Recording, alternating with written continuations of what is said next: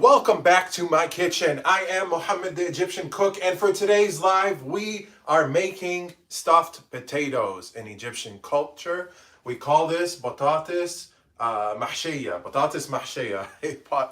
Forgot it there for a moment there. I'm 3 seconds into my live. I'm already forgetting things and stumbling on my words, but it's okay.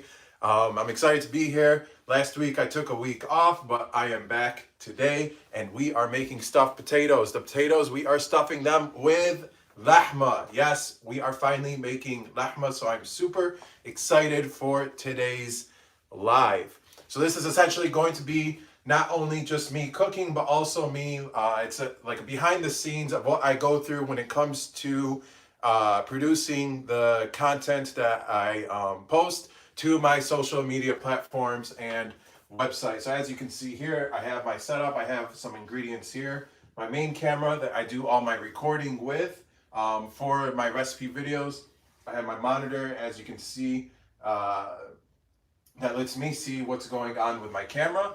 And for those of you who have been a part of my lives before, as you know, the first thing I always do when it comes to working on my recipe videos is I go through and I record all of my voiceover audio. So here in my hands, I have my packet of notes of everything I wrote of what I will be doing for this recipe video. And if you are wondering why the font is so large, it is because I was diagnosed with Stargardt's disease at a young age. It is a form of macular degeneration. For those of you who do not understand what that means, it essentially affects my central vision. So to put things in perspective for you, for those of you with 20/20 perfect vision, what you see, so my vision is 20/200. So to put that in perspective for you, what you see at 200 feet, I see at no more than 20 feet. So when it comes to reading, as you can see here, the font size is ginormous. It is actually size 28-point font, 28. So over 2 times the normal 12-point like recommended font. So this just helps me be able to see what it is that I am reading. But despite the large font size, I still have to hold it very close to my face in order to see it. So I just do things a little bit differently. And as you will see, when it comes to everything I do with the camera work and everything else, I just do things a little bit differently. And with that being said, considering that we are live right now, I know a lot of you, when it comes to being in the live lobby, you have this expectation. You want the content creator, to be able to read all your messages and comments and all these things and to say, you know, thank you to whoever that just joined in or whatever the case is.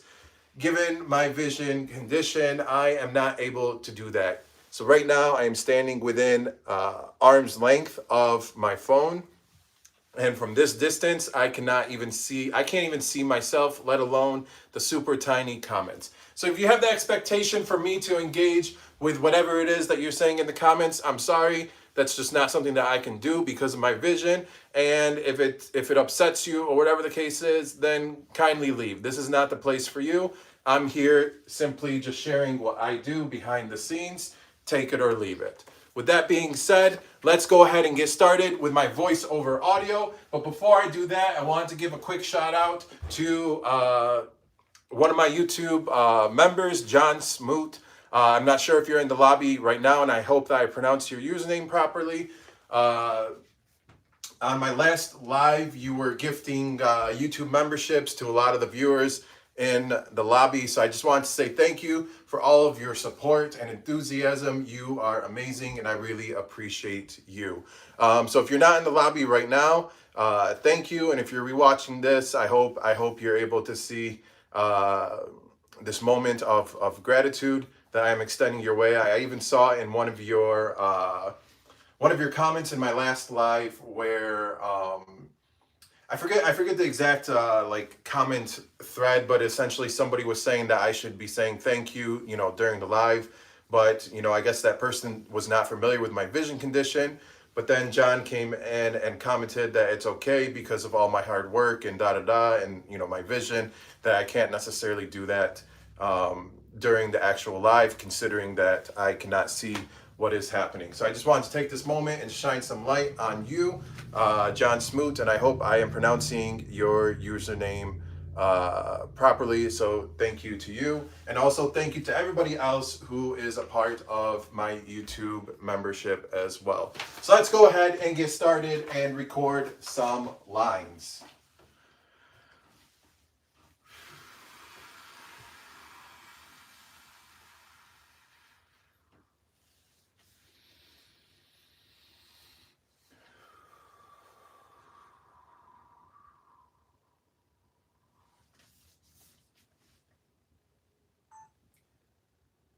In Egyptian culture, we call this batatis mahshiya.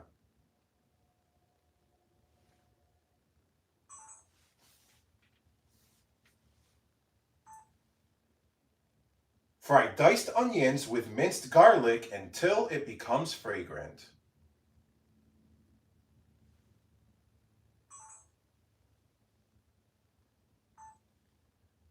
Then add diced tomatoes. Season it with ground coriander,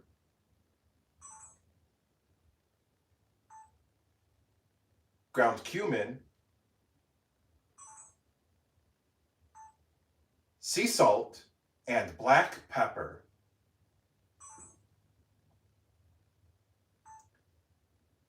Add a splash of water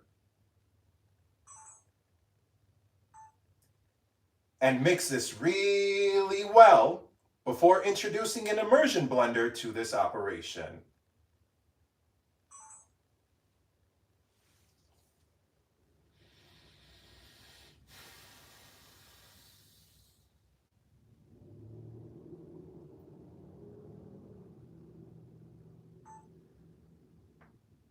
Blend it to make the tomato sauce nice and smooth like you.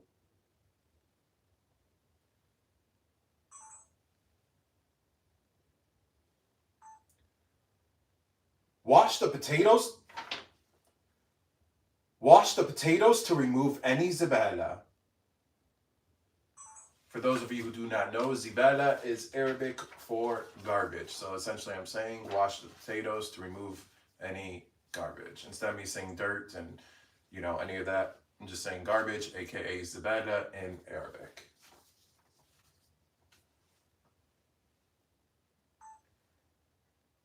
Peel the potatoes to remove all of the skin.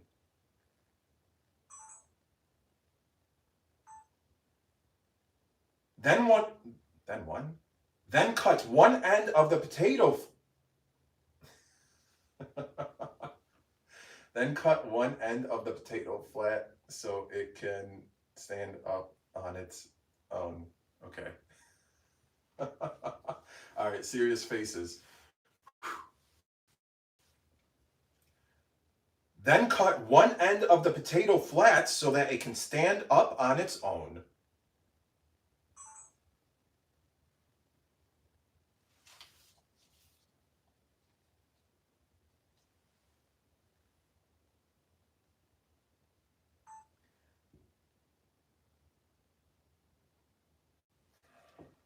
Then cut.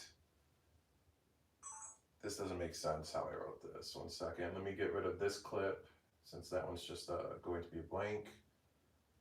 All right. So first I say, then cut one end of the potato flat so that it can stand up on its own. Okay, check. Then cut the top down so that all the potatoes are the same height. All right, let's see if I can make this make sense once I say it out loud. Then cut the top down so that all the potatoes are the same height. I think that's okay. When it comes time for me to edit the actual video, like the final cut, if it doesn't make sense or I don't like the way it sounds, then I'm just going to re-record the voiceover audio for that bullet point or bullet points to make it make sense. Now you need a vegetable corer like this.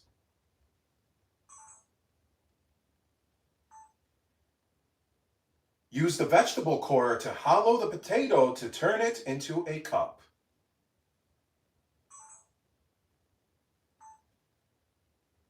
It should look like this.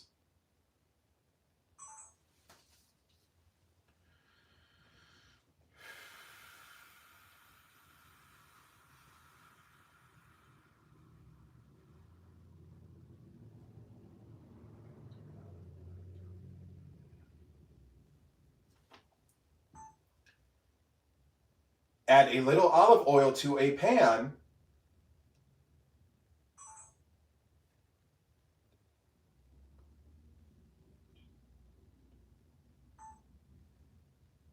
And fry the potatoes for a couple minutes on each side.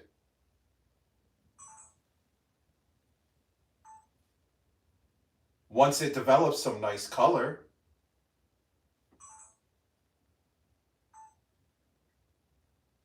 remove the potatoes from the pan.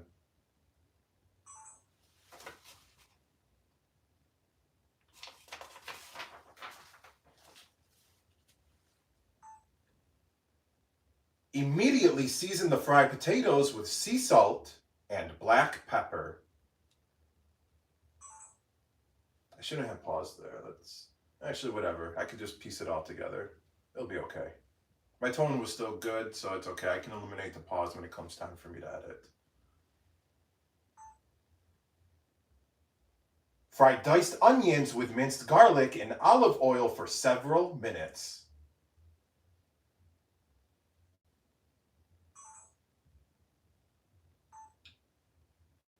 Once it becomes fragrant,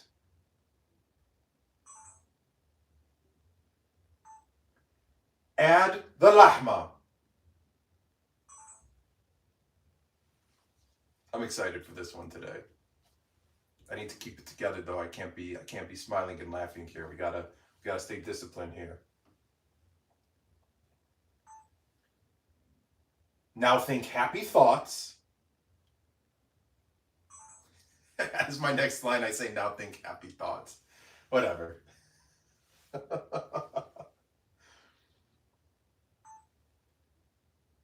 And break up the lahma.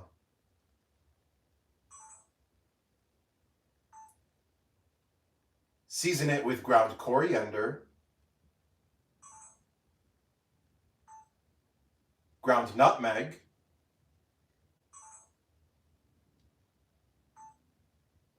sea salt, and black pepper.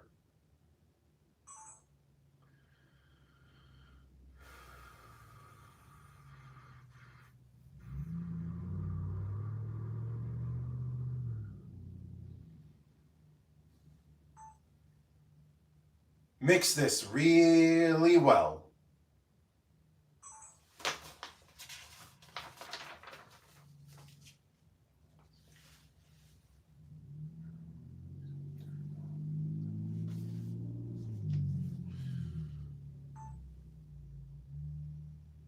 Once the lahma browns,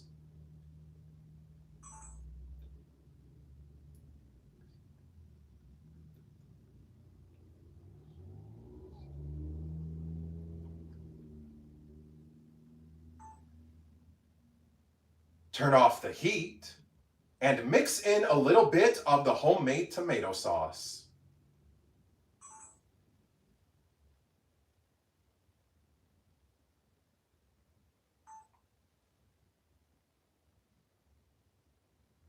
Stuff the fried potato cups with the lahma.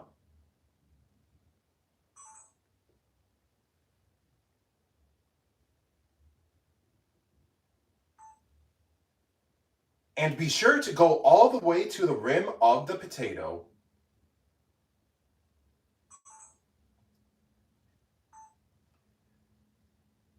Now set the stuffed potatoes in a large baking dish.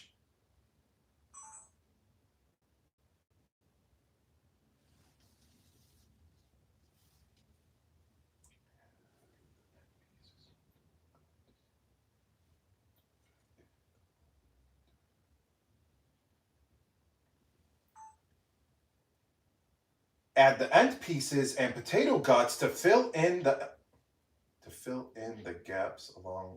Okay, let's try it again. Add the end pieces and Add the end pieces and potato guts to fill in the gaps. Let's get rid of that one. Okay, so that one's gone. Let's try this again.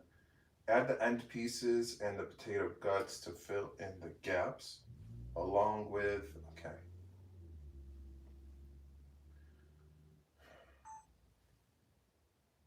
Add the end pieces and the potato guts to fill in the gaps.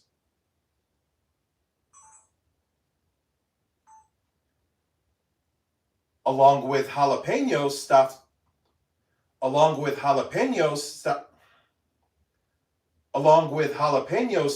lahma for optional added heat. I'm going to try that one again. That one was okay, but I'm going to try it again just to be on the safe side.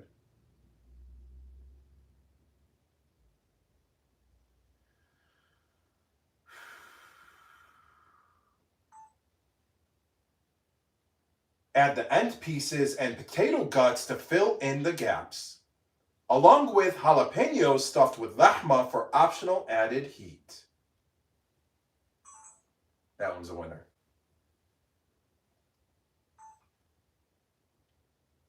Pour in the homemade tomato sauce over the stuffed potatoes until it Let's try that one again. Let's get rid of this clip. Now we need to pour in the tomato sauce. Pour the homemade tomato sauce over the stuffed potatoes until it nearly reaches the... I stumbled on nearly again. I didn't properly enunciate it. I kind of skipped the first 2 or 3 letters of it. At least that's what it sounded like to me as I was saying it. So let's try it again. Pour the homemade tomato sauce over the stuffed potatoes until it nearly reaches the top of the potatoes. Oops, wrong button. All right, take 37.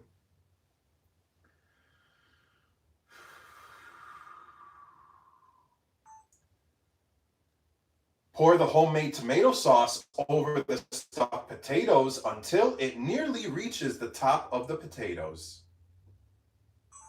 Much better.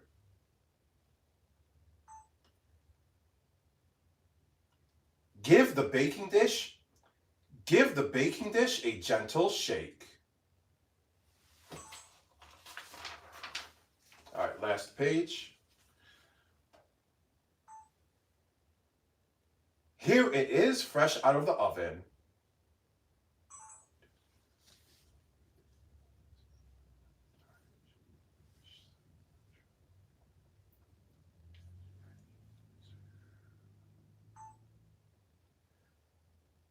To serve these stuffed potatoes, let me try that one again. I don't think I said the P in potatoes. I'm losing my mind here. All right, serious faces, people. We can't be laughing during this.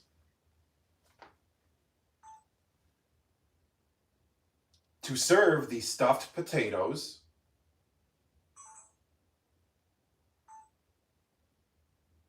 simply garnish it with fresh cilantro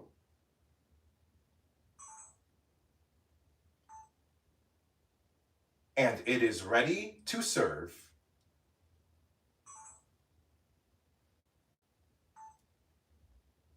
Egyptian style batatas mahshiya.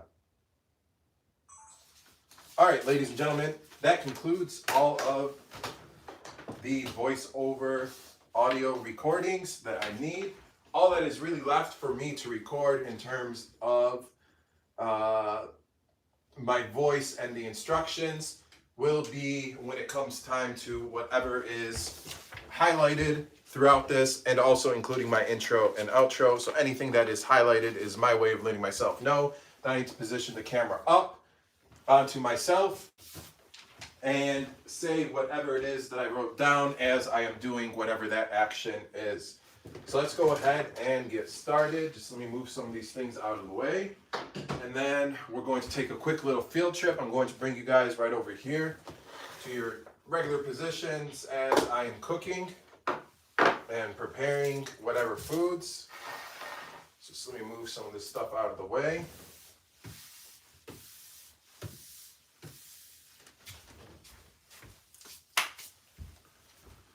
All right. So right now we're just gonna prepare some of, not some of, but all of the, what's it called? Veggies that we will be using for this recipe. So this can go to the side. This is salt and pepper. We also need the tomatoes out of here.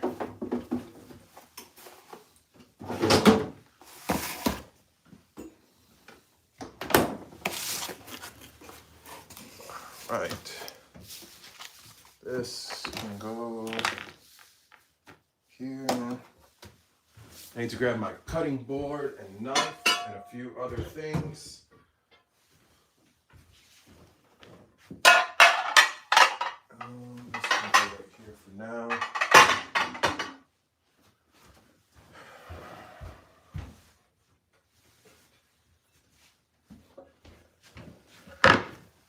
Cutting board, knife. Starting with the onions.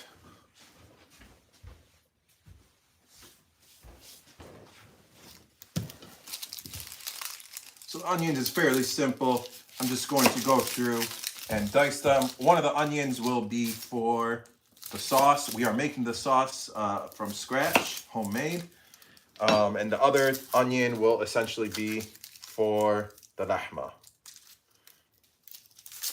So for those of you just joining in, welcome to my kitchen. I am Mohammed the Egyptian Cook, and for today's live, we are making stuffed potatoes.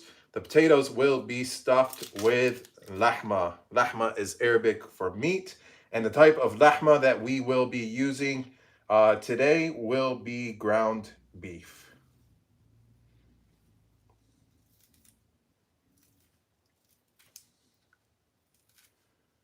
Hopefully these onions do not tear me up. So let's see how these, how I react to these onions. So far, so good. Way back when, like a couple months ago, I don't recall. I think I was making kebab halla, which is pot kebab, a very popular dish in Egyptian culture. And I highly recommend you try it. If you have not tried it, it's definitely one of those must-try foods. But I'm almost certain it was in that video because the recipe calls for, so like if you're using like 1 pound of lahma, for example, like a beef chuck roast, then it's supposed to be a 2-to-1 ratio in favor of the onion. So if you're using 1 pound of lahma, then you use basically 2 pounds of onions. And essentially what you do is you dice up the onions and you cube up the lahma, and then you just let it all cook together with for several hours. It's 1 hour for every roughly 1 hour for every pound of lahma. And what happens is the onions will significantly reduce and essentially form like an onion gravy. But anyways, in that video, I made the comment during my okay khalas moment, because I'm always seeing like a lot of videos of people saying like, oh, do this and you won't cry from, you know, slicing onions, or do this or do this, and you know, all these different tips and tricks. Like one of them is put like a wet towel next to you, like on the counter. Another one is to look up or whatever and away, and it's just like, I don't know. So I made the comment considering the amount of onions that I was using in that video. And shockingly, if I remember correctly, it did not make me cry, but me just peeling this one is about to make me cry. I think in that video I used like 3 pounds of onions. It was a lot of onions. So I made the comment for my okay khalas, where I said, oh, but slicing that many onions will make me cry. Okay, khalas, think happy thoughts then. So that was that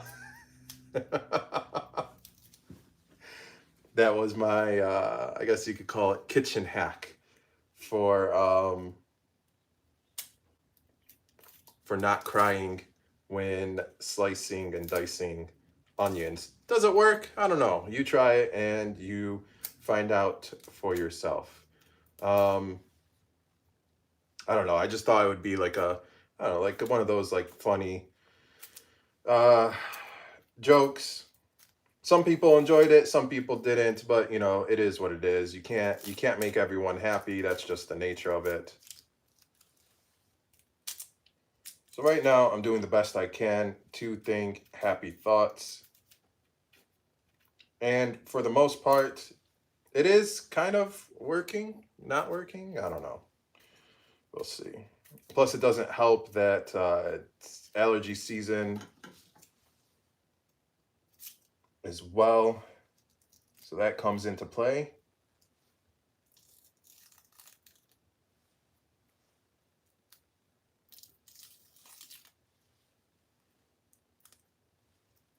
All right, let's go clear off the cutting board. So I will be right back.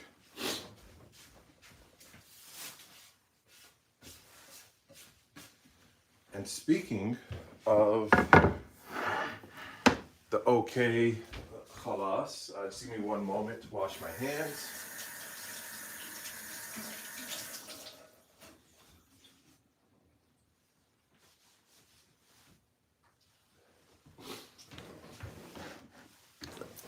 All right, you guys on YouTube can see the cutting board and TikTok can see the cutting board. Very good. Speaking of the okay khalas, I am especially excited for today's okay khalas. It's going to involve a little bit of singing, and that's all I'm going to say for now. As I was writing it, I couldn't help but, you know, I'm sitting at my computer and I'm writing this, and I just couldn't help but, you know, sit there and laugh hysterically as it was happening. So even like as I am sitting at my computer and I'm writing these recipe videos out, I do recite them or narrate them, whatever you want to call it, rehearse them. So I will actually, you know, like verbally say it out loud, whatever it is that I am writing, just to see how it sounds, how it feels, and all that type of stuff. So when I did the okay khalas, I just like burst out laughing. I think this one for me personally is going to be one of my most favorite ones. So we'll see how it turns out later today when we reach that point in the cooking. So one of these onions is just roughly diced, that first one, because that one's going to go for the tomato sauce. And then the second one, we're going to go a little bit finer because it will be for the lahma.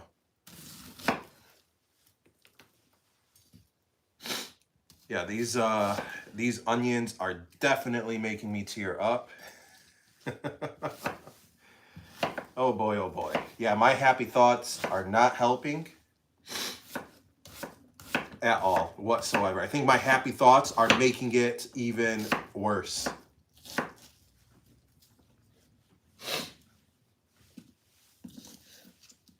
All right, that one can go there. Just split it like this. All right, let me go clean myself up.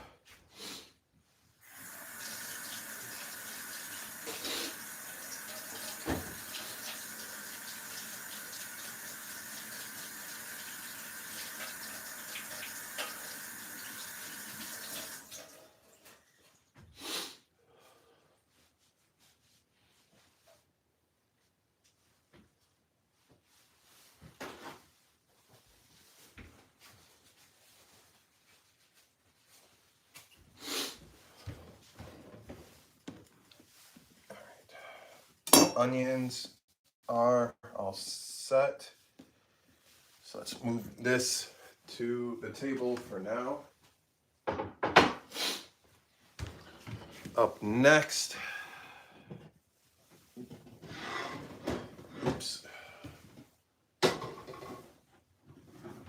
Up next, we are going to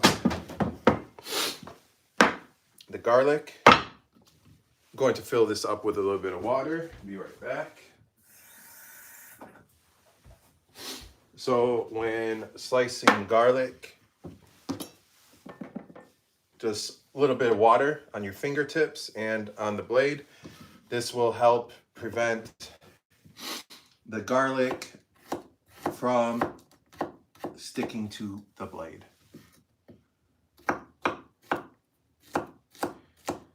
So some of this garlic will go for the sauce, and the rest of it will go for the lahma.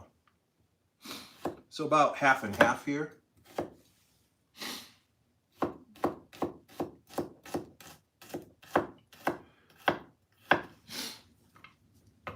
Yeah, that second onion was brutal. It's okay though, we got through it. Now we are preparing the garlic. Then after the garlic, we got the tomatoes. And then, what else? What am I missing? Onions, garlic, tomatoes. Oh, the jalapenos. The jalapenos were simply just going to cut off the ends and remove the guts. Because when it comes time for it, we're going to be stuffing the jalapenos as well. It will essentially give the dish, you know, that optional added heat.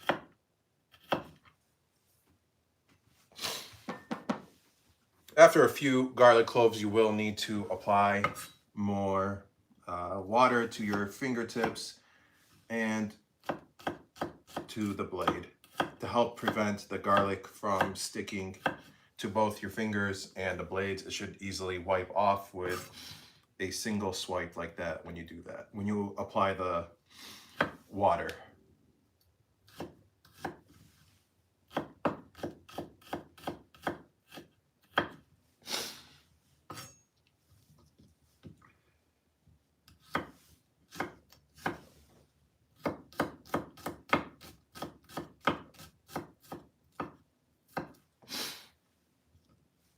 I'll do a couple more. I'm not going to use all this garlic. I don't know, we'll see. We'll see what happens.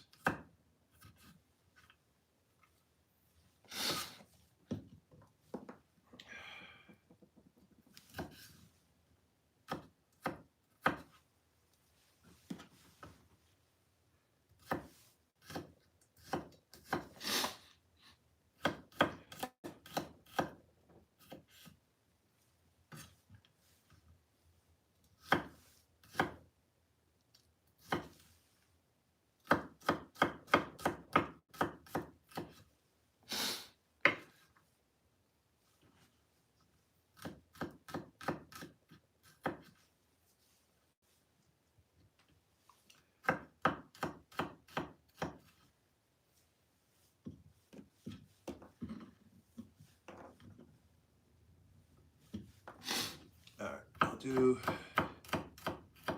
let's see, I'll do one more.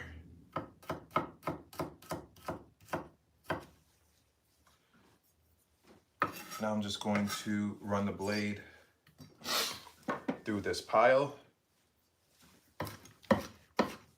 just to mince it a little bit smaller and finer. Like I said, half of this will be for the tomato. Some of this will be for the tomato sauce because I'm not going to measure exactly. But some will be for the tomato sauce and some will be for the lahma.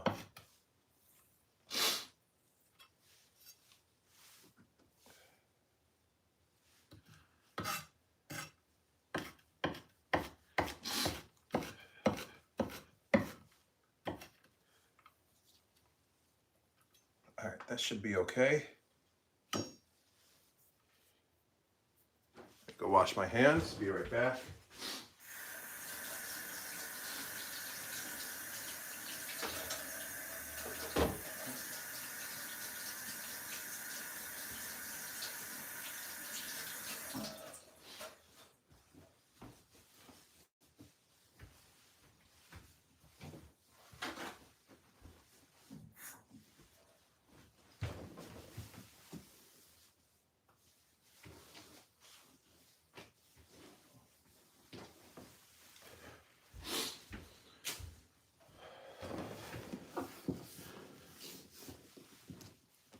All right, let's set this to the side.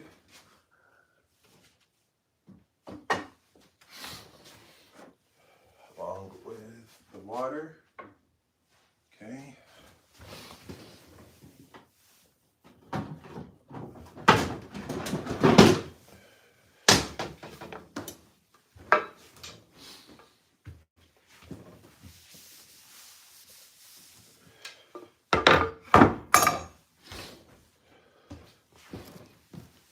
Up next, the jalapenos. Simply just cutting off the tops like so. And I'm going to remove the insides.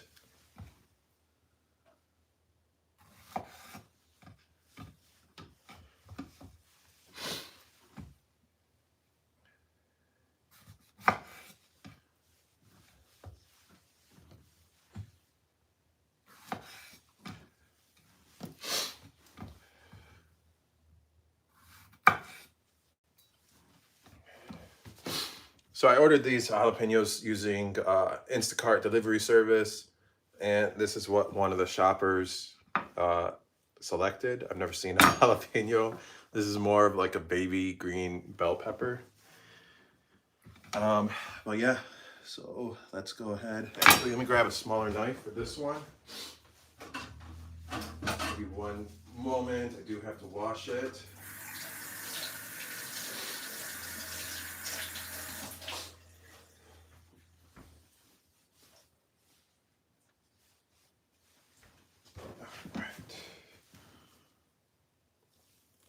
I'm going to prepare this one like this, considering the shape. Even slicing into this smells more like a green bell pepper. It's giving off that like it's giving off that like sweet aroma.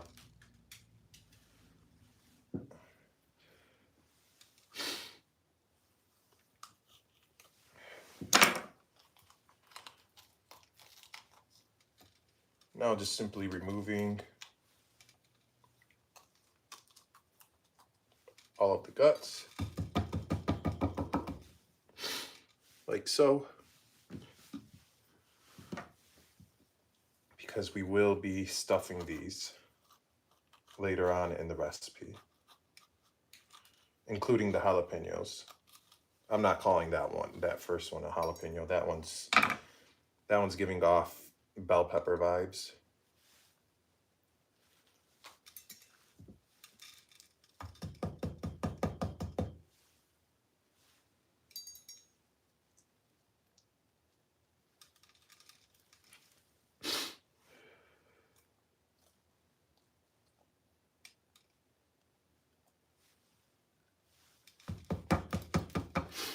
Does not have to be perfect.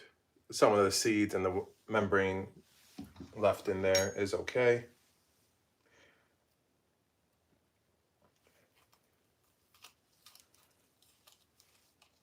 We're just simply going for this main part so that way we can actually stuff it. Oops.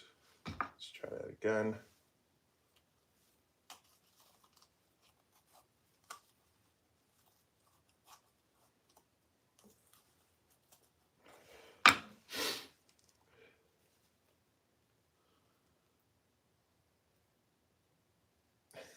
This one does not want to come out. Let's try this a third time.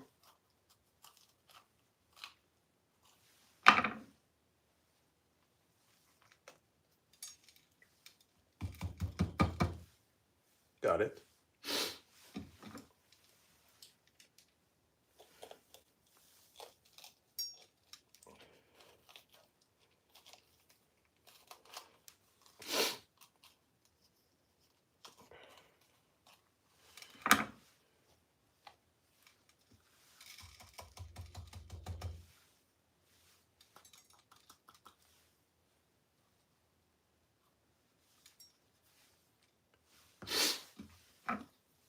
We got 2 left, and then we can move on to the tomatoes.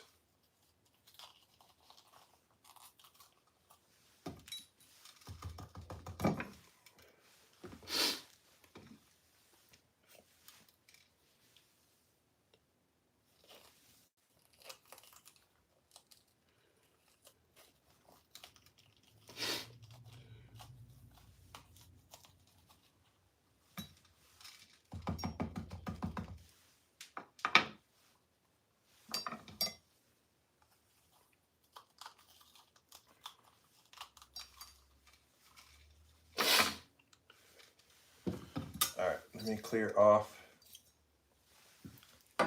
this cutting board.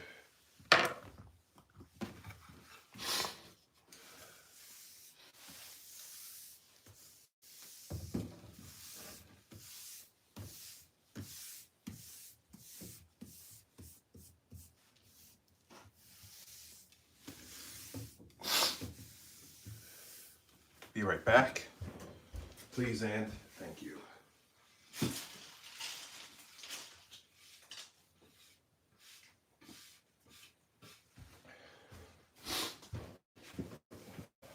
Be right back again. I'm going to wash my hands.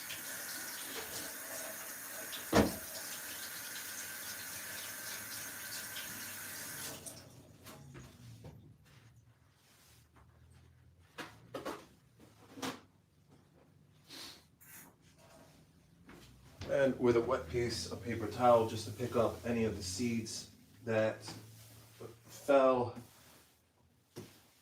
as I was tapping the jalapenos on the cutting board.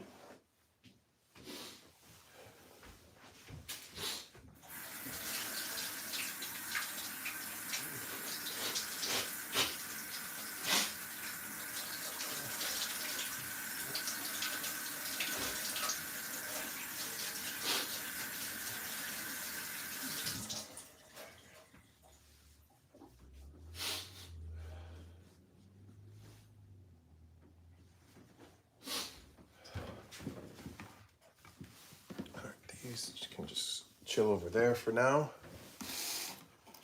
Up next, we got a whole lot of tomatoes for the sauce.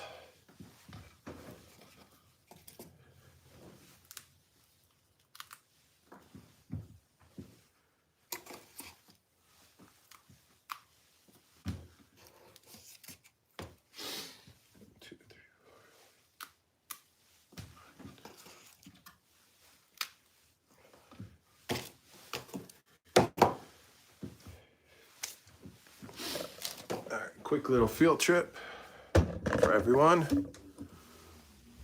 Over to the sink. Let's bring the tomatoes over here. We're just gonna give everything a quick wash.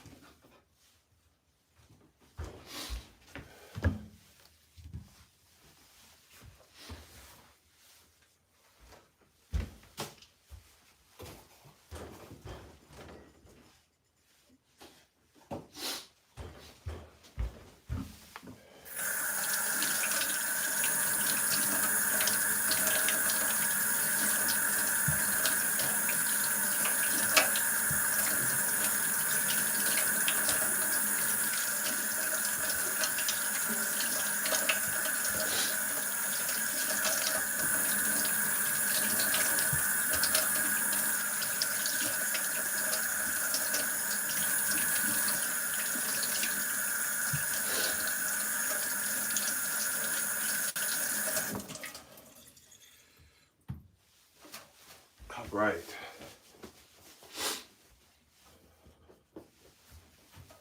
Quick field trip. Let's go back over here. Need to grab a bowl as well for all these tomatoes.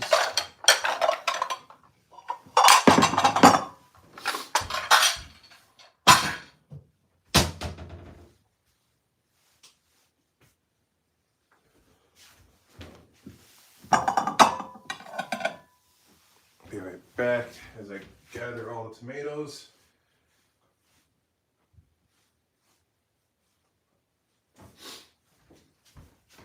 All right. This bowl we will need probably later for the potatoes. We'll see. So these tomatoes will just simply be roughly diced.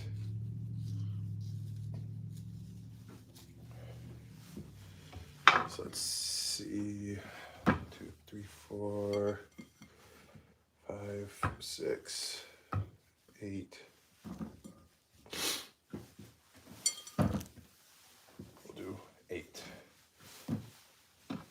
It's roughly, it's going to be roughly like 3 pounds of tomatoes for the sauce, like 2 to 3 pounds, somewhere in that ballpark.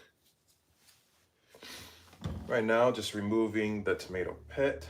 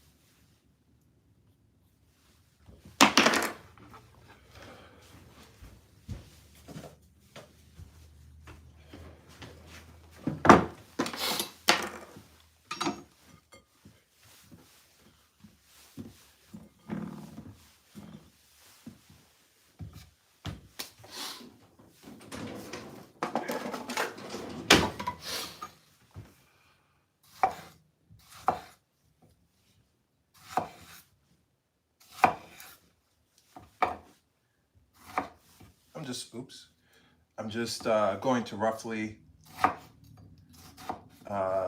dice these tomatoes because so this is going for the tomato sauce, and everything will be blended using an immersion blender. So these do not have to be diced perfectly.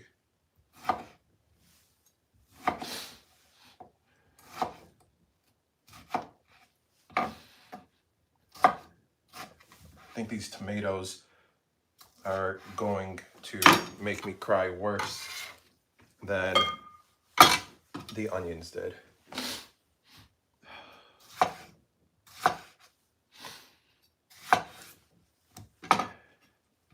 That was a joke, by the way, for those of you who do not understand my dry humor.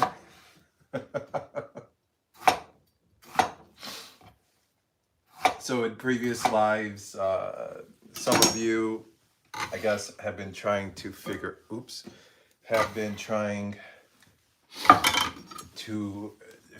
me out or figure out my personality or whatever the case is. Some of you believe that this is an act. Some of you believe that this is just how I am. Some of you believe this is just, a part of me or whatever the case is. So it's kind of just like all over the place. And to be honest with you, it's essentially just me, not putting on an act or any of that type of nonsense. Even, when I get into, you know, full stoic mode. That's just a part of my everyday personality. Even, you know, me laughing at myself, or the yelling, or whatever, or the dry humor. It's all just a part of me.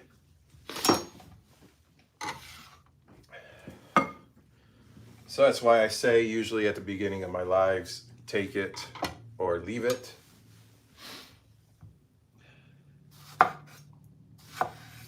But I do find it to be entertaining when people are trying to figure me out, when the fact of the matter is, this is just me. This is not my quote unquote internet personality. This is just my personality. Internet or not. We are down to the final 2 tomatoes, and then we are going to clean up the countertop. We're going to bring over the countertop stove, and we will start cooking. And we are also going to kick back on the my main camera, so that way we can record the shots that we need with that as well for the final cut of this recipe video, where I will show you how to make stuffed potatoes, also known as batatas mahshiya in Egyptian culture. So this right here is the final tomato. In the bowl it goes. All right, all this can go over to the sink. Be right back.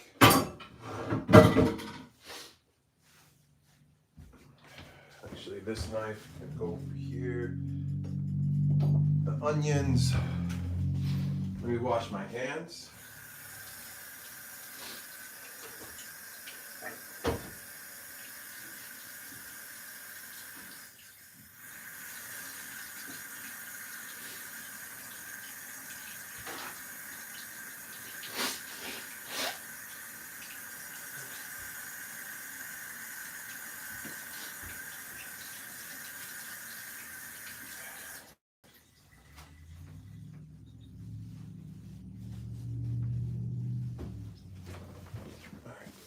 Move this out of the way.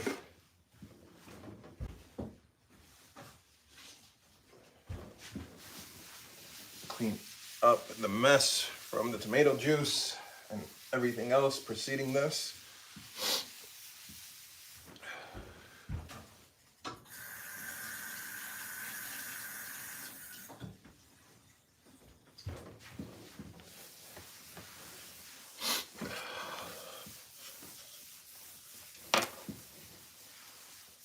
All right.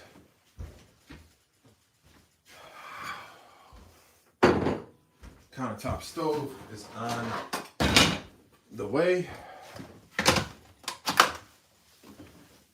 I need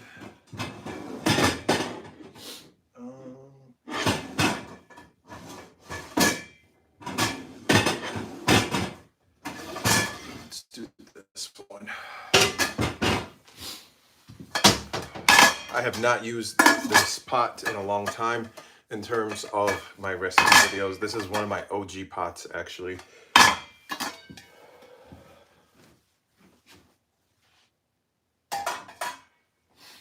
So this pot is actually from way back when I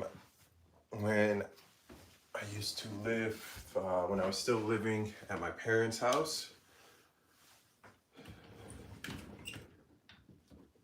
And it was one of the pots that I took with me. Let's adjust this camera up. So now that my main camera is back on, I am going to do this TikTok puzzle captcha thing, whatever it's called. I hate these things. Let's try this again. All right, I got it. But now that, like I was saying, now that my main camera is back on, I am going to be going back and forth, adjusting my camera in between shots, and so on and so forth.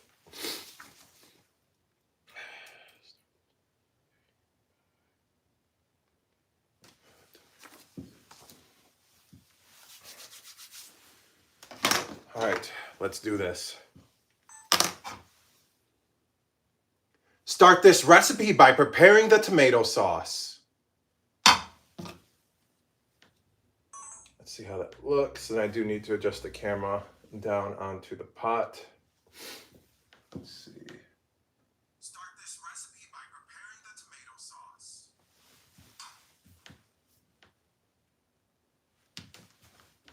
Start this recipe by preparing the Okay. That should be okay. We're gonna tilt you guys a little bit more so that way you can see my monitor. So essentially you're getting like a double sneak peek of not only from this live, but you're able to see my monitor, so what my main camera is recording as well. So think of it of like a sneak peek to the sneak peek, if that makes sense, considering that the live is the behind the scenes. You know what I'm trying to say here. All right, I need to adjust the camera angle here.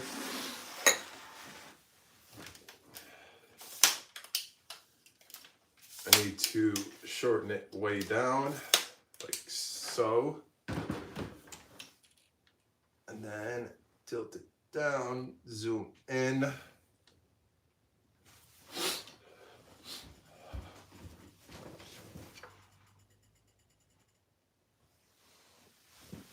Tilt it a little bit more down.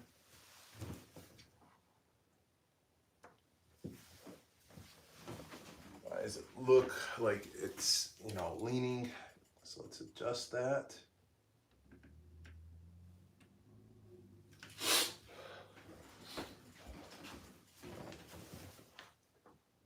All right, I think we're good to go. Next shot.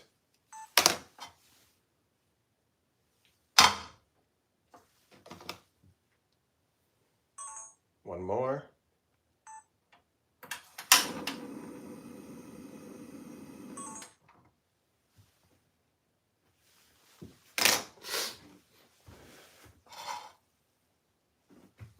Let's try those two again.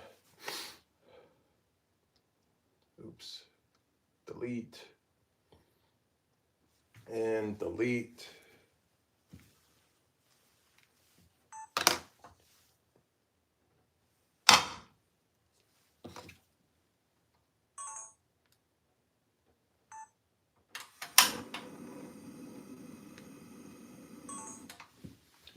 All right, those two are much better. Now I need to adjust yet again, so that way we can see inside the pot. I'm actually going to put the tripod up onto the counter. Tilt this way down like so. Put this here.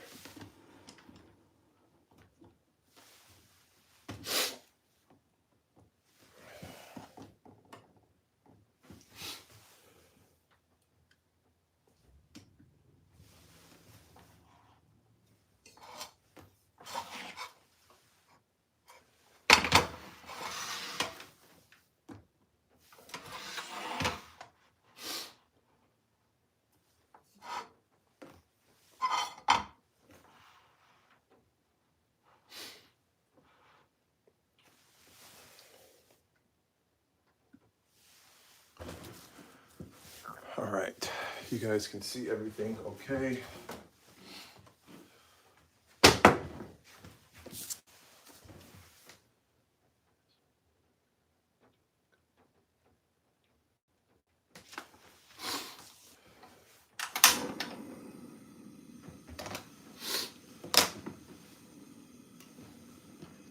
Up first is the olive oil.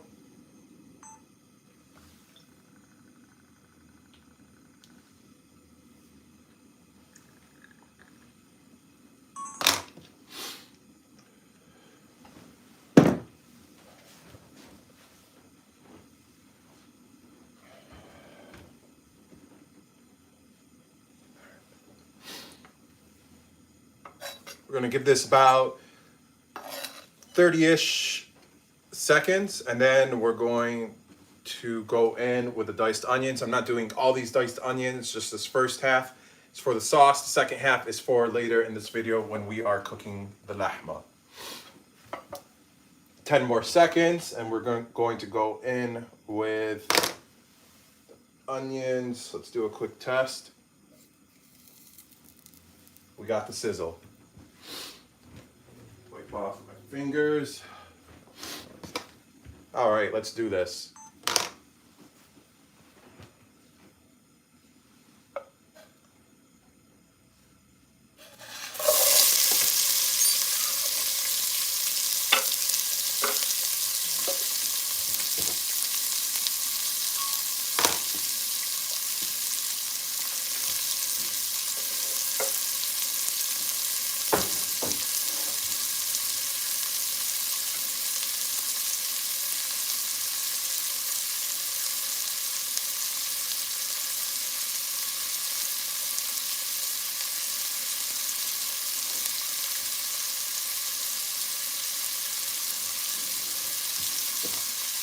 Up next is the minced garlic.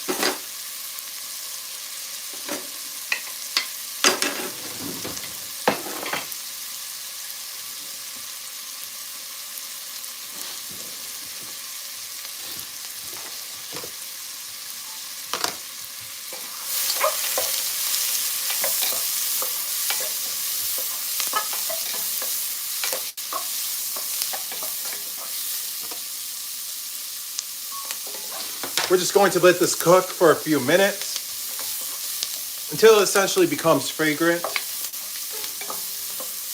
Then we're going to come in with the diced tomatoes, some onions that kind of went flying everywhere. It's okay though, no worries. I think that's all of them. See.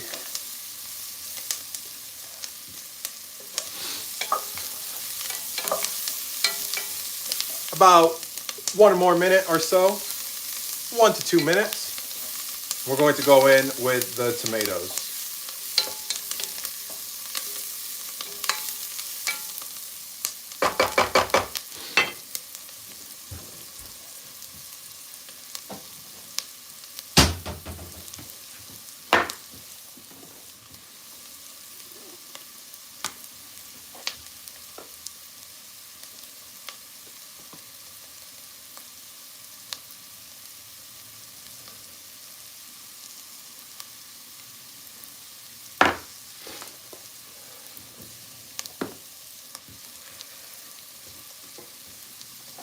That's just ground coriander, which will go in after the tomatoes, just getting it ready. Onions and garlic are starting to get some nice color, and it is definitely fragrant now. So one final mix, and then we will go in with the tomatoes. And as always, as I'm recording with my main camera, I do go radio silent with what I say.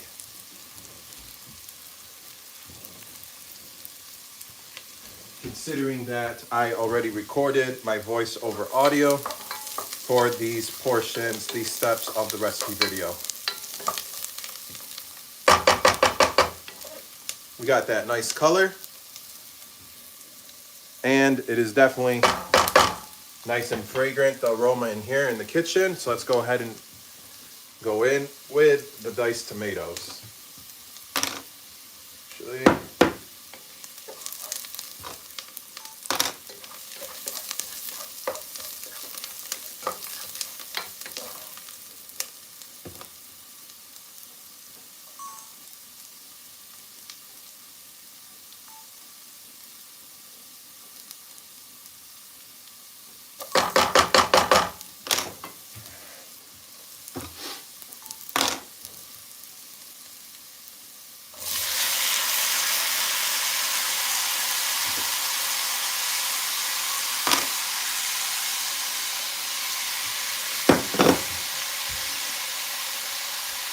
All right, tomatoes are in.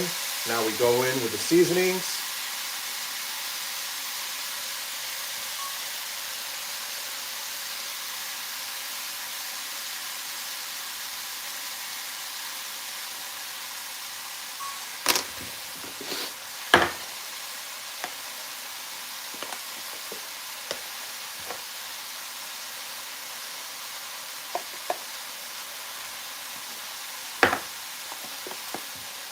Up next is the ground cumin. Then we got sea salt and black pepper.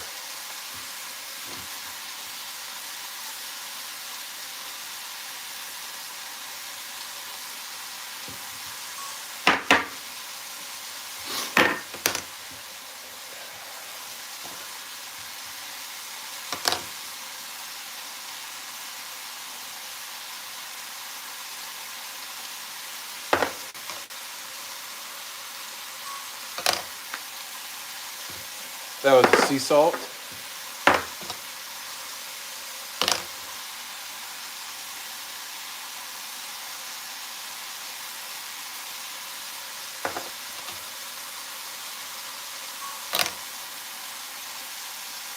And that was black pepper. Let's see, what did I say? What did I say? Black pepper, add a splash of water, then mix this really well. Now we go in with water.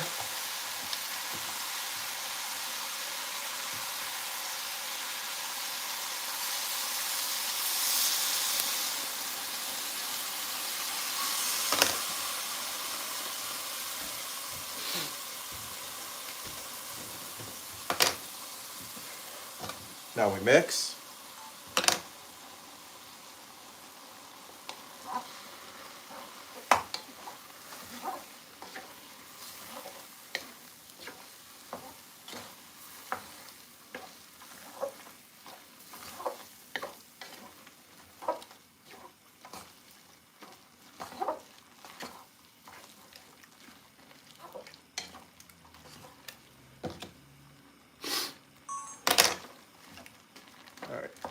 All right, I recorded what I needed for the mixing part.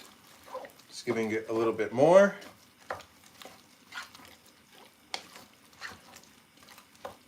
All right.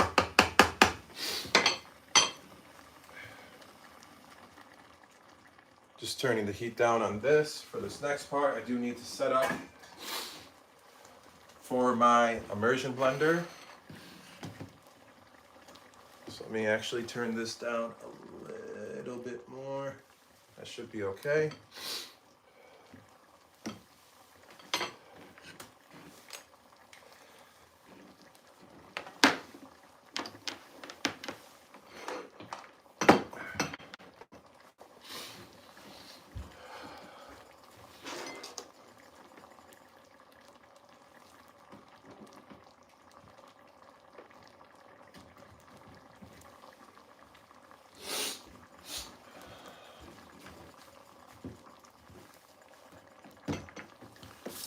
Let's see, how did I say this?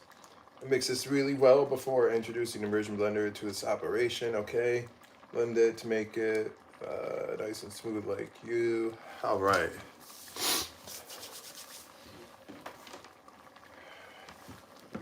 Let me actually put this here to kind of act like a safeguard for the cord.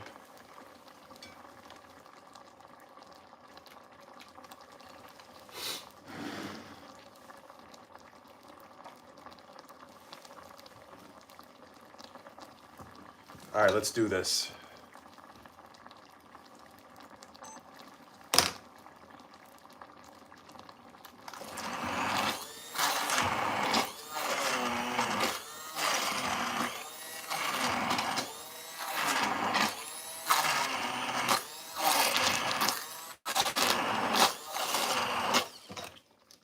Okay.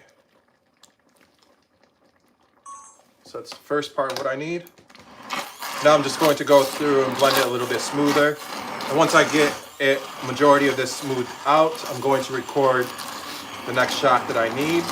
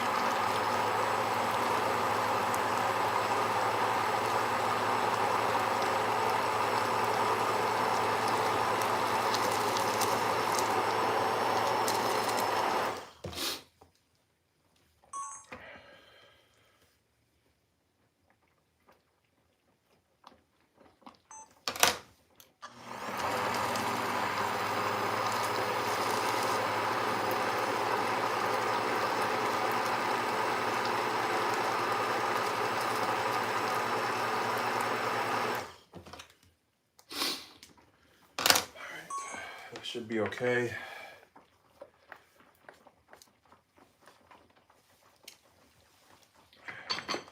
Let's go ahead and disconnect this.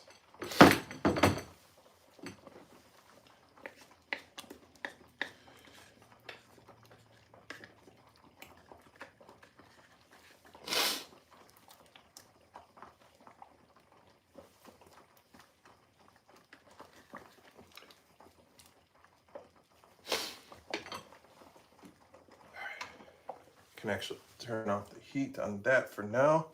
I'm going to quickly clean this off so that way it does not dry up and crust over. So I will be right back. Please and thank you.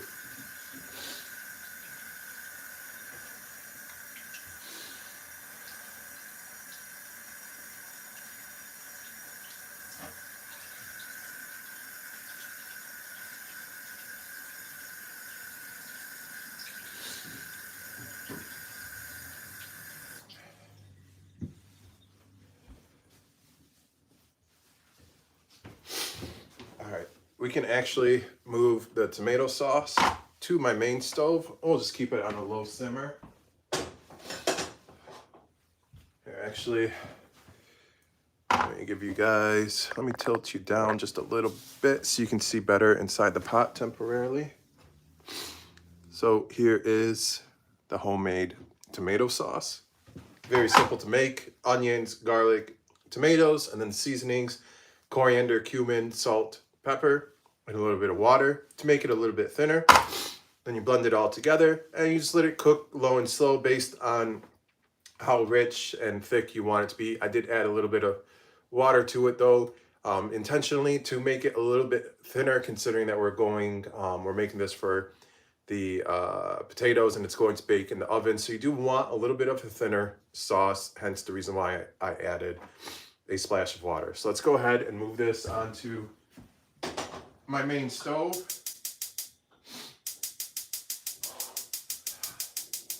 There we go. So I'll give you guys a quick view of what's happening here. Main stove, it's at like a medium low heat. And then I'm going to go in with a lid. Just going to keep the lid on and we are good to go. So that's it essentially for the tomato sauce. Now we can move on to preparing the potatoes. So let's go ahead and bring you guys back over this way. Let's tilt you down. We can temporarily move the countertop stove out of the way. I do need to move this camera out of the way as well. Moving it off the countertop and back onto, need to unplug the immersion blender too and put that away. All right, let's get the camera situated first.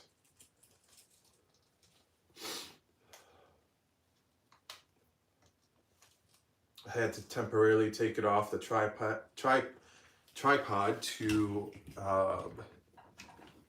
adjust the plate or mount, whatever it's called. I can just go for later.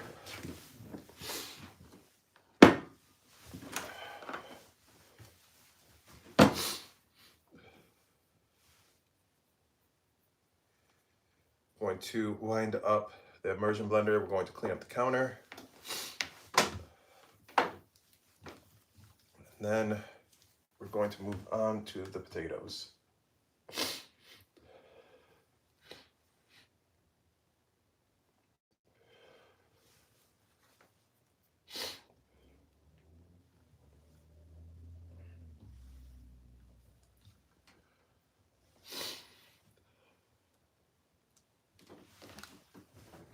This can go over here.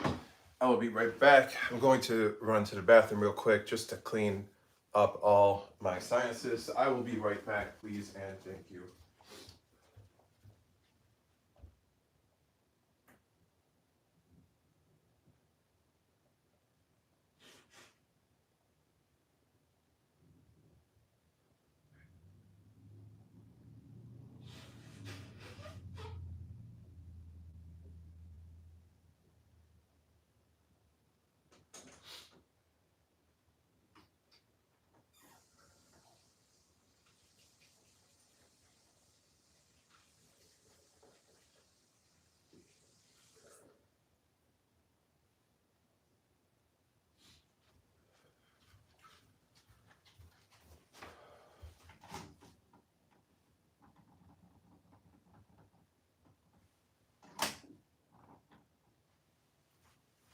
All right, ladies and gentlemen, I am back. Sorry about that.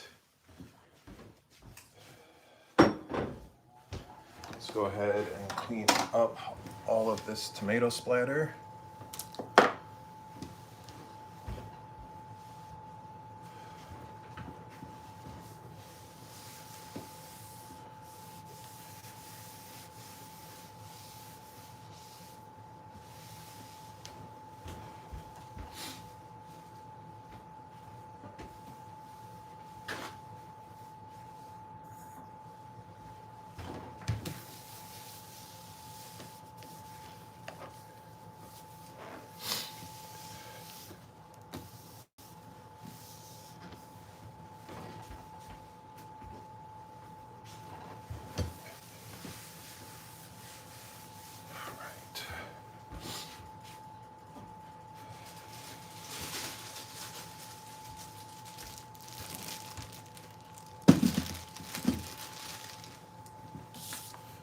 Now we got a giant bag of potatoes here that we need to go through and prepare.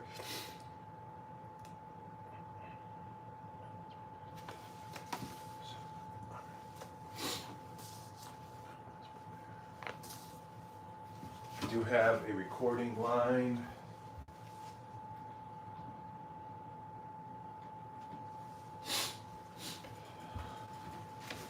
Oh.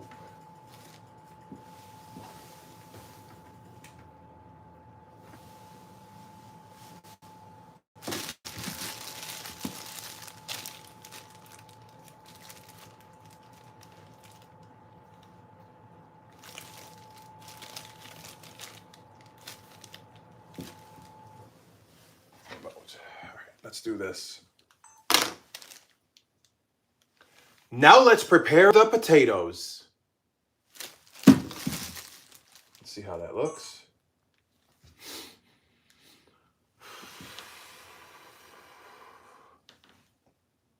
Now let's prepare the potatoes.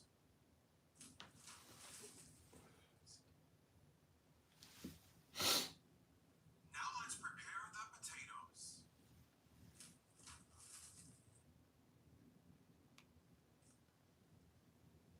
Now let's prepare the potatoes. I think we're okay.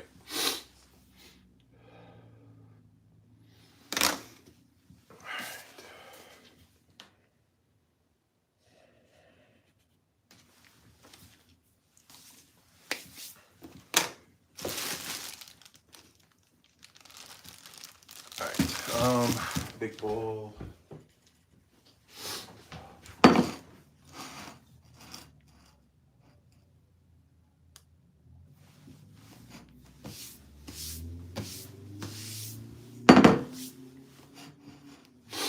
I need to adjust the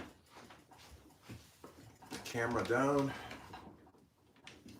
onto the bowl.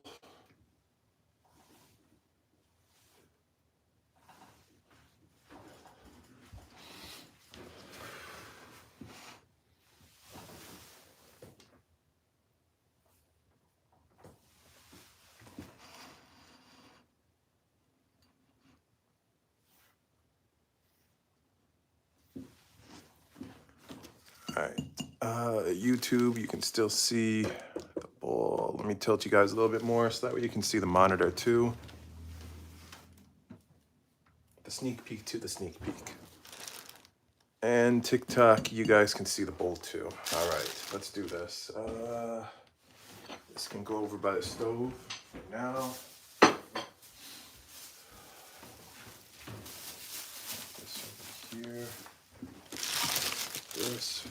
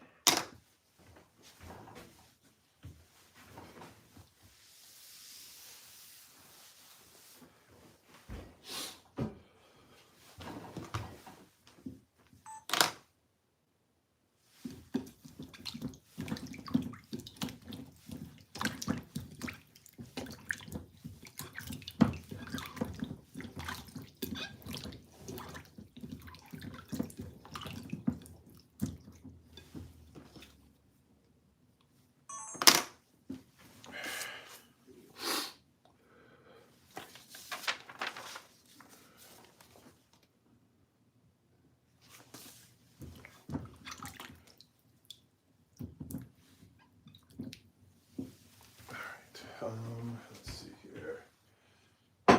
Need to clear up some counter space.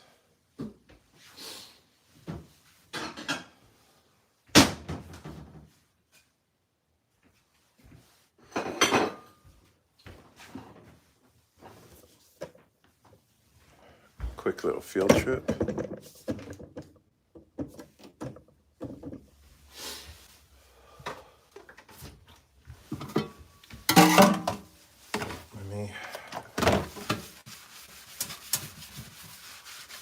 Clean this up really quick, what I have, because I do need the sink.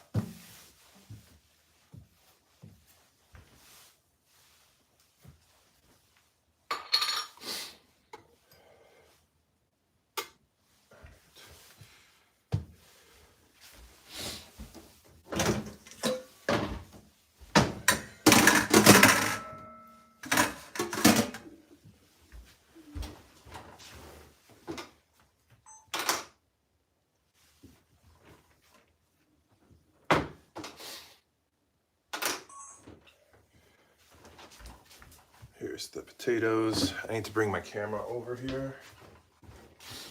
And I also need to clean up my spot from the water that spilled. Oh boy, oh boy, oh boy. All right. Oops.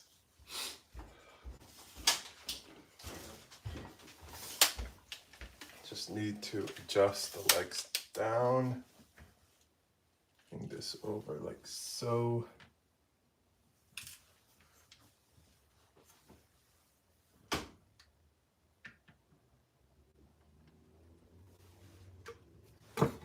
Oops.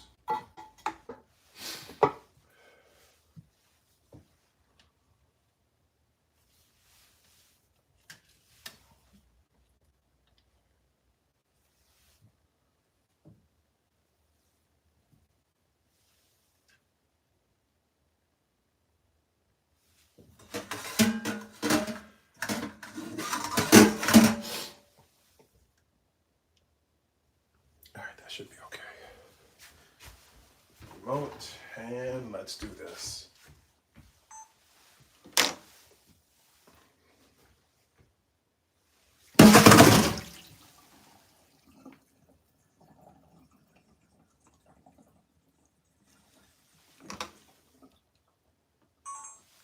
That was a little dramatic. I accidentally crashed into the, I hit the sink with the bowl by accident. Whatever, it is what it is. I do have a few more potatoes that I need to clean up, but I could only fit so many into the bowl.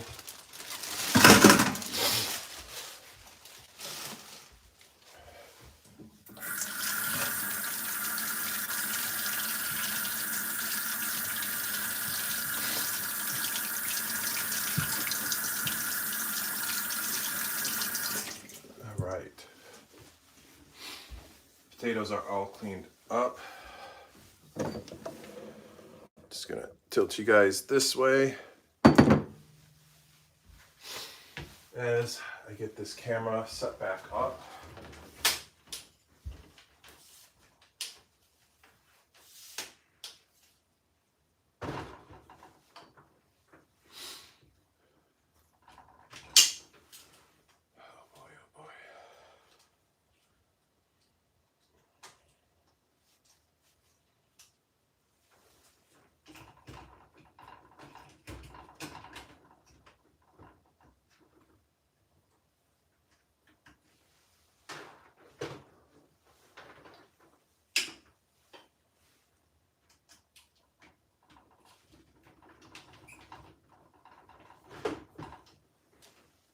That should be good for now. Need to clean up Lake Michigan.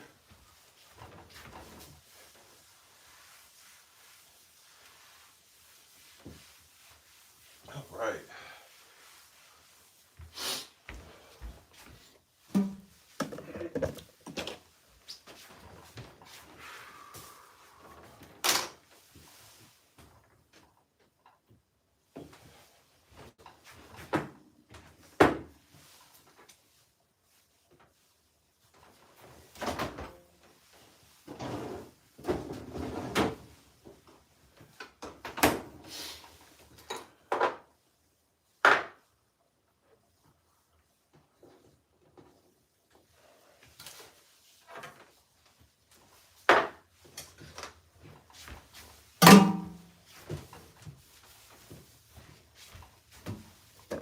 Quick little field trip.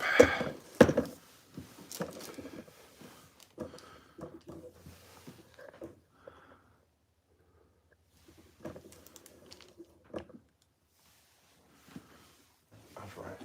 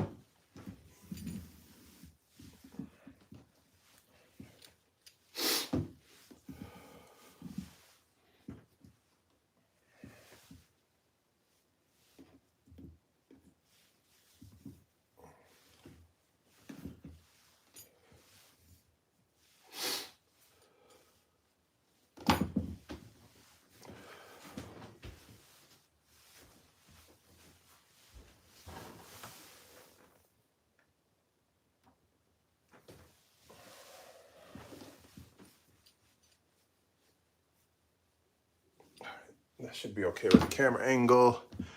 You guys can see the potato and everything on YouTube, and TikTok looks okay as well. All right, let's do this.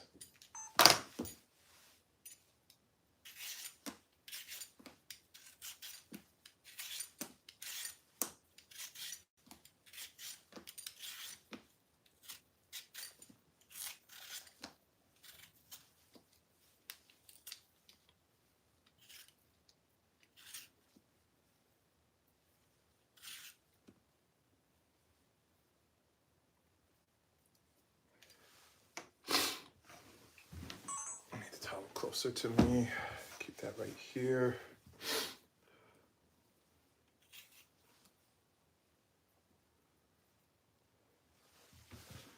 Let's see how that first one looked. If it's good, then I just need to record myself peeling one. If that one's okay, where my hand, like where the potato and my, like the placement is, oh, see, I went too high. I want it to be like the placement of the potato, like right here and not at the very top, because imagine this monitor just being your phone. So let's get rid of this one. Let's try it again.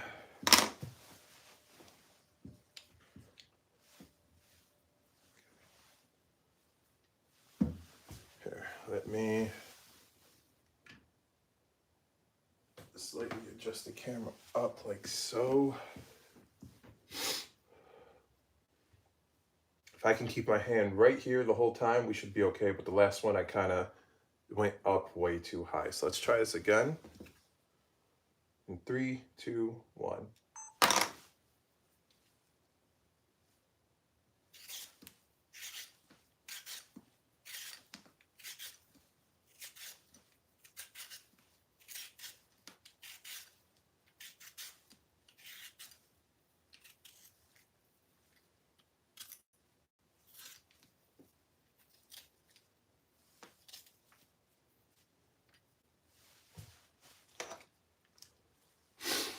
Let's see how that one looks. Hopefully my hand placement was a lot better for this one. So far, so good for the start.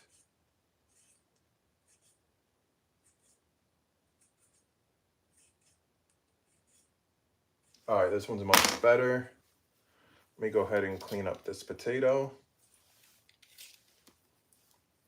from any of these little spots. You don't want any spots, any skin spots, I guess you can call it, for this dish.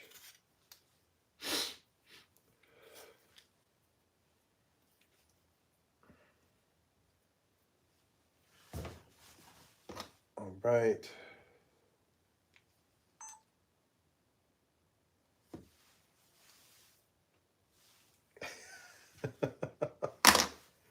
As I missed one.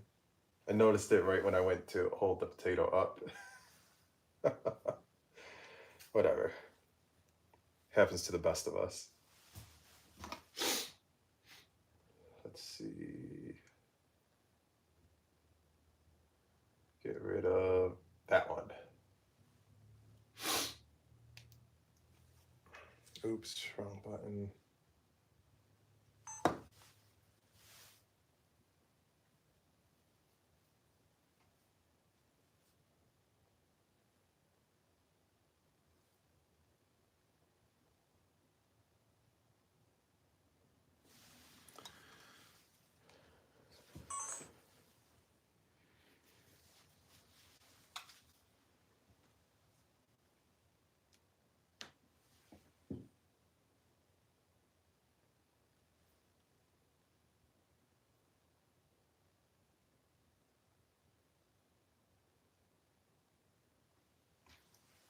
We're good to go.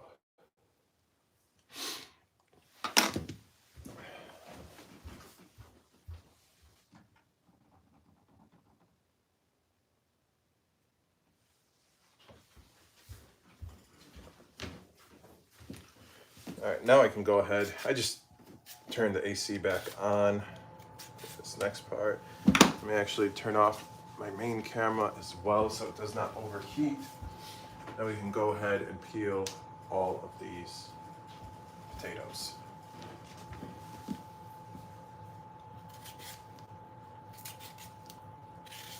For those of you just joining in, welcome to my kitchen. I am Muhammad the Egyptian Cook, and for today's live, we are making stuffed potatoes. In Egyptian culture, we call this batatis mahshiya. This dish is not does not originate in Egypt. However, it is a very popular one in Egyptian culture. So I am simply recreating it and sharing it with all of you. The potatoes essentially are stuffed with lahma, aka meat in Arabic, but more specifically, we will be using ground beef. So earlier at the beginning of this live, we prepared the tomato sauce, which is currently on my main stove behind me. For the tomato sauce, very simple, just some fried onions and garlic with some diced tomatoes, and then we seasoned it with coriander, cumin, sea salt, and black pepper. And we added a splash of water to make the sauce a little bit on the thinner side. Not too crazy thin though. But then we blended it all using an immersion blender. And right now it is simply just going on, cooking on a medium-ish low simmer while we are working on everything else. So lately, for a while now, I've been doing the best I can to stay away from like canned foods, you know, like the tomato sauces and canned beans, any type of canned food in general. Been doing the best I can to stay away from it, and as a result, one of the things, especially for like the past 6-ish months, I think, like roughly, I have been working on, when it comes to tomato sauce, just making my own from scratch.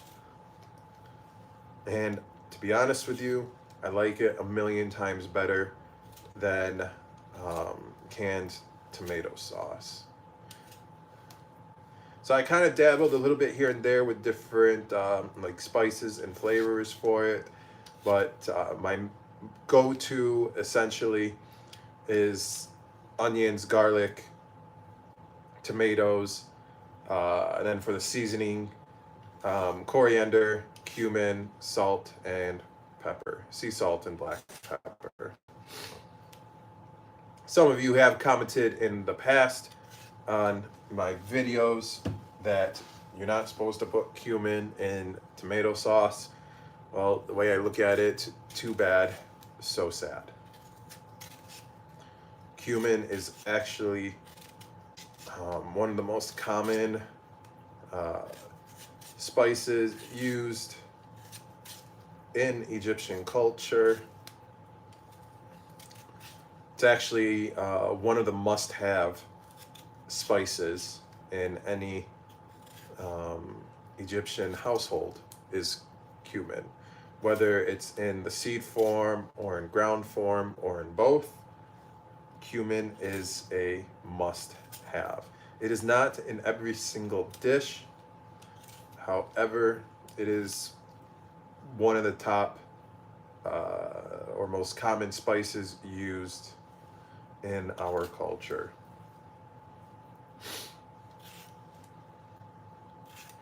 I think it is. I think it's a good complement to the tomato sauce. It gives it like a more,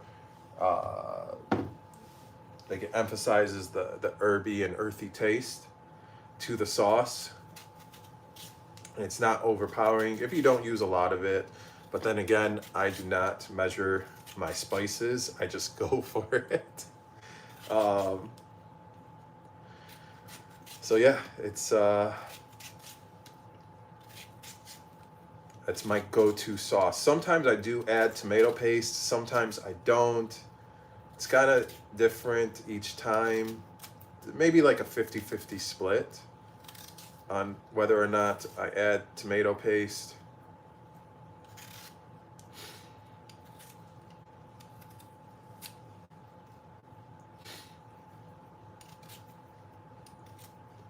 I think when it comes down to it, and I completely, when the time comes and I perfect the sauce that I make at home, in terms of like perfect like in terms of one day I would want to introduce it to the market for people to be able to purchase.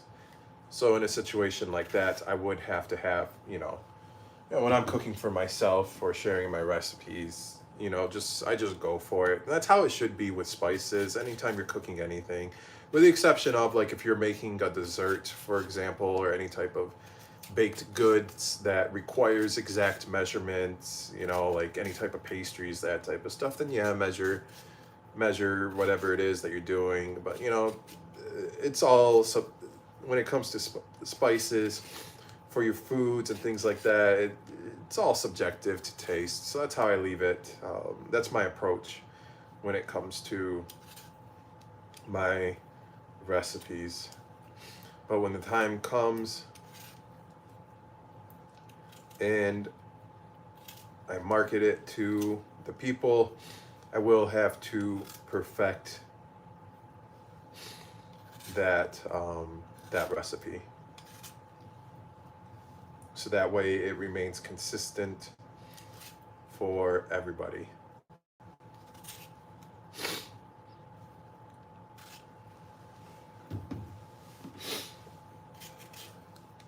We're down to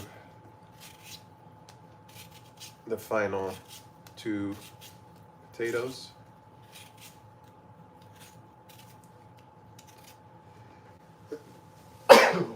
Excuse me. Excuse me for just one moment, please.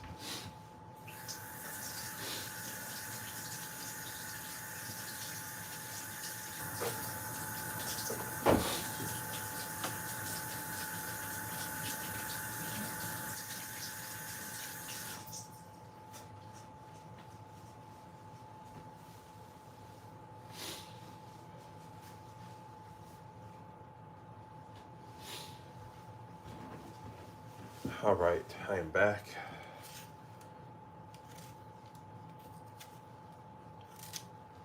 It is allergy season, unfortunately, and it did not help that I diced up a couple onions at the beginning of this live. So it kind of just flared up my sinuses and everything else.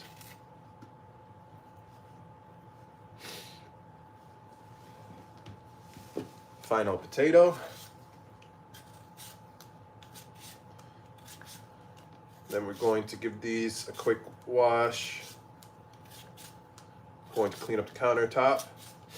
And then we're going to move on to the next step of preparing these potatoes.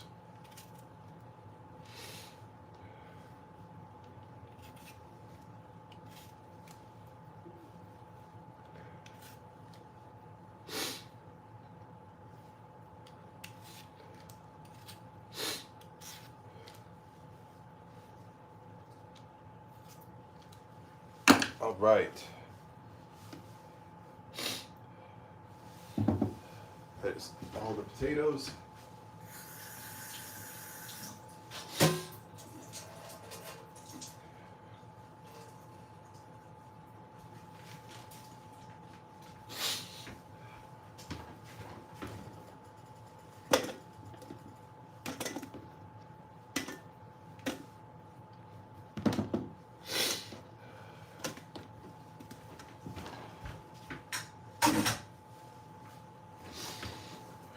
Let me move you guys back, since I'm going to be moving back and forth for the next minute or so.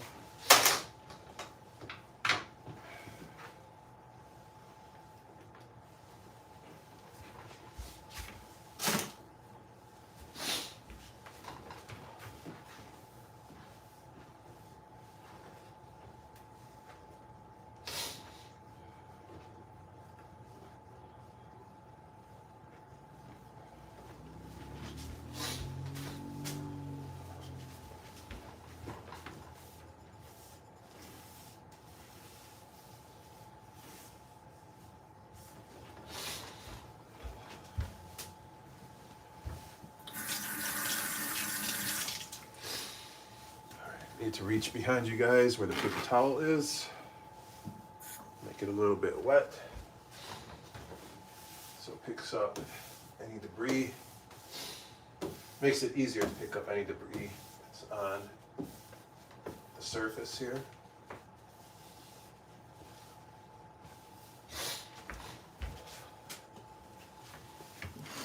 All right, that takes care of that.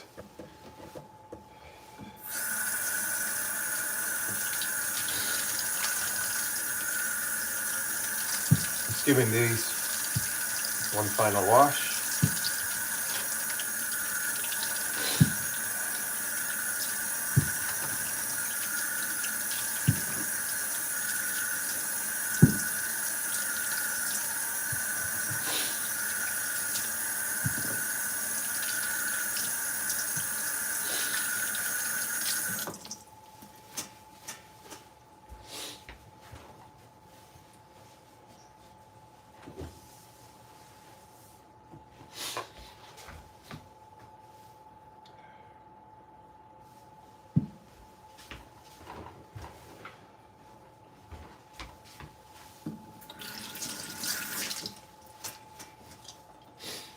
A few pieces, small pieces that I missed.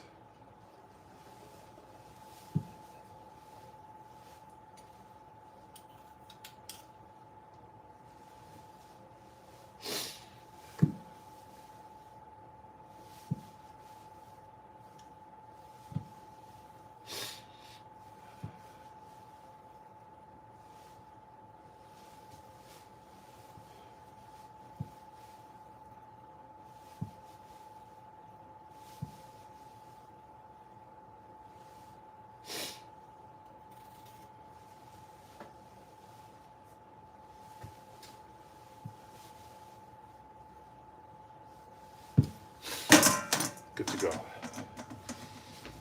All right.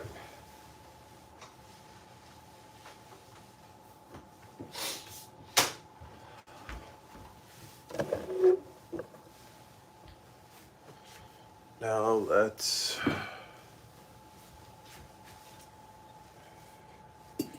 put the potatoes back in the large bowl.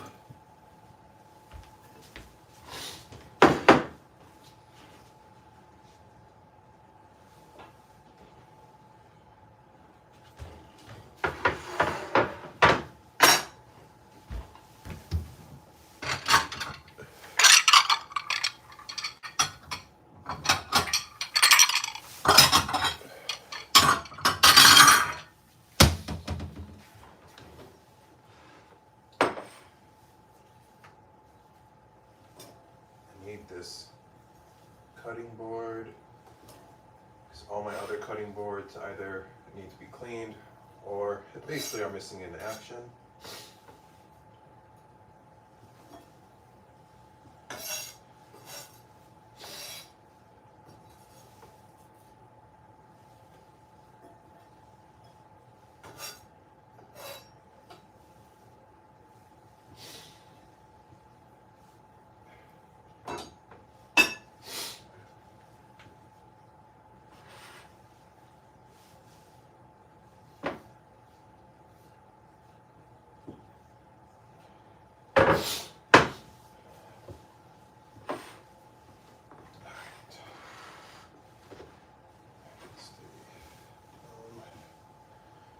Just gonna go over here. Let's go on another field trip.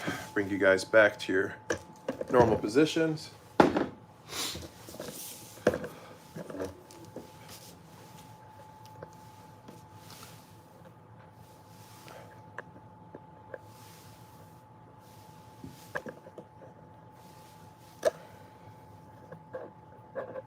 Oops, give me one moment. There we go. Sorry about that, YouTube. I had to block your view for a moment. Let's turn this camera back on.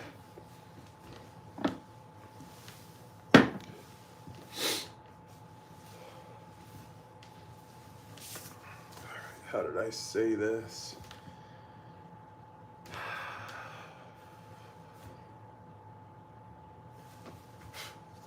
Move all the skin. I did that, then cut one end of the... Okay. So let me actually adjust the camera angle way down for this next shot.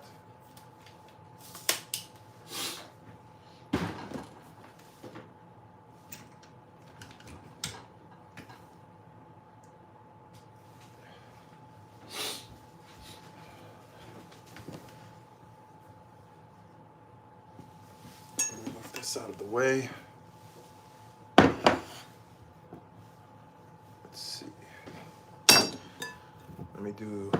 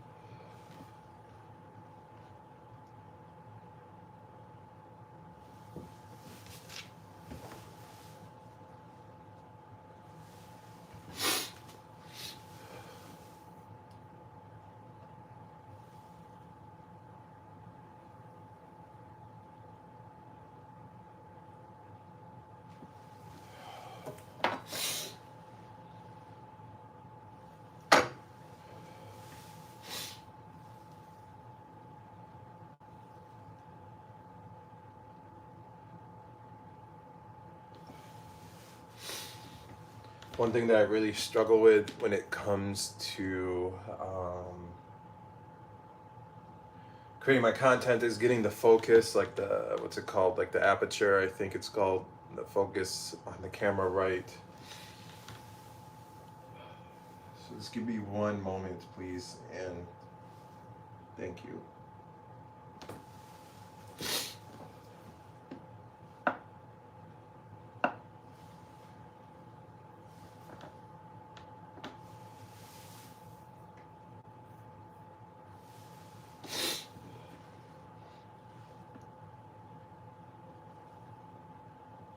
Should be okay. Just do it right here, slice right here, and just put it up like that. We should be okay. So essentially what I'm doing here is I'm just going to cut off the end, not like a whole lot. Where'd that piece go? This is all I cut off the end there. So approximately like a little bit more than 1/2 inch I just cut off. That way the potato should be able to stand up on its own the long ways, vertically, like so. So that's the first step, is to essentially be able, I mean, considering my hand's not a flat surface, but you want it to be able to stand up on its own, like so. All right, so let's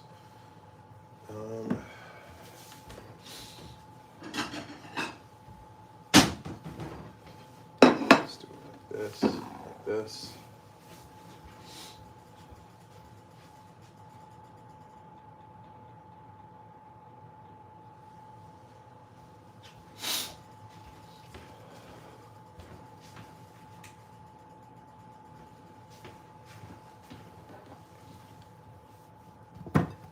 I just essentially need to get the shot down with one potato, and we should be good to go.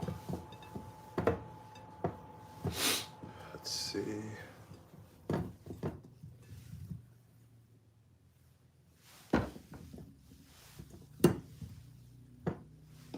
Let's see, good one right here. Let's do it with this one.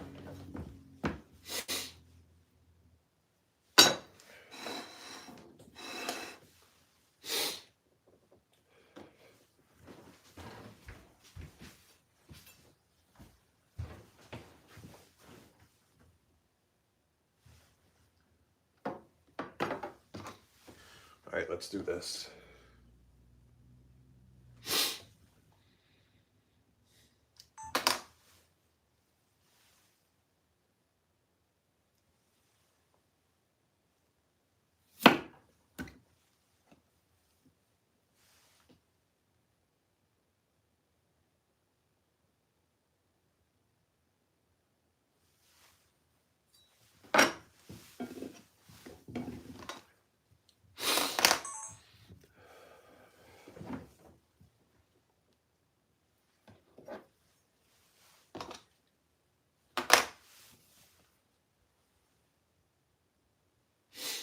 going to do one more just to be on the safe side.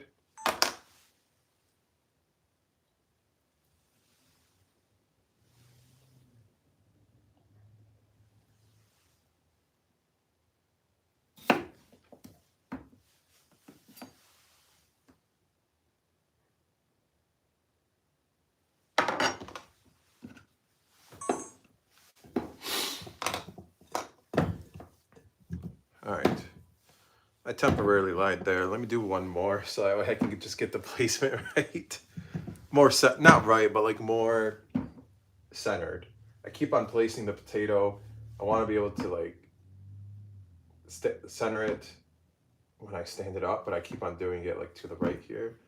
So let's try it one more time. So slice, put the knife down, flip it up. All right. If the potato slice sticks to the I don't know if water will help that or not. Let's find out. If the potato slice sticks to the knife, regardless, so slice, put the knife down, stand up the potato. All right. I got this.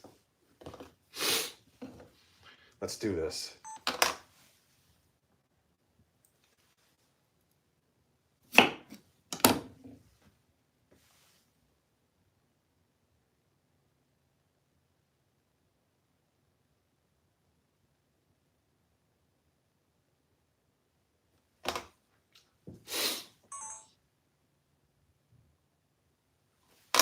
Should be okay.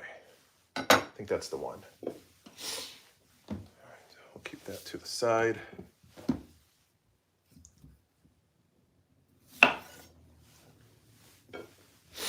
You don't want to cut off too much, especially for like the shorter potatoes, because not every potato is the same height. So you don't have to take off exactly half an inch. Just use your best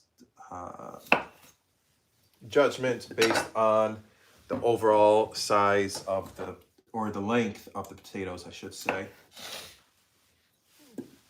Because when it comes time to cut the other ends, we want them all to be approximately the same height.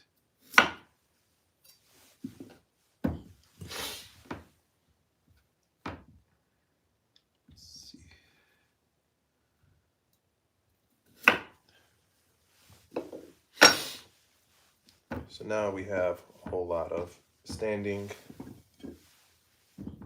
potatoes, which is essentially what you want. Like so. All right, so I don't need to cut off a crazy amount. Let's see. Then cut the tops down. So all the potatoes are the same height.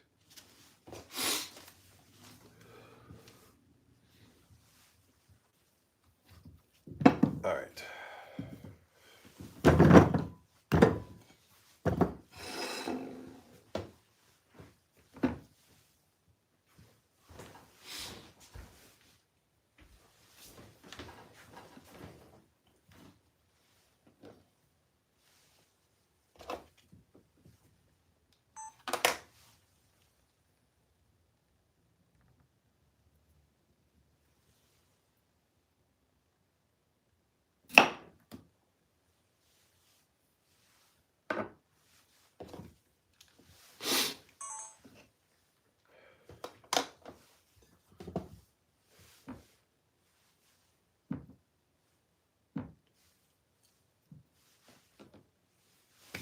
Actually, if I stand these up,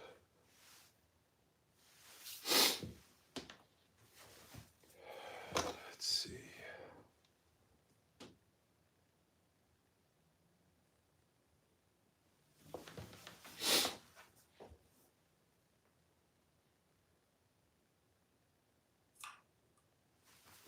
Here's what I'll do, actually.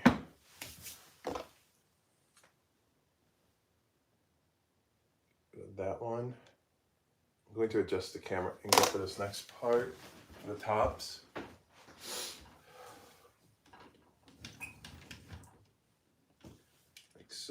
Tilt it down a little bit, zoom it out.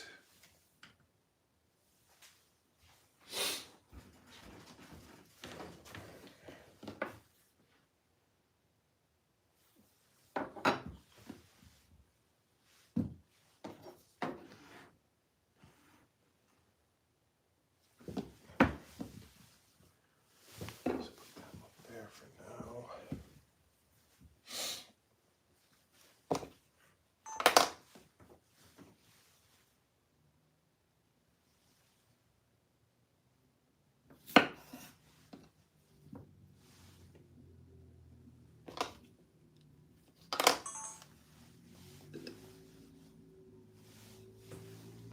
So I need to slice. If I put it here, it's front and center. So I need to put it, I need to slice it, then put it right here. All right. Slice, put it right here. We can do this. Let's see.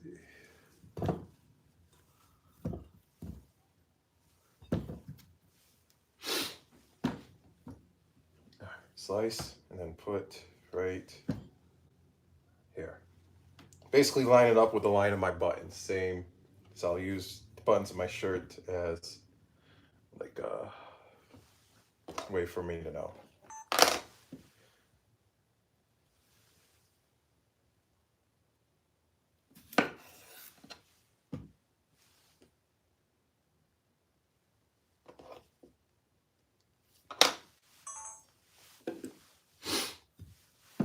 All right, now what I'm going to do for all these other ones, I'm just going to slice them so that they are ready.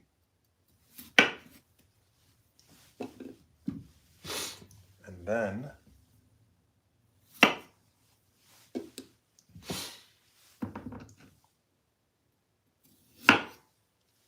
I'm going to set them all down one by one.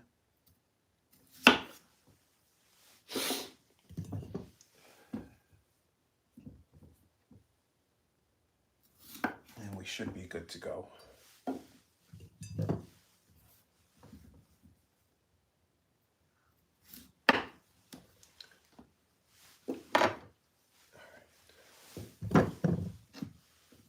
Get these all off the cutting board, like so.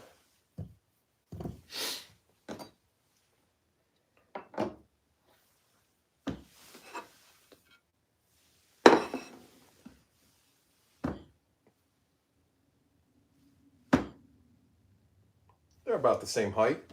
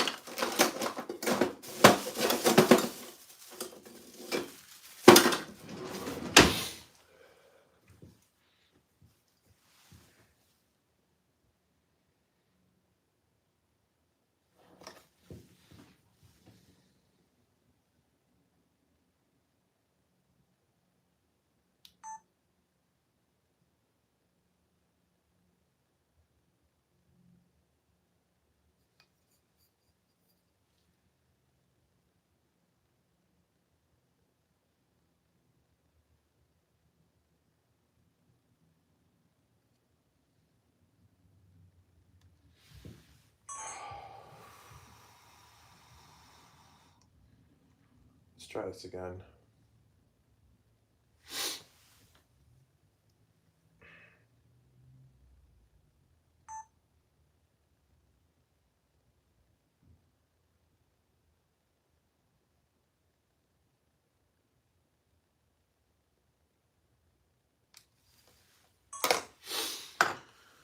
All right. Use the vegetable core to hollow the potatoes. Okay, it should look like this. All right.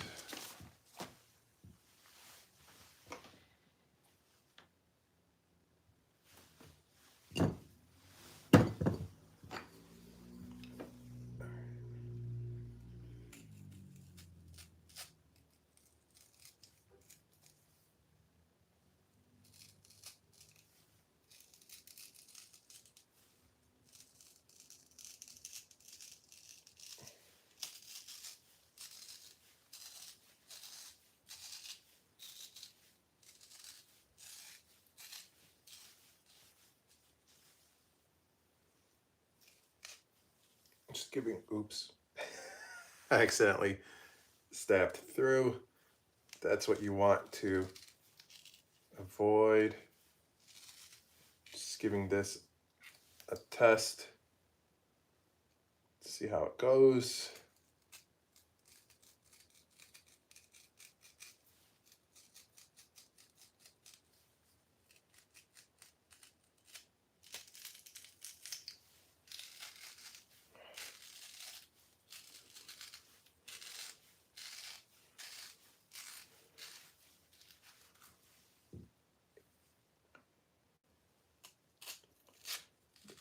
Process right here. Oops. As I just poked through again. You gotta be careful for this part. You don't want to make it a habit poking all the way through, because we do still have to stuff these.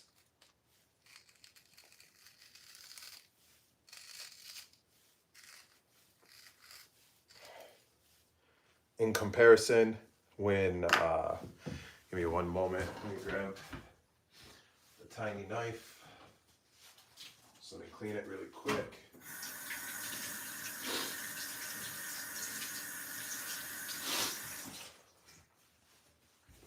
In comparison to when, way back when I made stuffed zucchinis and eggplant, using the core was a lot easier, to where what you what you cut out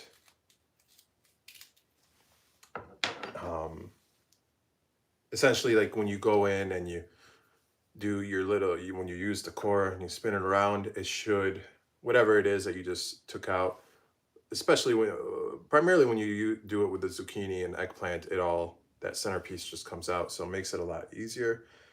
But with a potato, that is not the case.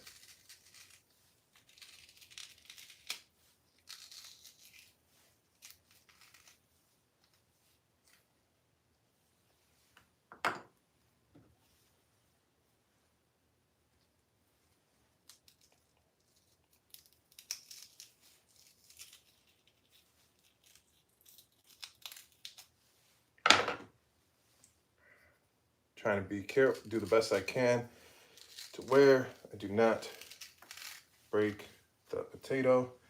So that's how it should essentially come out, but the entire length of what you cut.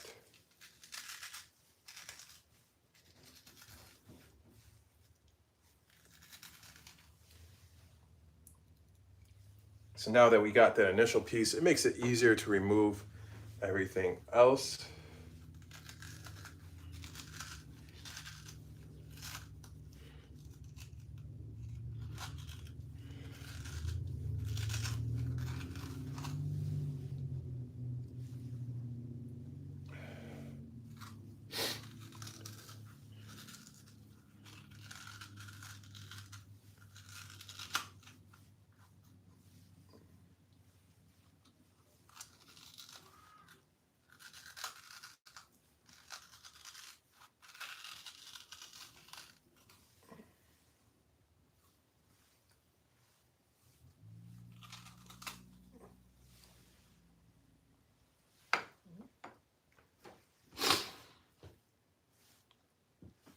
So you can go wider, but you want to be careful not to break the walls of the potato.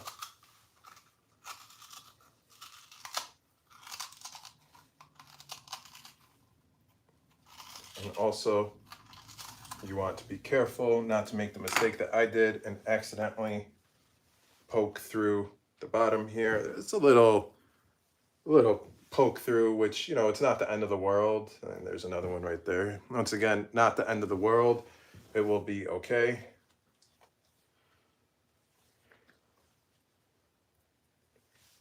Let's see. But essentially, that's how it should be. If the potato's a little bit larger, the larger the potato, the easier this should be. It's just getting that initial piece out that becomes a little challenging. All right, now I need to do one for the video. For like with my main camera. So let's find what's the biggest potato here. That should make it easiest for me to do.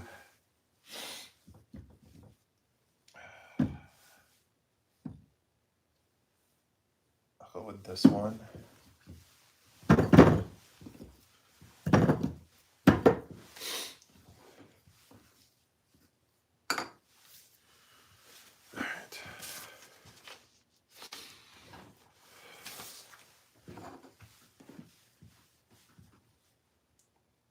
So I need to keep my hand as close as possible to the cutting board so that it stays in focus. So let me get the initial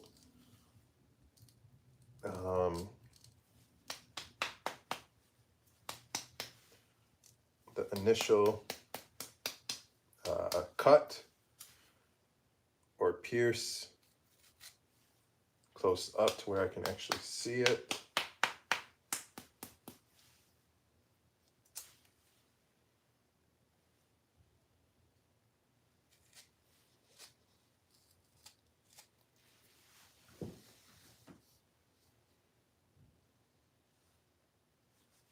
Keep my hand just like this, keep both my hands just like this, and then twist only the potato.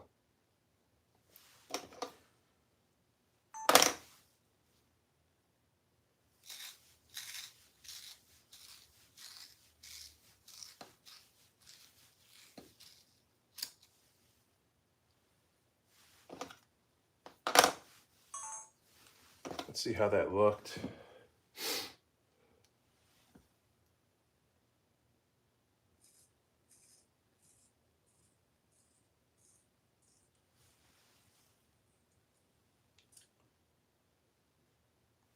Let's try it again.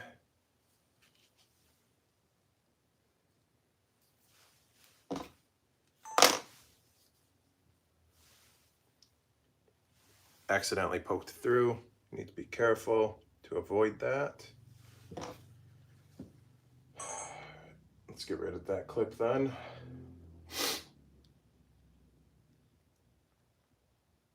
Let's try this again.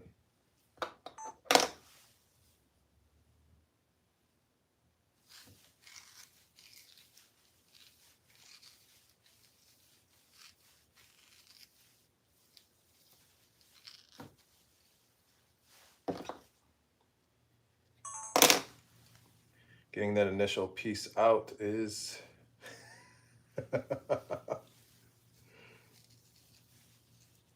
hardest part.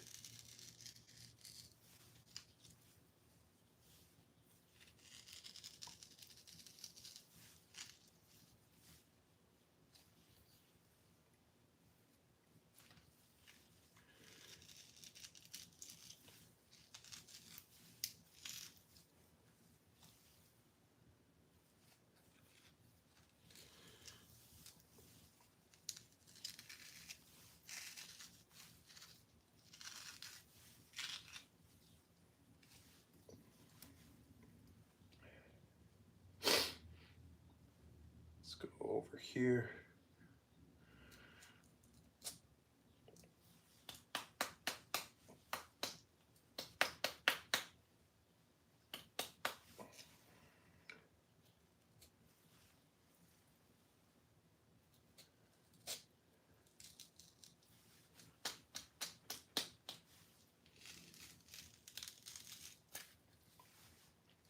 And I just poked through again.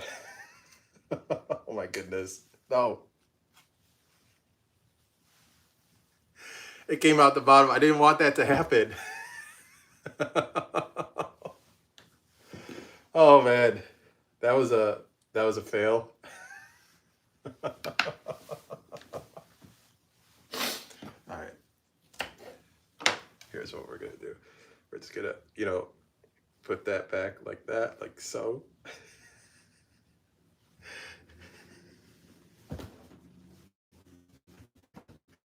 Whatever. It happens. Let me just clean this up. Clean this one up. I'll move on to the next one.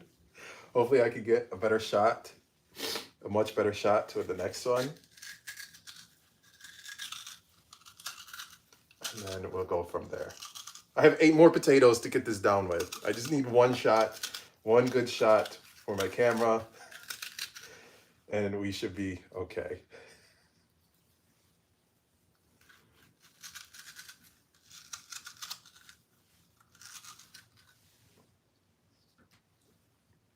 Once you get that initial core out, like that first piece out, then it makes it easier to shape it. It's just that first one is difficult.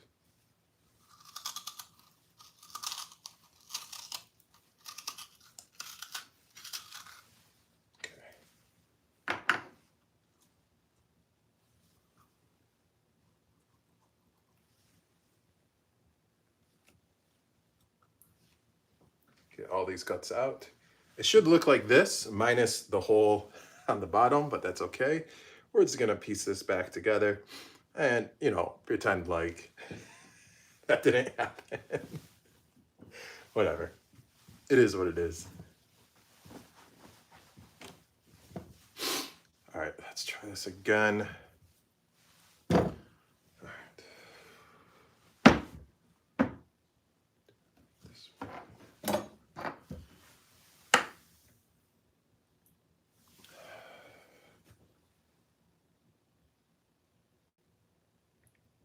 Go like halfway. Essentially, just go to where my finger is, just to play it safe.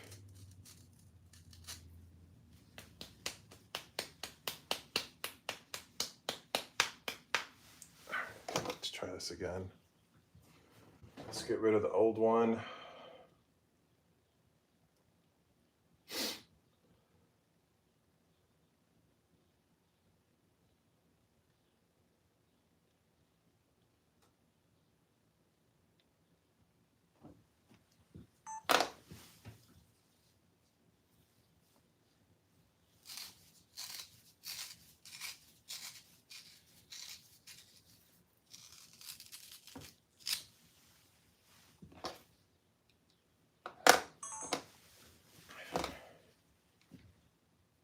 So far, so good.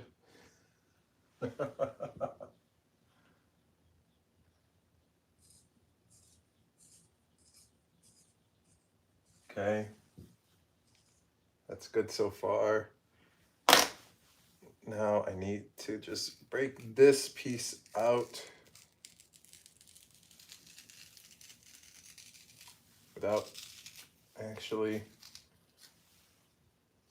breaking the potato, as I did the second one.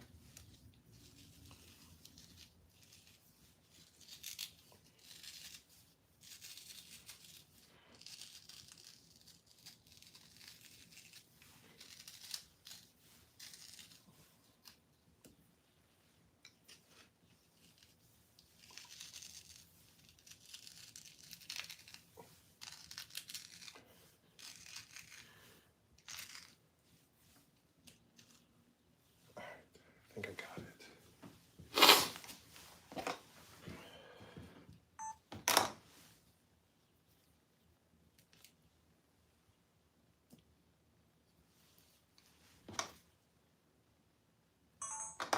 I got it that time. Now just let me clean this up a little bit better up close where I can actually see what I am doing. And I'll get the next shot that I need.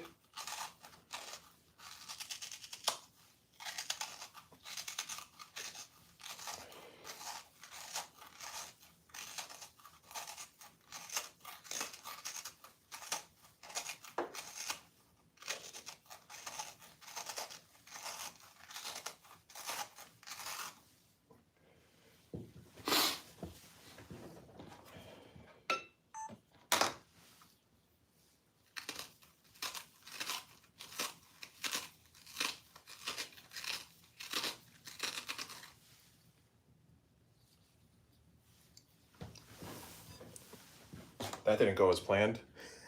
I thought a lot more would come out.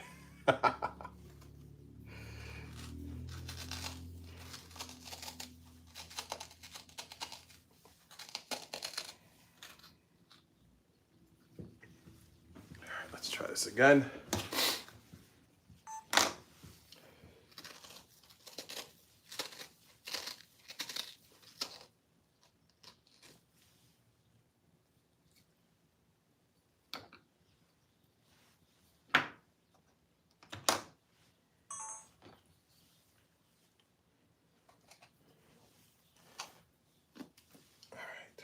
So far, so good.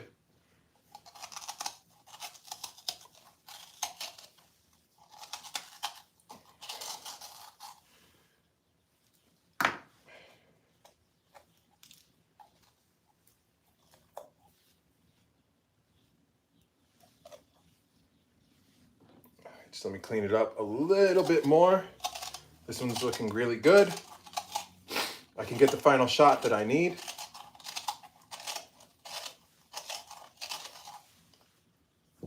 Okay.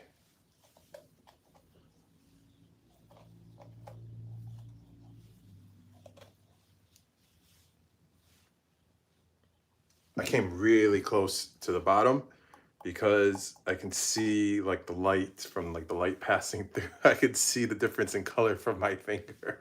So I came really close with this potato, but it turned out good. So let me get that shot that I need. What do I say in this part?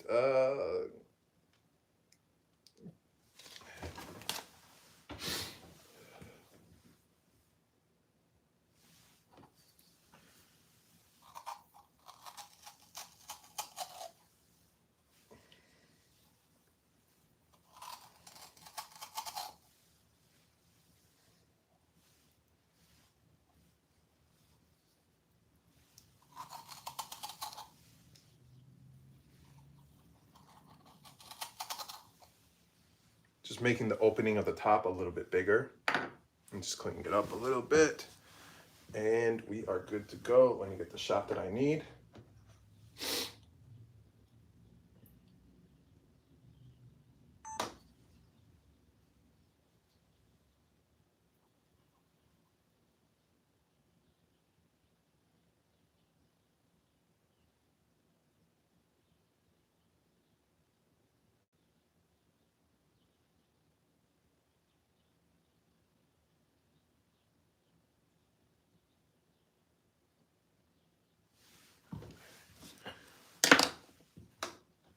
We should be okay. I hope. Let's review it.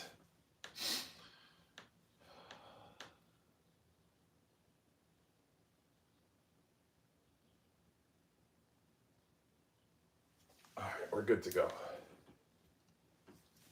I'll keep this one to the side here because that'll be the one that I use for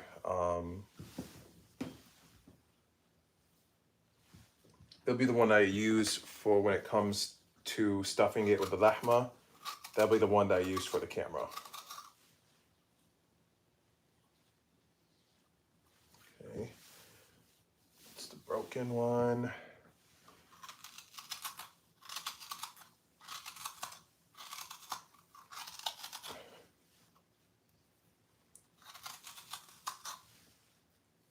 Okay.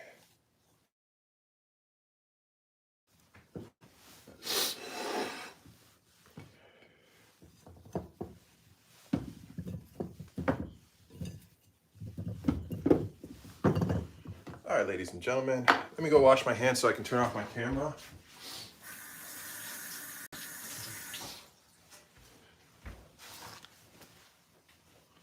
For the time being, just turning it off for now.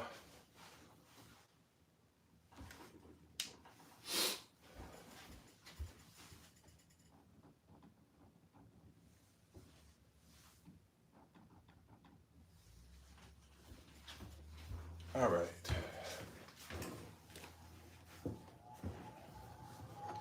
Now we simply just, well, I say simply, but who knows how simply this will be. Now we just got to remove the cores. We got to hollow out the potatoes.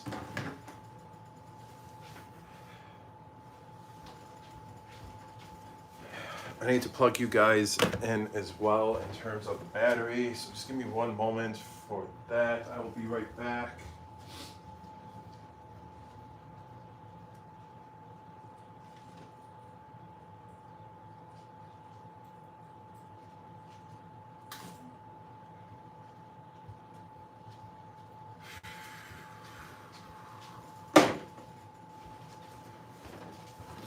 All right, I am back. Plugging you in. We'll start with YouTube.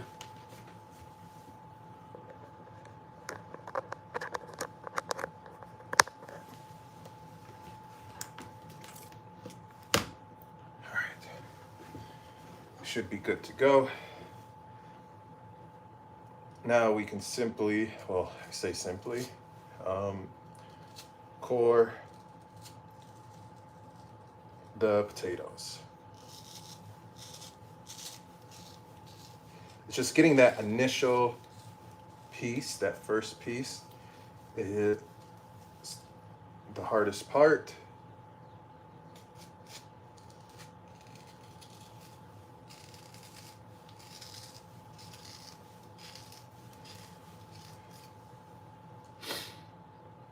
So I'm just going in essentially at a different angle to hopefully cut the bottom of that initial potato cylinder to be able to pull it out. And once you pull out that initial piece, then it is much easier to core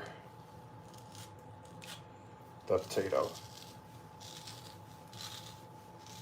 I think that will do it for this one. Yep. So you definitely want to go bigger than that. So you want to go like as close as you can get to the edge of the potato. Not like super thin though. Essentially like that. About, you know, between 1/8 of an inch and 1/4 inch. Not 1/4 inch is too thick. Well, a little bit more than like 1/8 of an inch would be my best educated guess of how thick it is.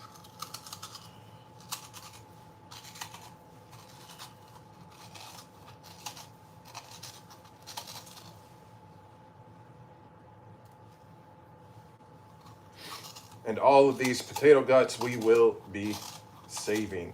It's not going to waste.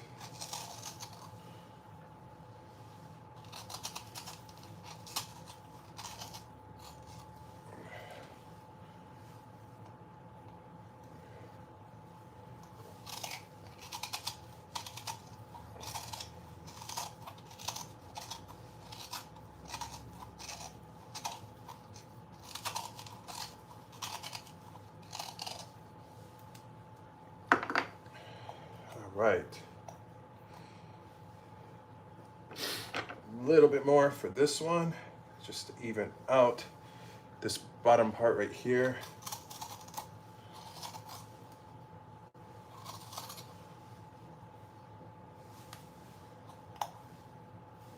We're good to go. On to the next one.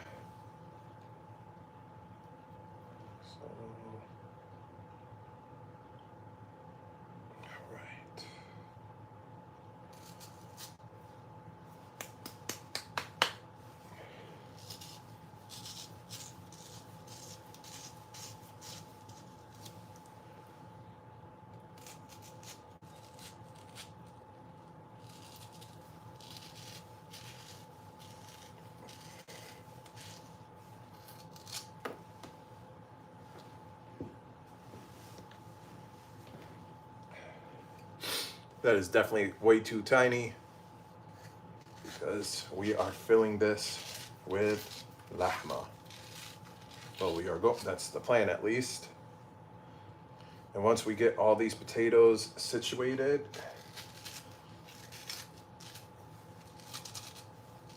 we're going to quickly fry them. And then we're going to move on to the lahma.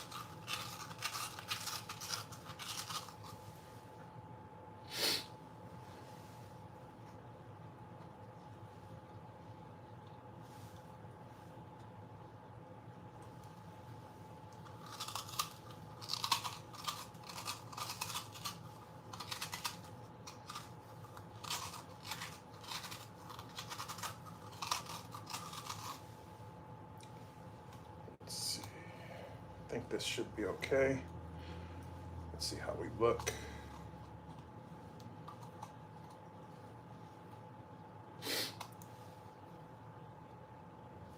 Just a little bit more work on this side. And then a little bit more work there. Let's clean it out. A little bit more.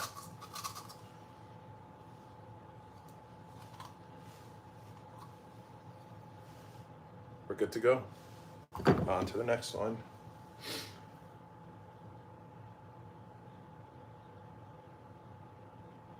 Just using my finger as a guide for how deep to go.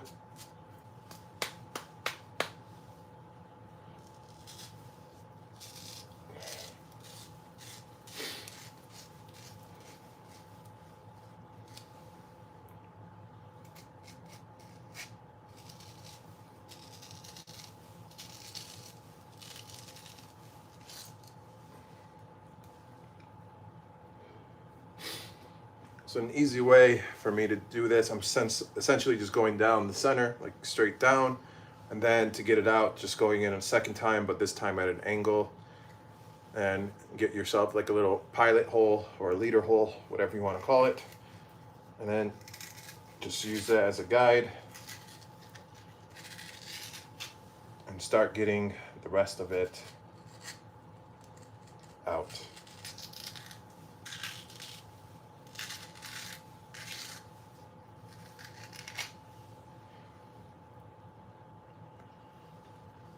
But be careful not to poke through the potato or bake or break the potato during this process. We will be baking the potato, but not yet. That's later.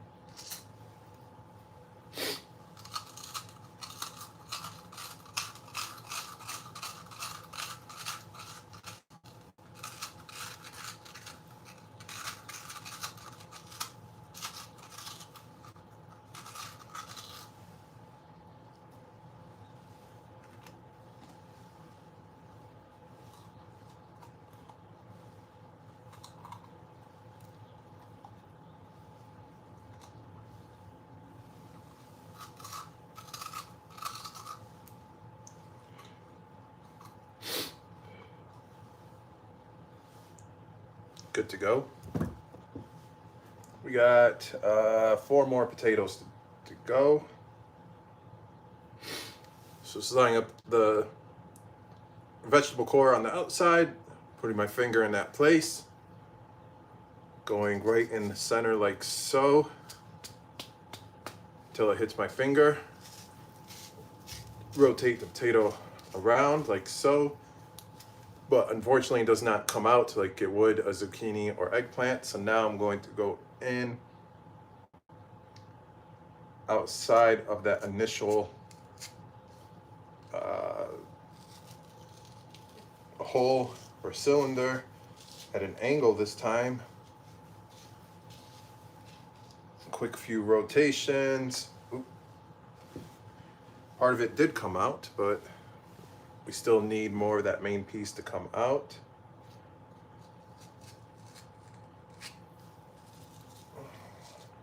Oops, I accidentally stabbed through the potato. You gotta be careful when doing this.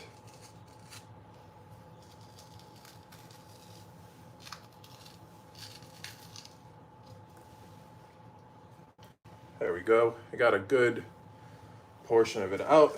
Now, essentially just cleaning it up.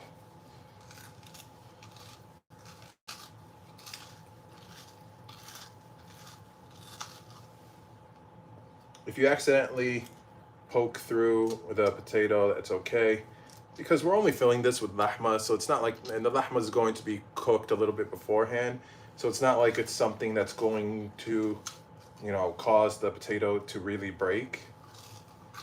But just do the best you can to be, just do the best you can to prevent either poking through the potato or accidentally, like this one, where I accidentally went all the way through with the initial core, but I cut it, and we're just gonna simply put it back on the bottom like so, and life will continue to be good.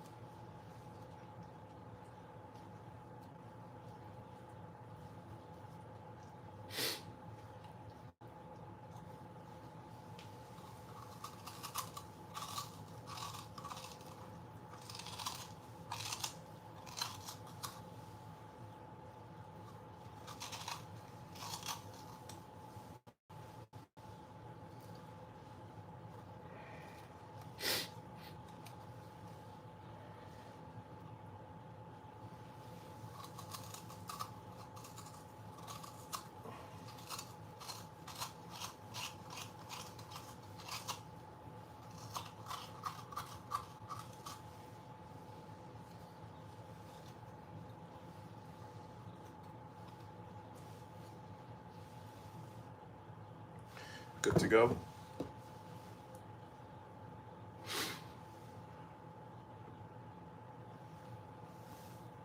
Measuring how deep I'm going to go, putting my finger there as like a guard or stopper. Straight down the center. Rotate it.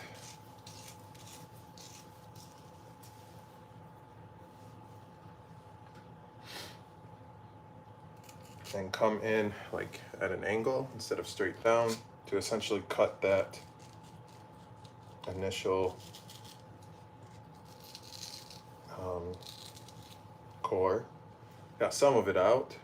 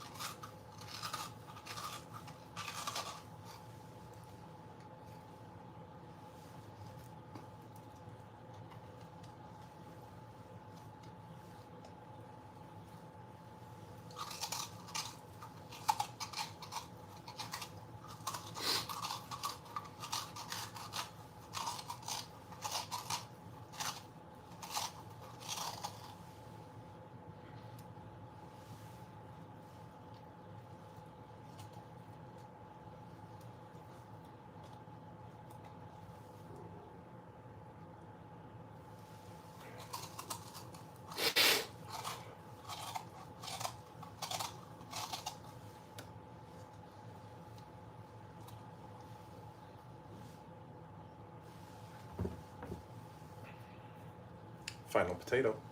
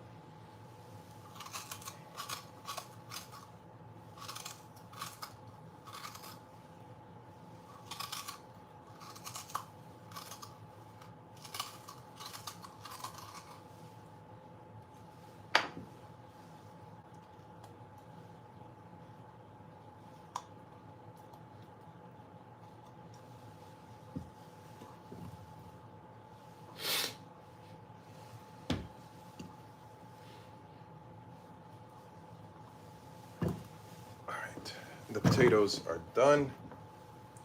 They essentially should look like this, hollowed out. All right. All set with this.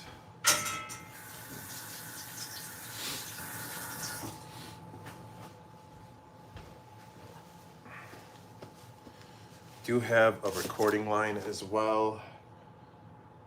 All right.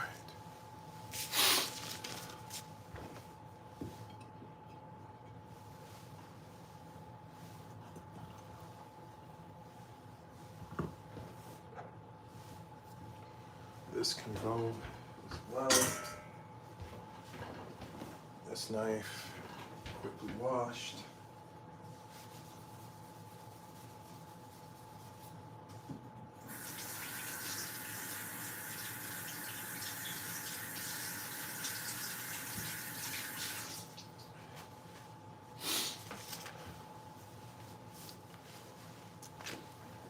I need to turn on the camera. So just give me one moment to get set back up with this.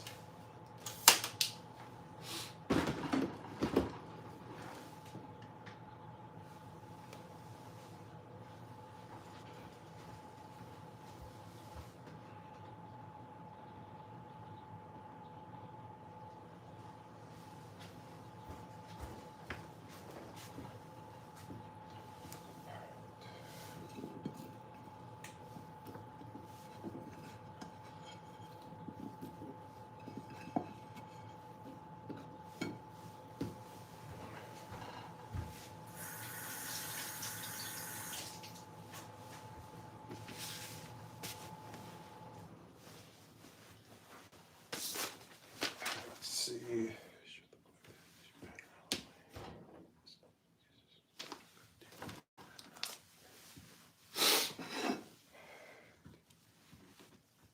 Oh, that is way too high.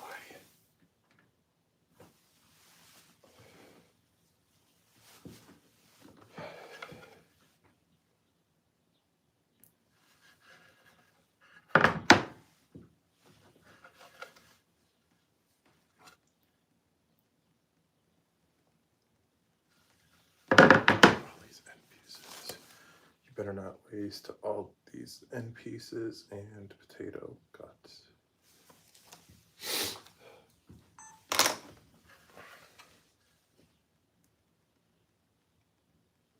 You better not waste all these end pieces and potato guts. Let's see how it looks.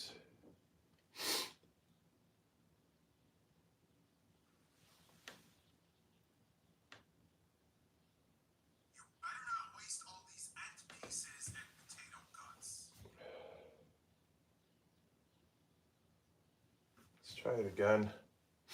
Oops.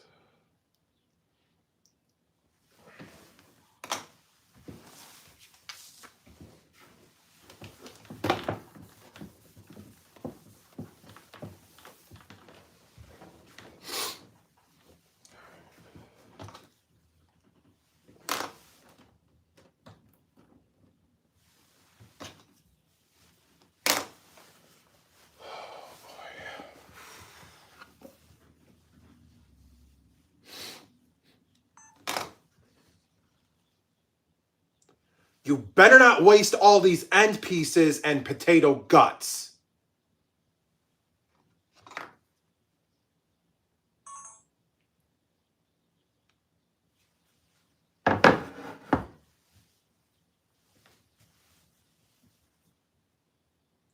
Okay.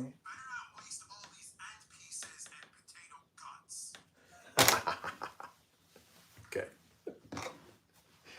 I think we're good to go. Oh boy, oh boy. All right. I need to wash this bowl really quick from the tomatoes.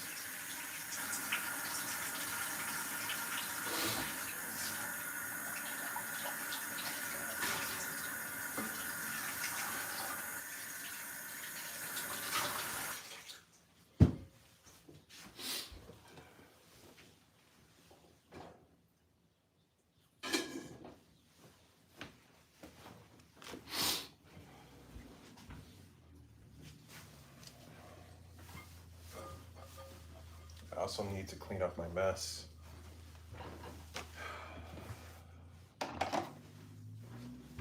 A towel.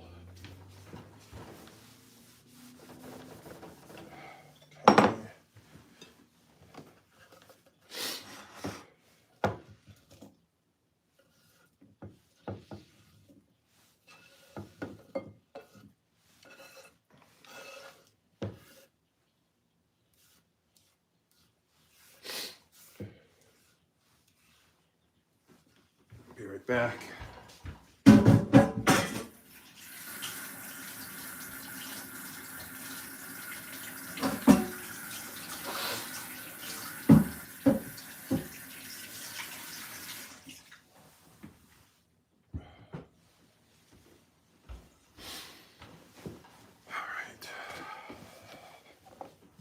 These potatoes can go to the side.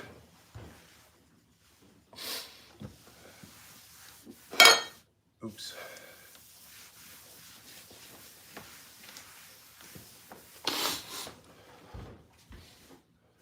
Now we need stove.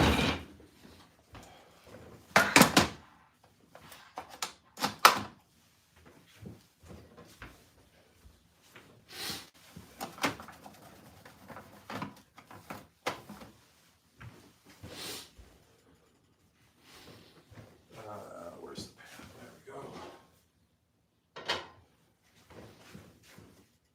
Pan. How did I say it? Oil. Okay. Let's see. Put this here. Put this. Okay.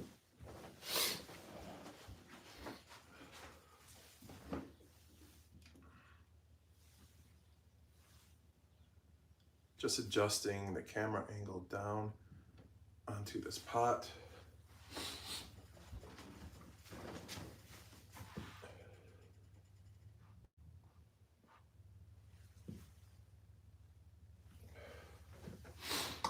All right, you guys all can see the pot just fine.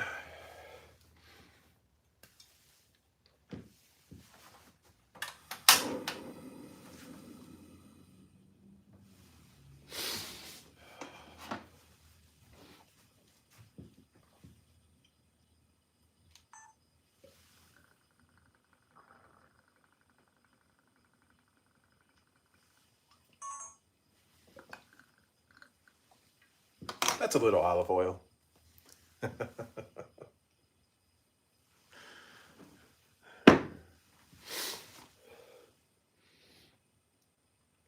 see.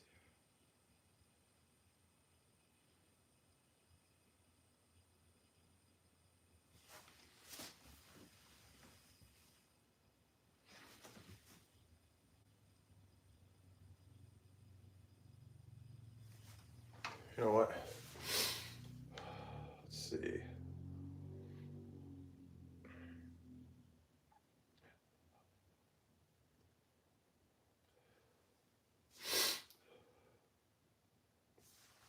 Still have to cook the lahma in this, so never mind.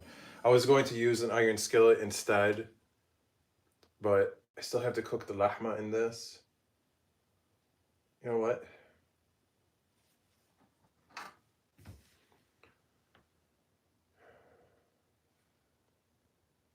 Yeah, I'll just stick with this. I was thinking about using an iron skillet instead to fry the potatoes, because we just need to fry the potatoes just for a couple minutes on each side, just to give it some color.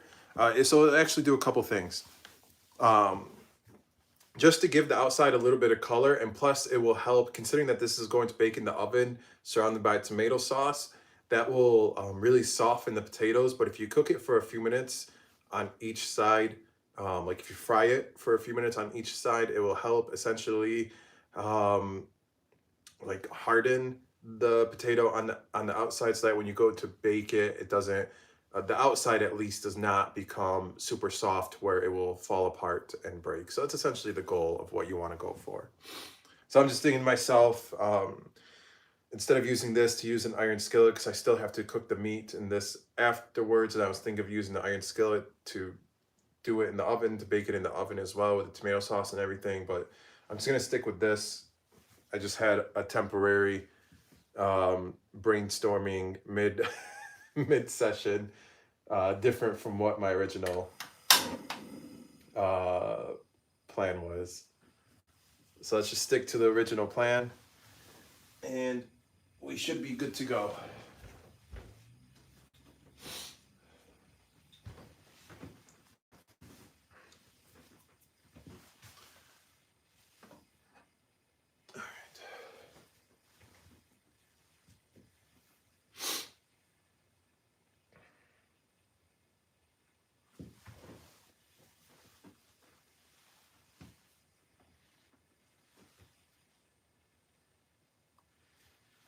Start at my 6, because it would essentially be the viewer's 12, and we'll go from there. So 6, 9, 12, 3 would essentially be 12, 3, 6, 9, when for like the person's point of view, when you're watching this for like the final cut. And for those of you who don't understand, I'm just simply referencing an analog clock. All right, let's do this.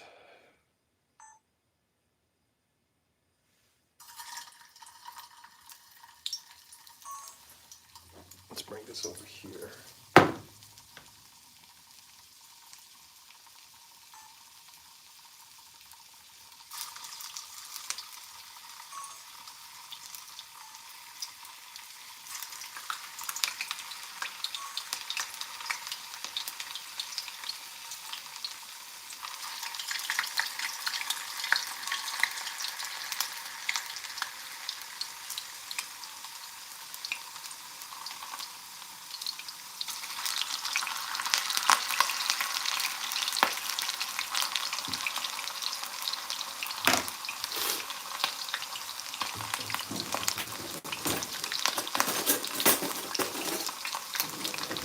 Just for like 1 to 2 minutes on each side.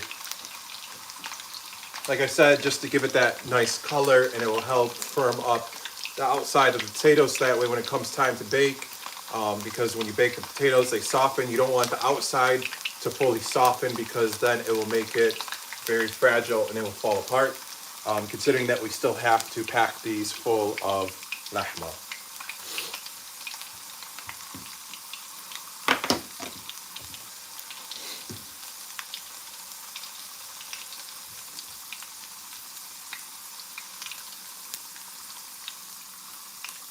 See, we already got some color developing on the bottom here. On the first side, I should say. It still is technically the bottom of the potato.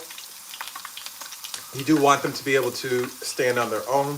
So when we were first preparing these, we peeled all the skin, then we cut the top and the bottom to make both flat. That way it could essentially stand on its own. About 20 to 30 more seconds, and we're going to flip them on their side.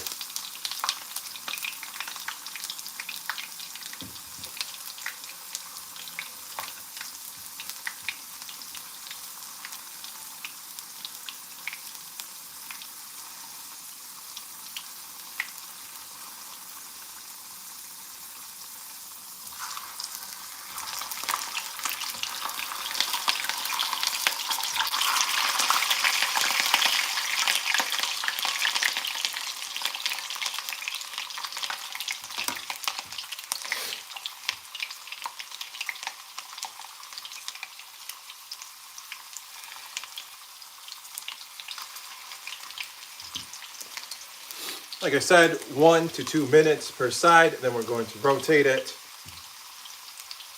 and go from there.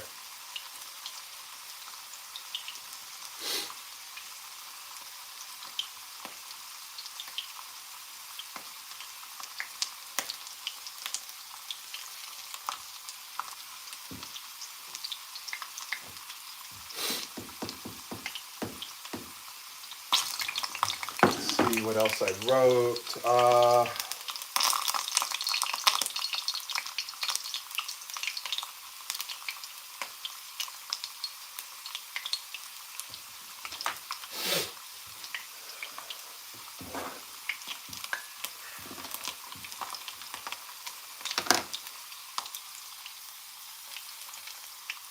See, we're starting to get a little bit of color. Want to go a little bit more though, like a little tiny bit more. It doesn't have to be too extreme or anything like that. Just quick. Then we're gonna take it out and go from there.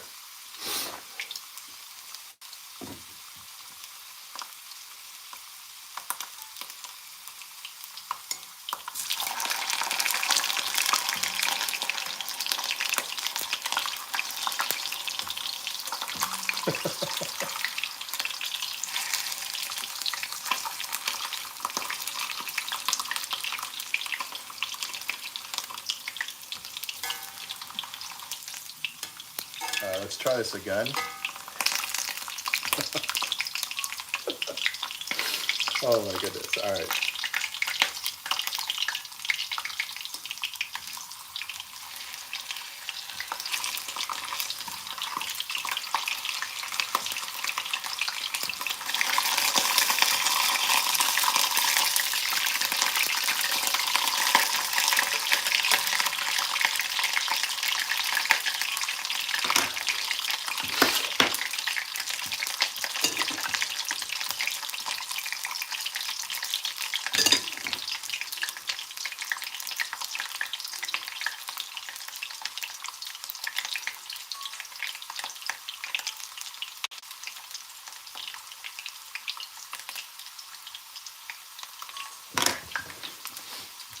I do need to adjust the camera for this next part.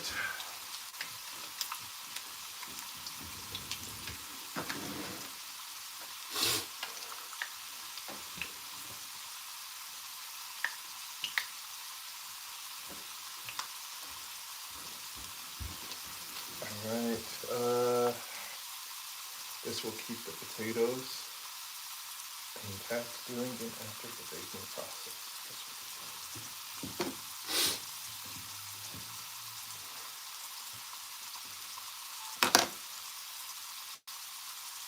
This will help keep the potatoes intact during and after the baking process.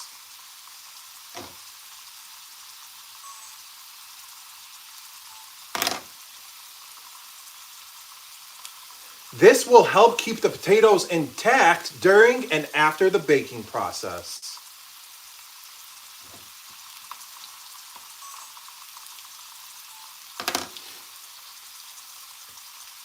This will help keep the potatoes intact during and after the baking process.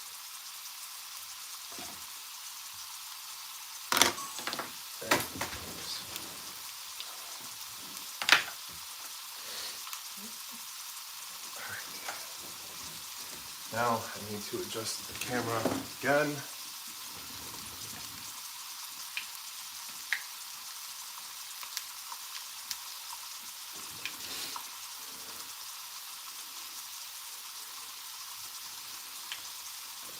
Right, like so. Bring this bowl a little bit closer.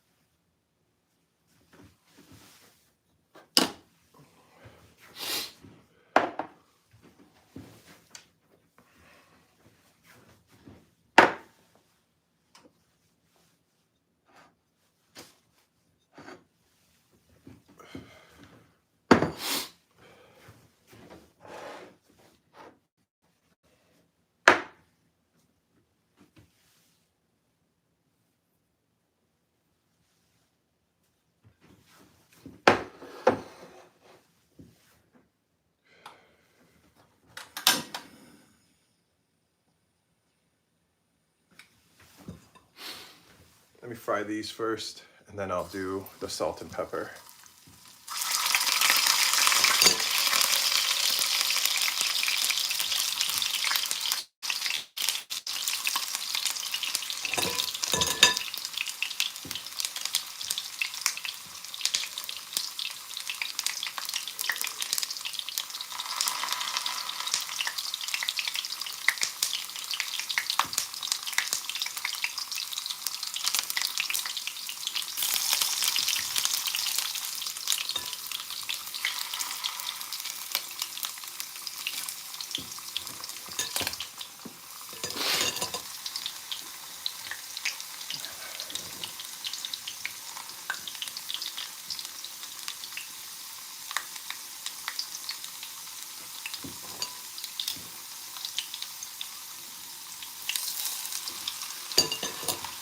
This one right here is the one that I accidentally went too deep with the vegetable core, so I took out the bottom by accident.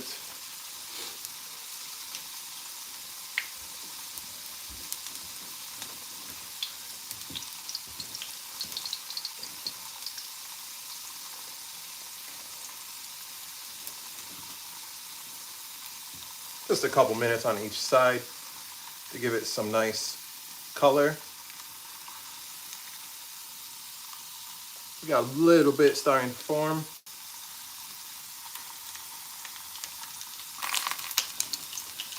About 1 more minute for these, and then we're going to flip it over on its side. And after this, we're going to go ahead and start cooking the lahma. So that is what is next after this. And then we're going to put the dish together and let it bake in the oven.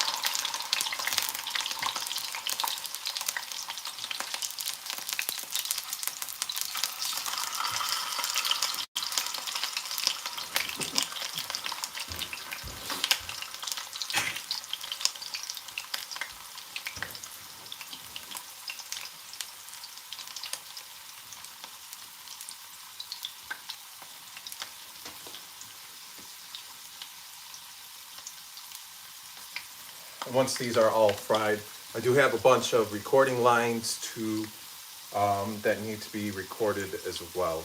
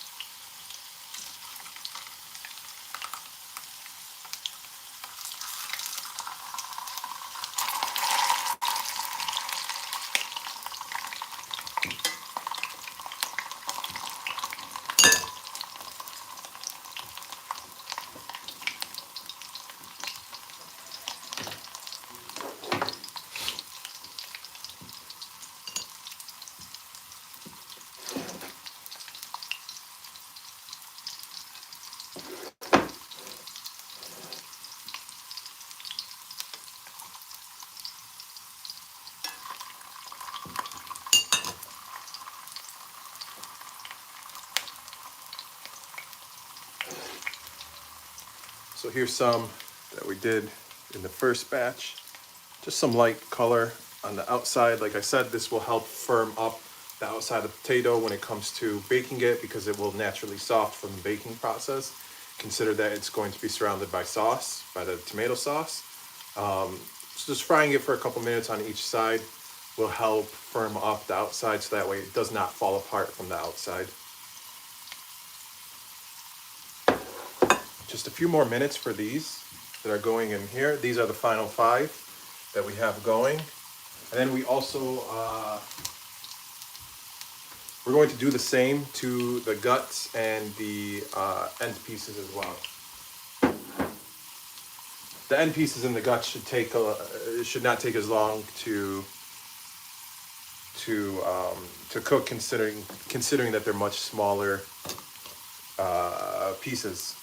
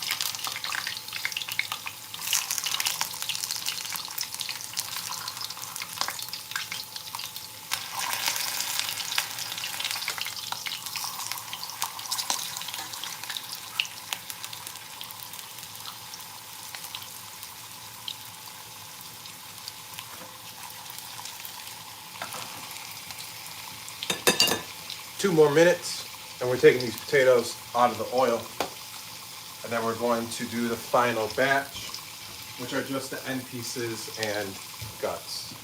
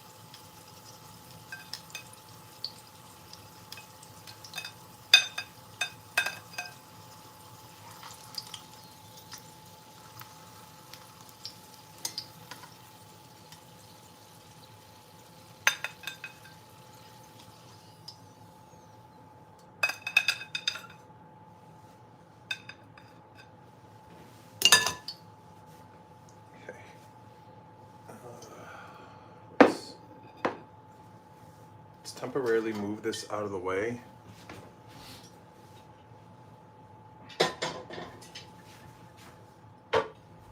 Because I need to get the shot of, of the salt and pepper. So let me just get that out of the way.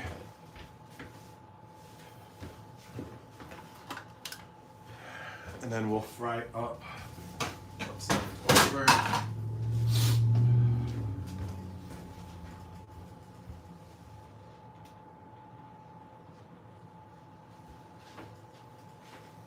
Let's turn this back on.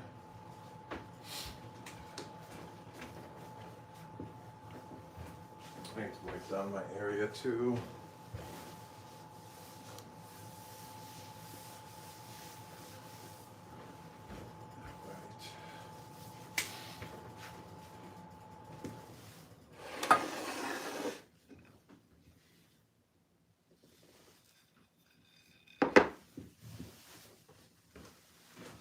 Lowered actually.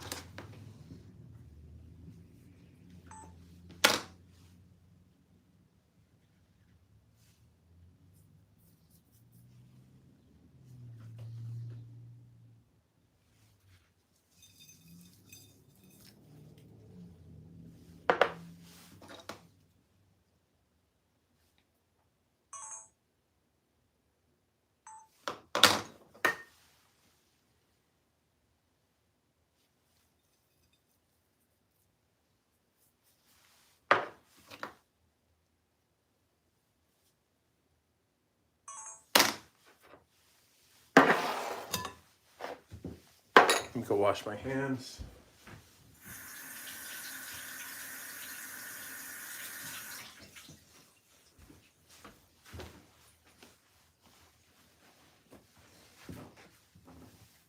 Potatoes ready for the lahma, but we need to finish cooking. Actually, instead of doing that, I'm gonna bring you guys over this way, like so.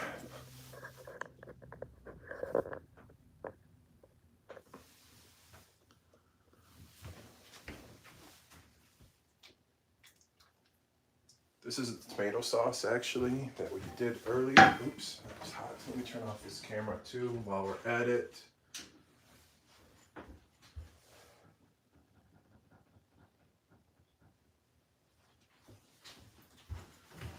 So here's the tomato sauce earlier. Let me turn this back on. Here's the potato guts and end pieces. Let's get that going.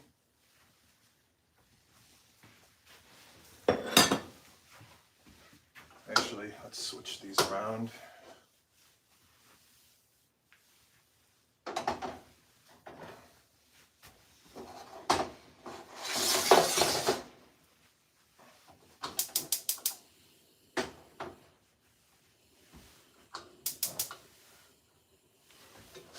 So this is the tomato sauce that we made earlier at the very beginning of this live.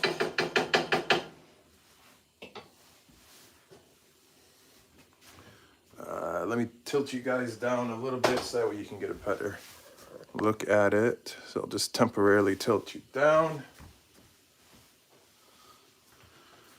So here's the homemade tomato sauce that we made at the very beginning of this live.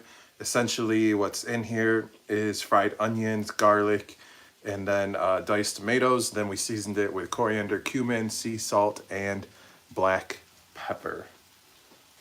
And we added a splash of water to make it a little bit thinner, on the thinner side for this recipe. Just adjusting the camera back up. All right. I'm actually going to add a little bit of water to this to make it a little bit thinner.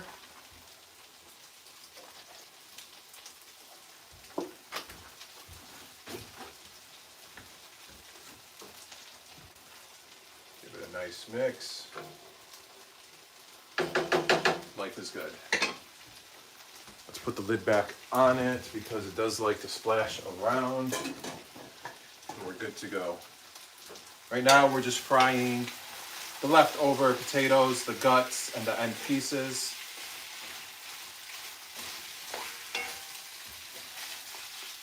Just for a couple minutes, not anything too crazy.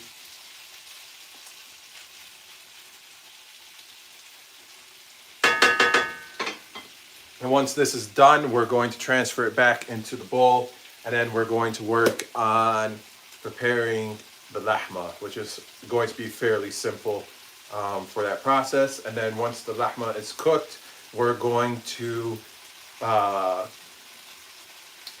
pack the potatoes, which I have on the counter behind you guys over here. We're going to pack the potatoes. We're going to assemble the baking dish. We're going to bake it in the oven. And while it's baking in the oven, we're going to clean up the kitchen and go from there. And once it is all set and done baking, we're going to prepare the final dish. I'm going to take the final shots that I need for my thumbnails and for my website and all that good stuff. I'll record my intro and outro, and then we will say Yallah, Bismillah, and we will eat.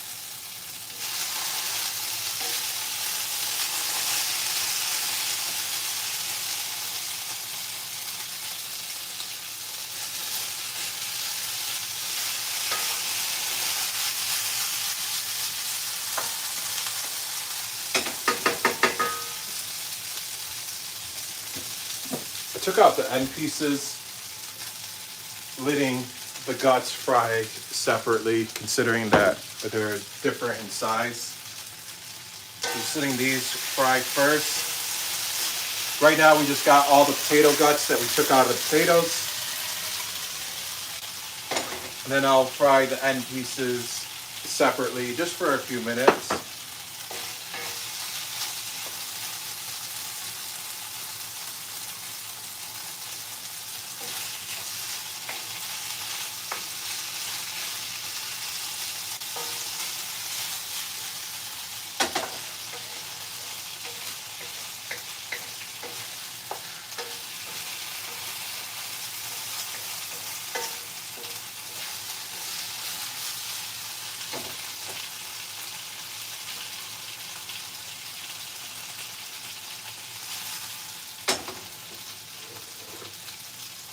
So the potato guts and the end pieces will essentially act as a filler for the once we assemble everything in the baking dish.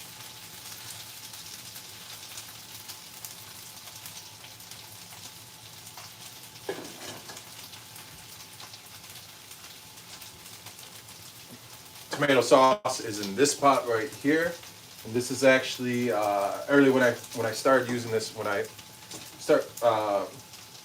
began working on the tomato sauce, I mentioned that this is actually one of my OG pots. If you go back, especially on my YouTube channel, that's where you will find all of my older videos. This was one of my primary pots that I would use. It's been a while since I've actually used this in any of my recipe videos. It's been, oh boy, I don't know, maybe a year or so, at least a year since I used this in one of my recipe videos. I use this a lot in like when I'm not recording. Like this is one of my go-tos.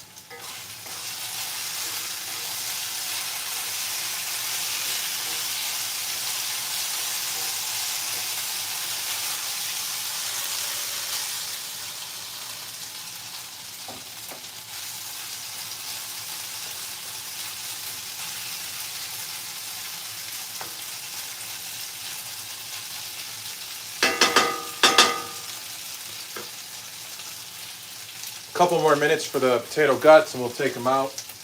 We'll throw them back in the bowl and then we'll fry up the end pieces and then we will go from there.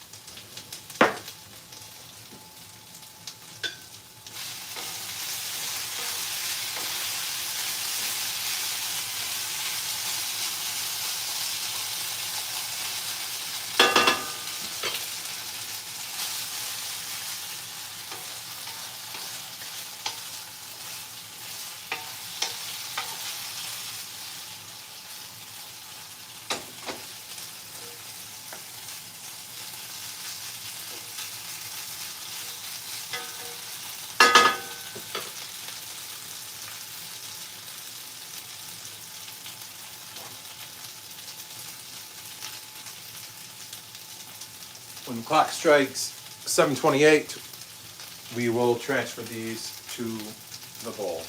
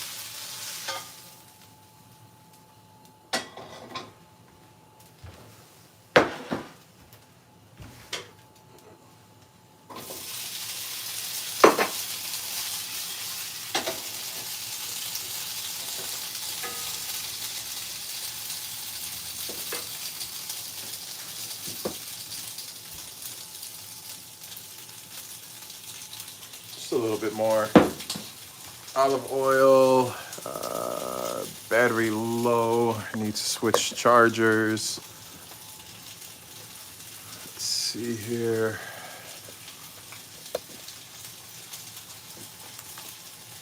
All right.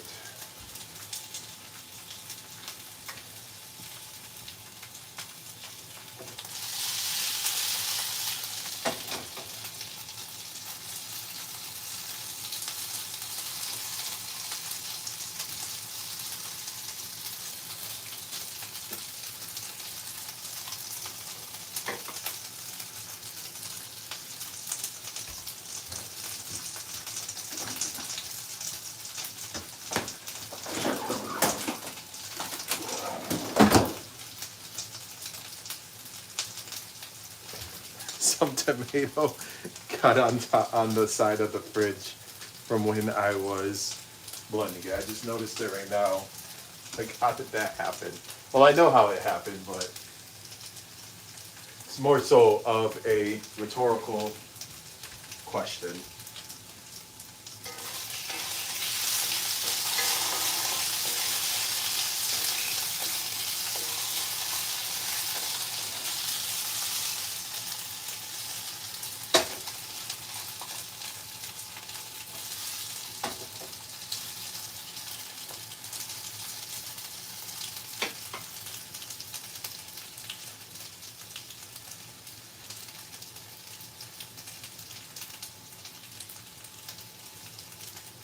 In about 2 more minutes, these end pieces should be good to go, and we'll take them out.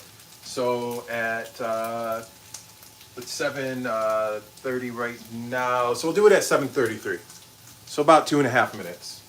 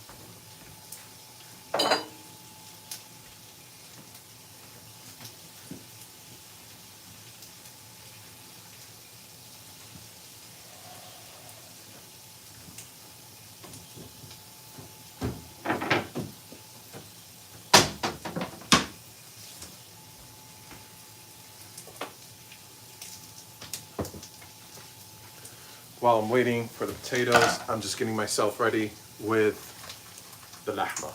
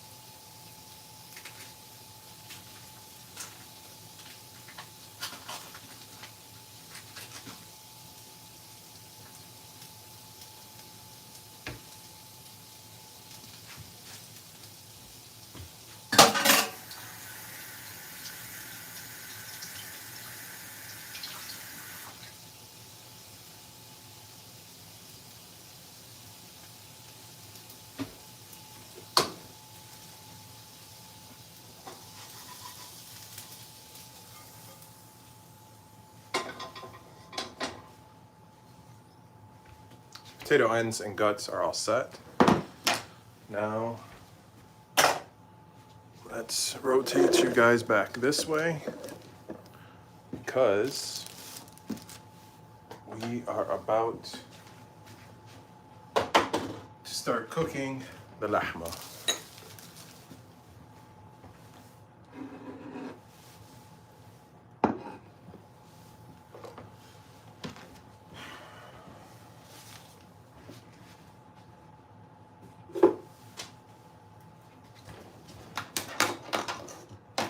Need to clean up my spot.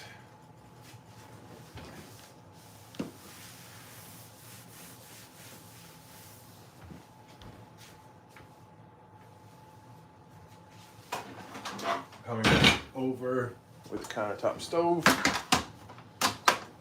I need to turn the camera back on as well, my main camera.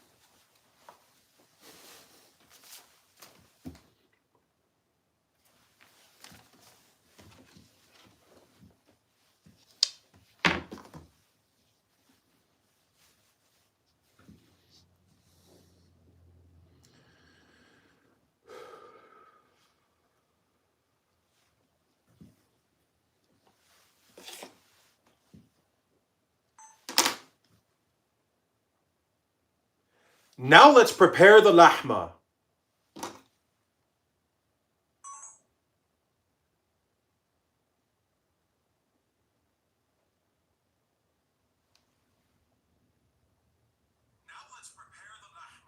Okay, so far so good.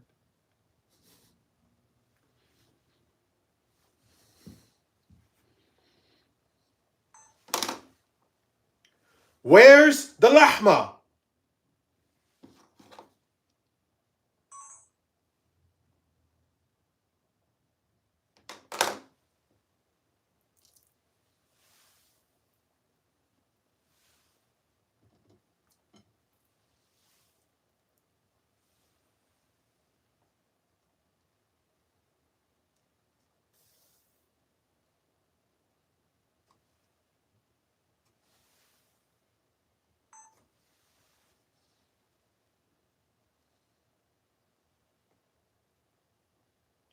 Here's the lahma.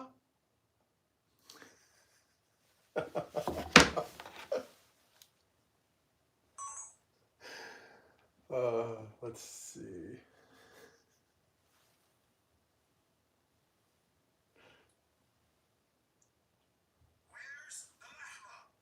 Okay, so I had it like about here is the center. Okay.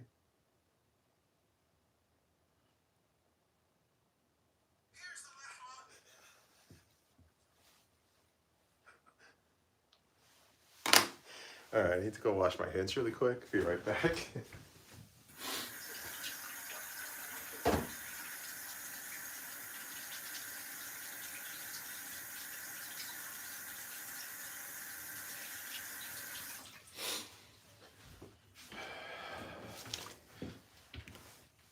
As long as I'm holding the tray like in the same like height position and all that, it should be a smooth transition when it comes time for me to edit it, to where it'll be a smooth, where's the lahma? Here's the lahma. And then, where the lahma, magically appears, but in reality, it's just a different shot. Okay. I still have another one. Okay, I really need to compose myself for this next recording line. Oops, wrong button.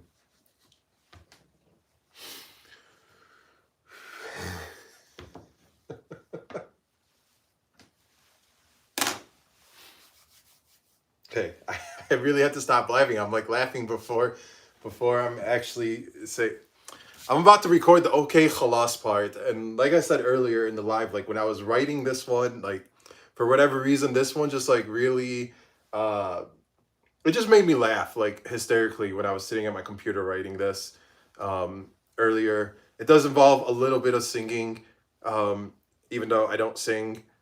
So we'll see how it goes. If I could pull this one off, I think this will be my favorite okay khalas of them all.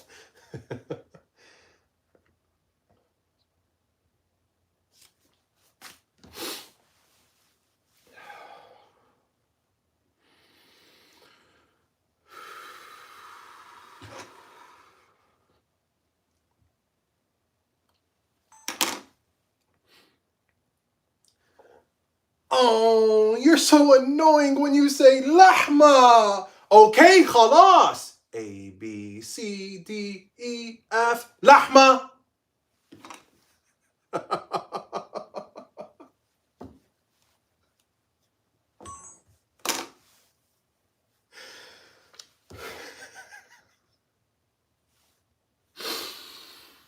Oh my goodness, I quit. I give up. I don't give up. I quit, but I'm gonna retire. I think after this I'm going to be fulfilled with everything.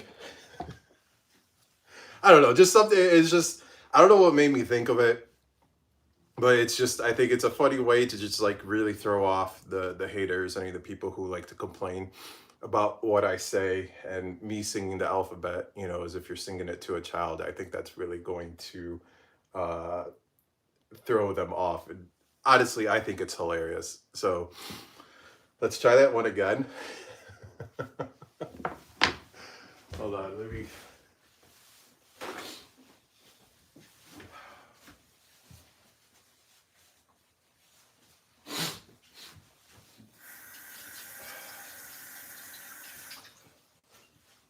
Let's see how that first one looked.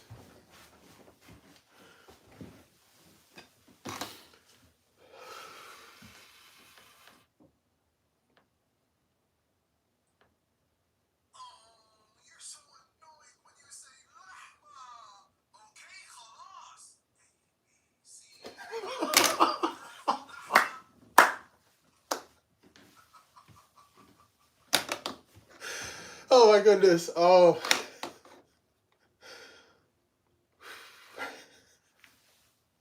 I need to get it under control here. All right, I'm gonna do it again. Let me stand a little bit further back so that way you can see my hand movement and everything. Oh boy. All right, let's do this again. I need to stop laughing. I need to be serious for this one. I honestly, this is definitely my favorite okay khalas in my opinion, my favorite one yet that I've done thus far. All right, let's do this.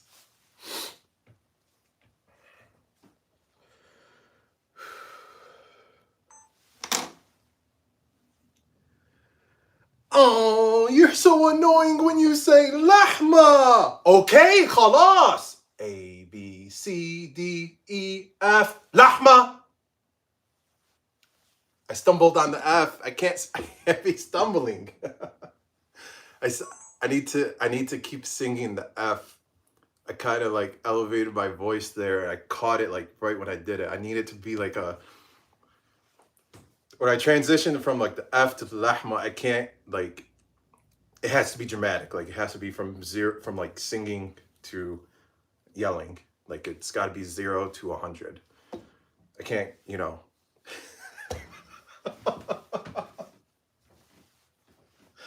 Oh my goodness. I'm having too much fun with this, but that's okay. All right.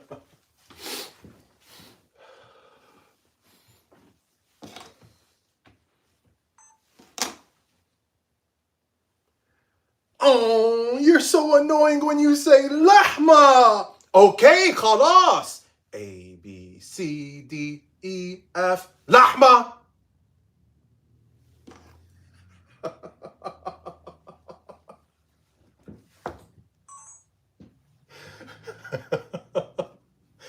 All right, I feel a lot better about that one. Let's check it out.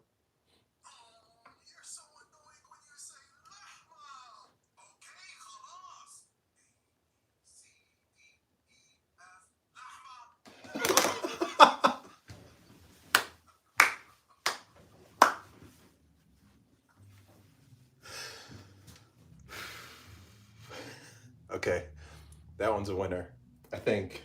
I'm gonna do it one more time.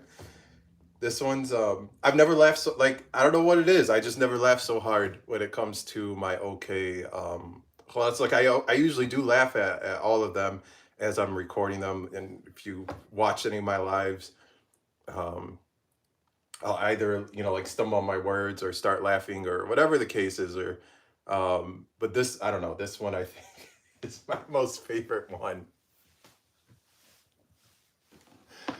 Oh boy.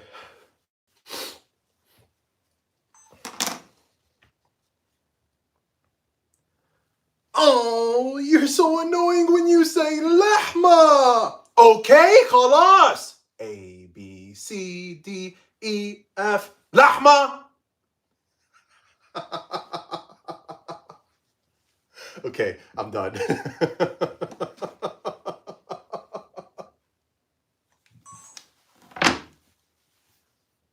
I think that one's going to be the winner. Oh my goodness.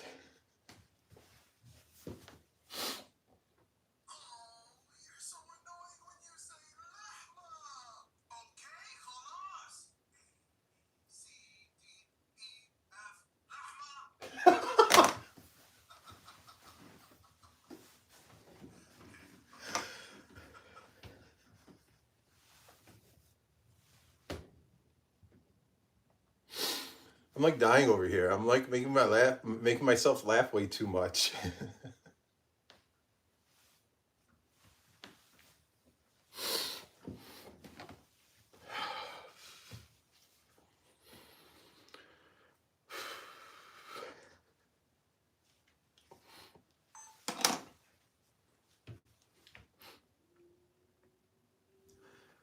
Oh, you're You're so annoying when you say lahma. Okay, خلاص. A, B, C, D, E, F. Lahma.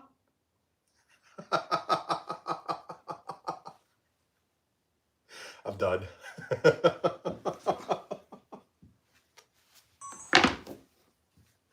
All right, I'm done. I'm done joking around.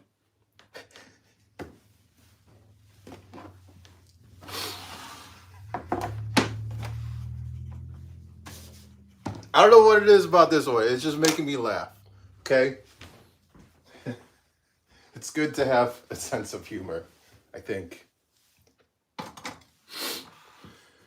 Oh boy. All right, what other recording lines do I have?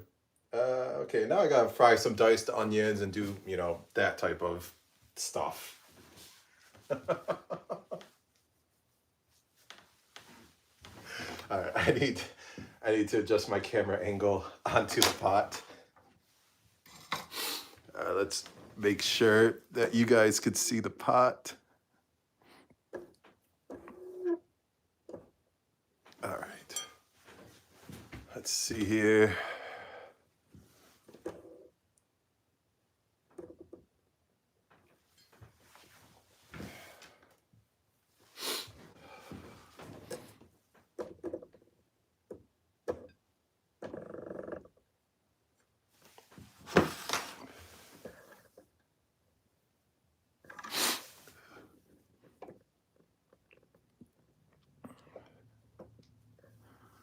All right, that should be okay. Oh boy. Oh. Oh, that was great. That was a lot of fun. The whole point of my OK Khalas, it's essentially just to, I want to be able to go back and find the very first OK Khalas.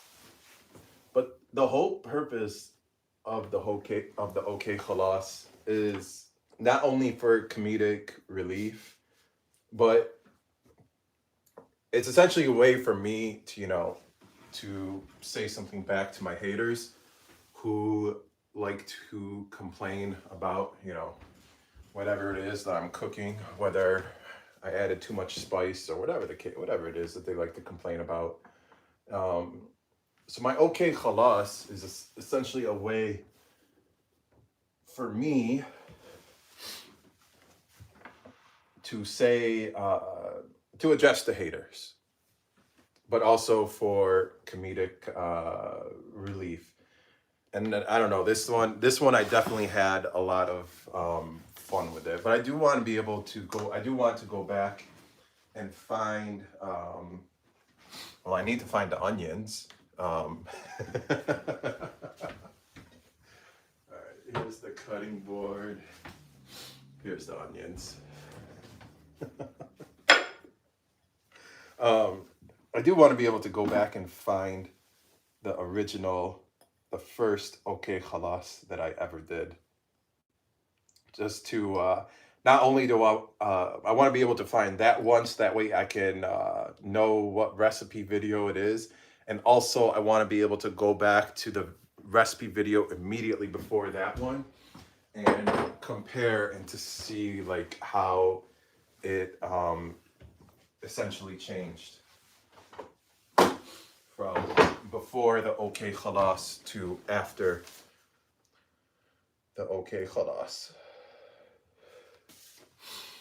All right, I think I put the oil away. Sounds good.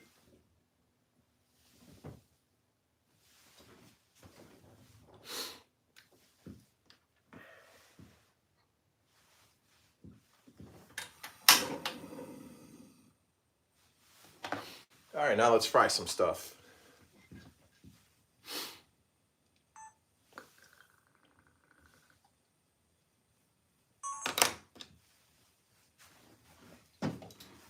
Now I'm all done with olive oil.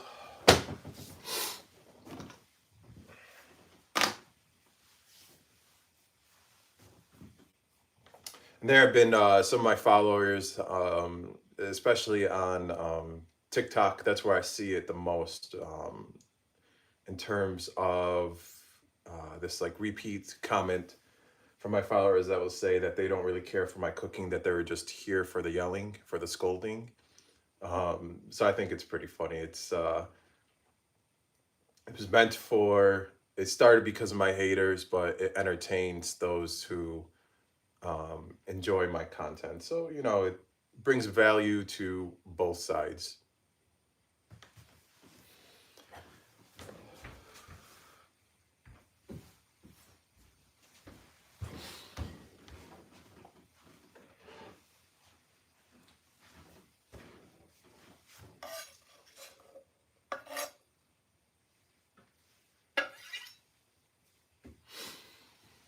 Oh boy, oh boy.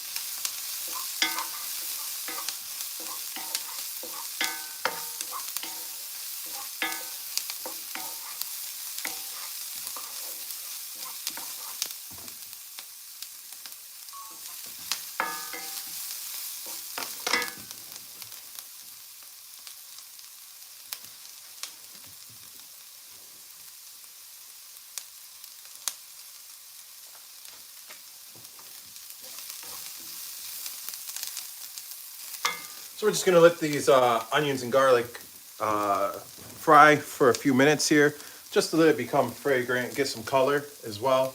And then we're going to add the lahma. We're going to add some seasonings.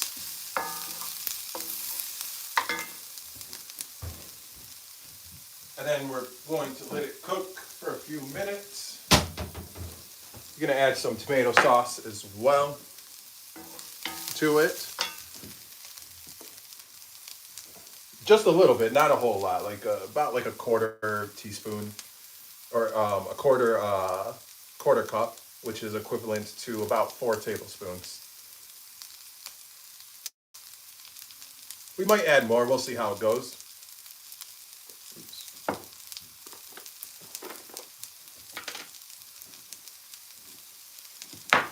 that's going to make a mess.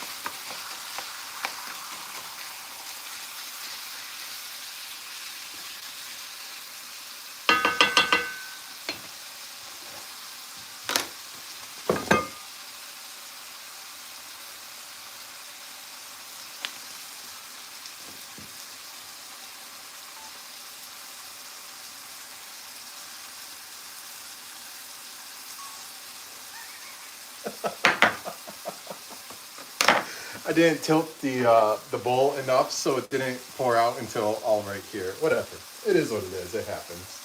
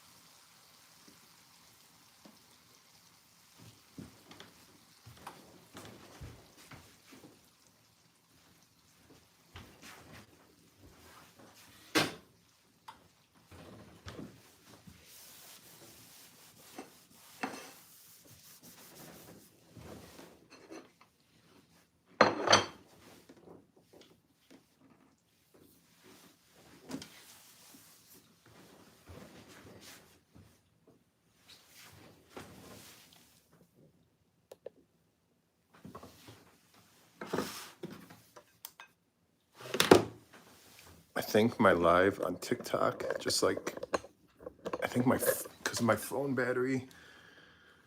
Let's see what just happened here. I don't even know what happened.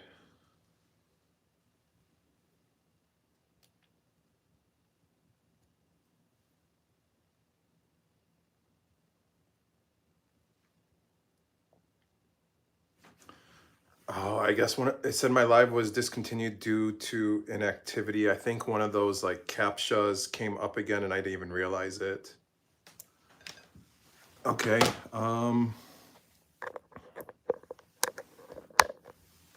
Sorry about that to everyone on TikTok. Let's see. Yeah. Let's see. Due to inactivity. I hate those CAPTCHA things that appear on the lives for TikTok.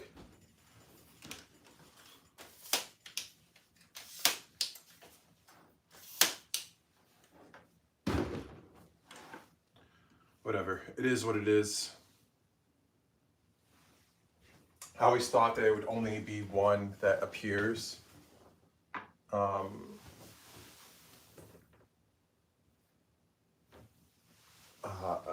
When you go live on TikTok, but I guess I was wrong. It is what it is. I'll be sure to pay attention to it for the next time I go live. Actually, here, what I could do.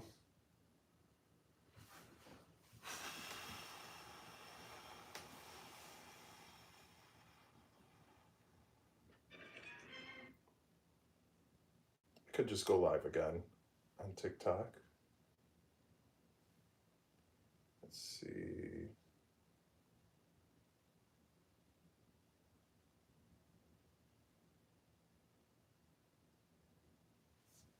That's what I'll do. Adjust everything.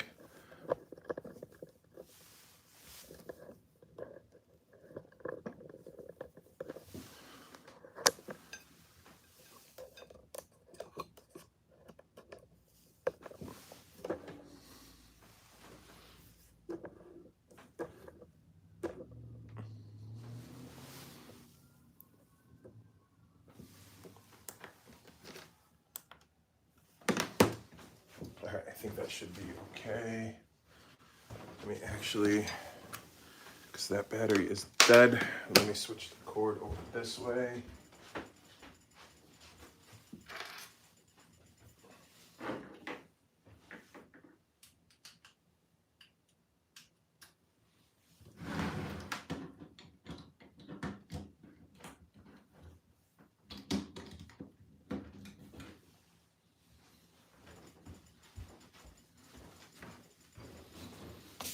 All right, for those of you just joining back in on TikTok, I apologize for that temporary disconnection. I guess I got kicked for inactivity, due to inactivity is what it said. So I'm assuming that another one of those CAPTCHA things that wants you to verify that you're actually human when you go live. Another one of those came up, I'm assuming, and that's why, and I did not do it in time. I didn't even realize that it came up on my screen. So I believe that's the reason why it said due to inactivity, and usually that CAPTCHA thing, if you don't get it, then you get booted. Because that did happen to me before, where I was attempting to do the CAPTCHA, but just couldn't get it because it's too small for me to see, so I struggle with it. And after so many times of me failing at doing it, it kicks you from the live. So I apologize about that, TikTok, but we are back in action.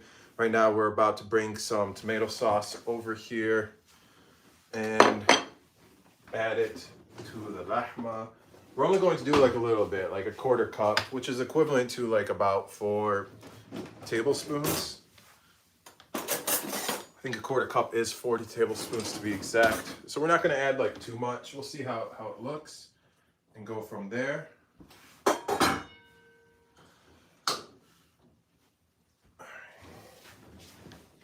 Coming over with the tomato sauce. This is homemade tomato sauce. We did this at the very beginning of the live. Onions, tomatoes, onions, garlic, tomatoes, coriander, cumin, sea salt, and black pepper, and then a little bit of water.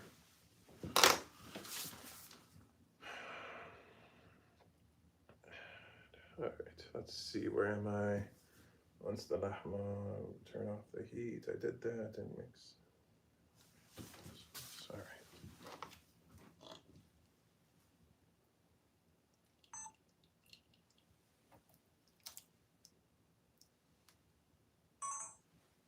Do one more.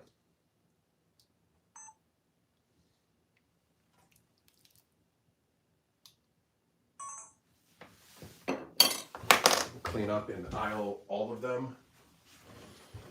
This can go back on the stove.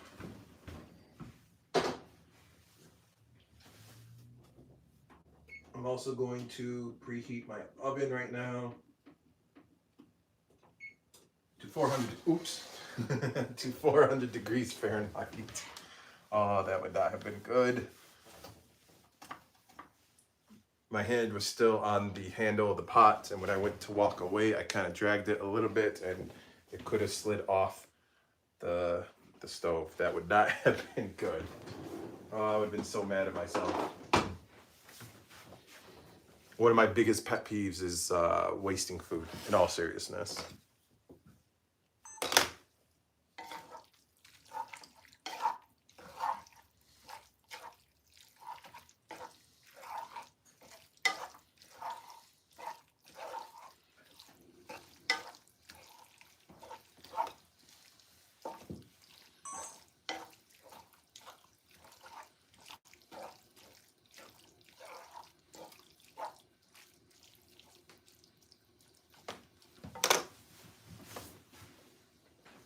All right, let's see.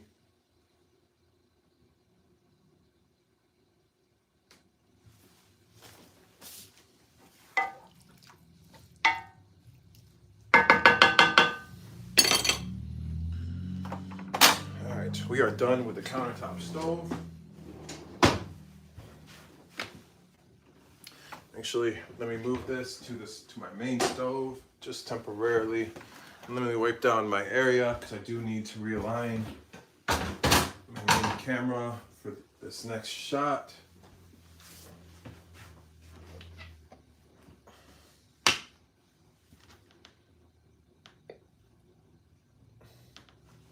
Actually, what I can do is, well, here's the towel. Let me wipe it down anyways.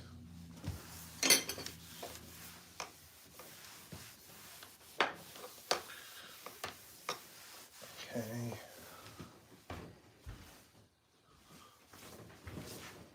Now I'll just do it like this. Bring this over here like so.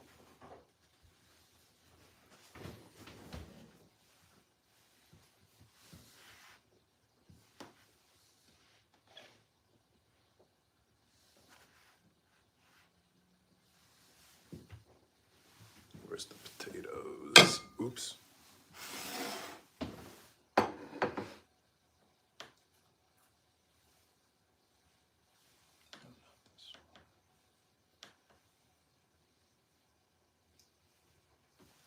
Okay, this one's good.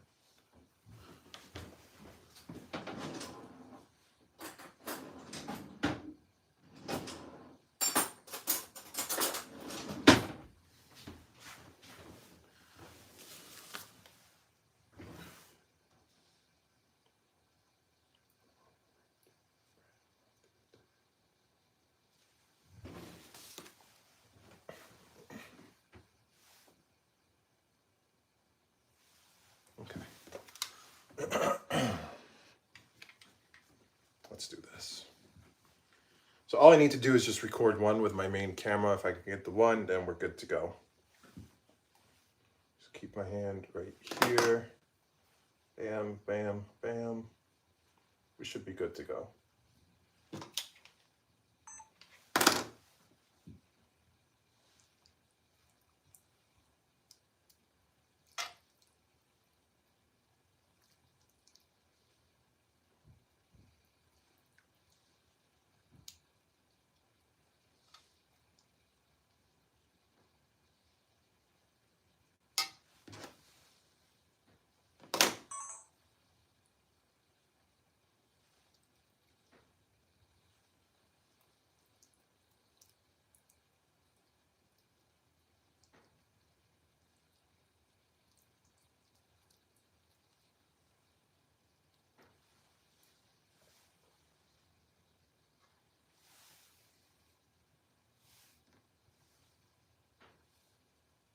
is this not getting in focus?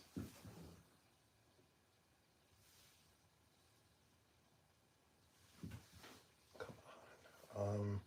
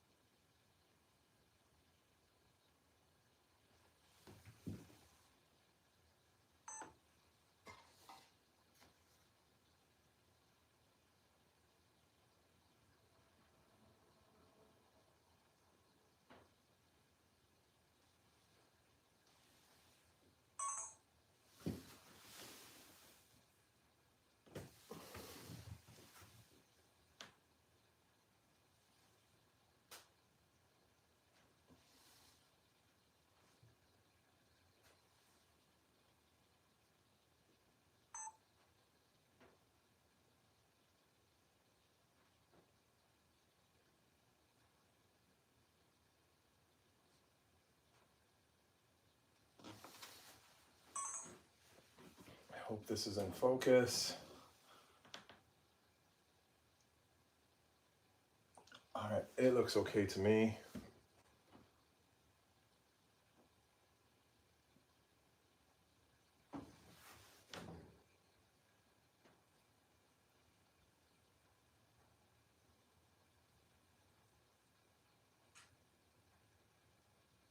Hey, that looks okay as well. We should be okay.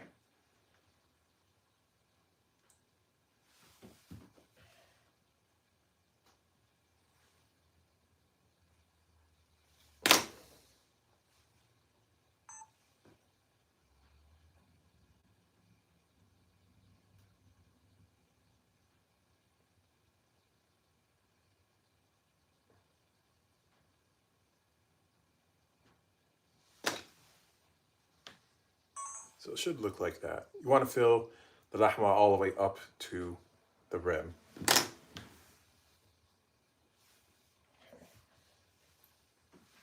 Got the shots that I need. Now I just need to simply fill these up.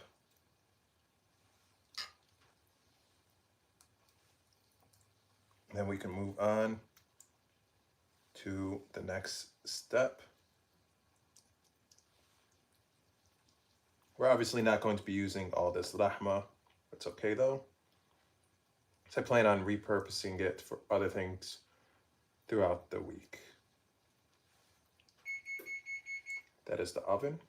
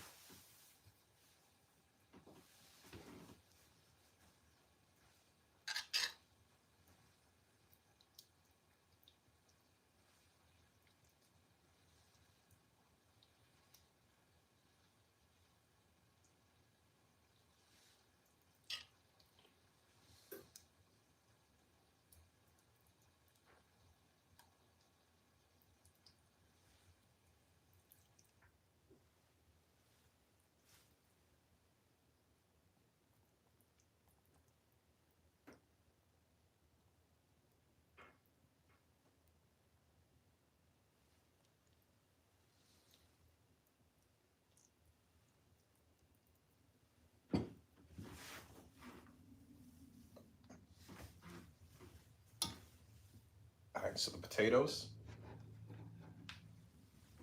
are all set.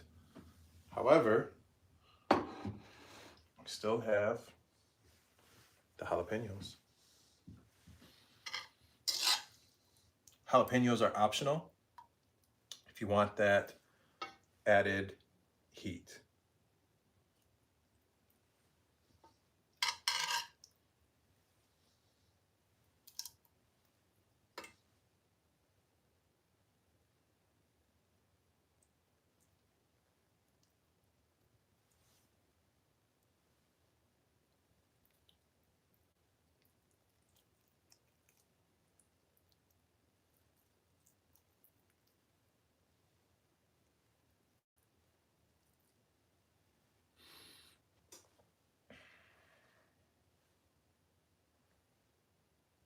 I need to grab a plate for the jalapenos. Be right back.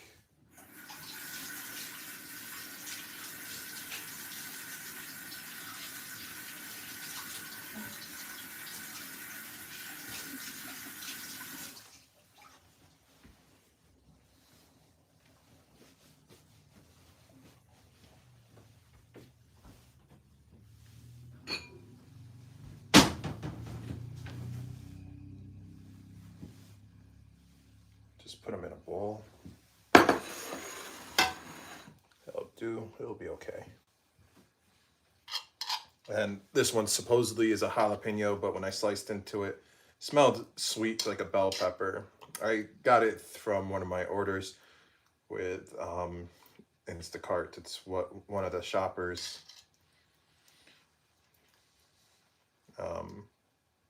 used for the order as a jalapeno.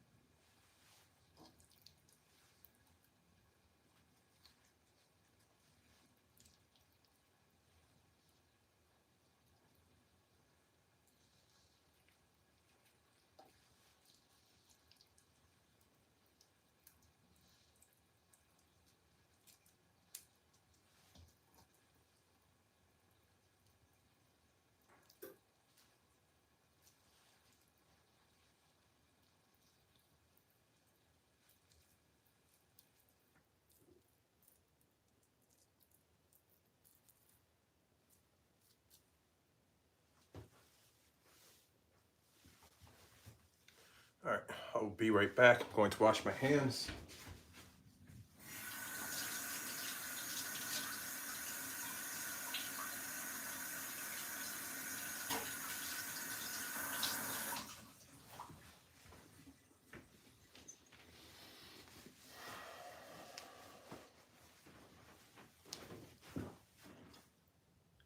Bismillah.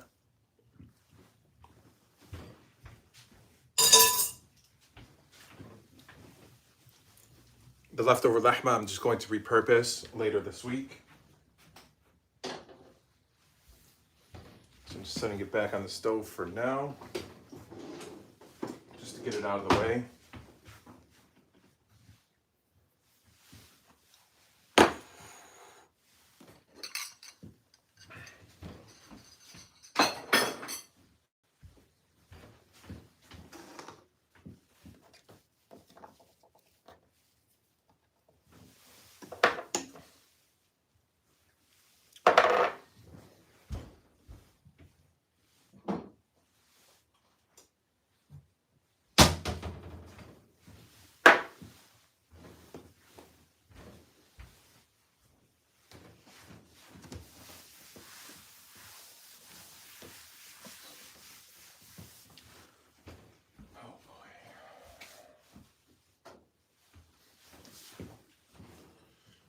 Now I need a baking dish.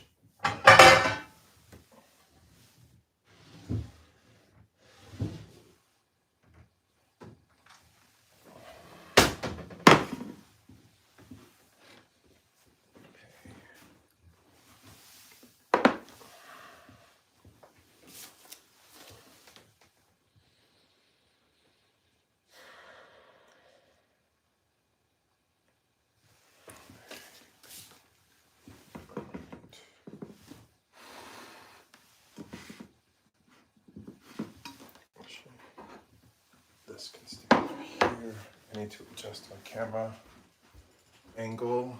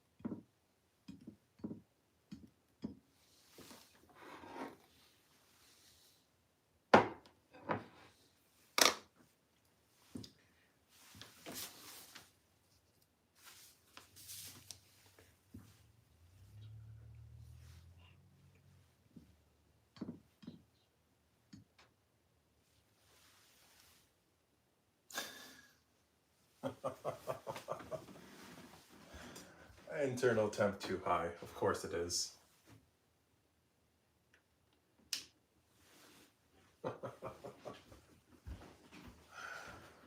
Oh boy. It's okay. I just gotta wait a couple minutes for my main camera to cool down so I could take this next shot of me setting the stuffed potatoes in the baking dish. Well, while we're waiting on that, here's a look at it. Here you go, YouTube. Here's how it looks so far. Here you go, TikTok. These are stuffed potatoes. So essentially what happened, made the tomato sauce, and then we set that to the side. It's been going on the stove for forever. And then we prepared the potatoes. We washed them, we peeled all the skin, we cut off both ends, and then we used a vegetable core to remove the guts, to hollow it out. And then we fried it for a few minutes on each side just to give it that nice brown color. Essentially, the reason for that is considering that this is going to bake in the oven, in tomato sauce, it will really soften the potatoes, but if you fry it for a couple minutes on each side, it will essentially firm up the outside, so that way when the potato bakes in the oven, it does not fall apart. So we just fried it for a few minutes on each side, and then we removed it from the oil, hit it with some sea salt and black pepper afterwards, and then we made the lahma filling, which is essentially ground meat with ground beef with onions and garlic and some seasonings. Then we added some of the homemade tomato sauce to it. We gave it a nice mix, and then we stuffed the potatoes, excuse me, with the lahma.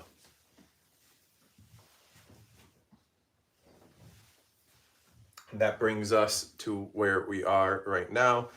Camera overheated. It just said internal temperature too high. So I just need to give it like a minute or two for it to cool down. I'm shocked that it happened right now and not earlier when my camera was up on the counter immediately, like in front of the pan as I was cooking the lahma and the tomato sauce and everything else. All right, let's give it a try and see what happens. We should be okay.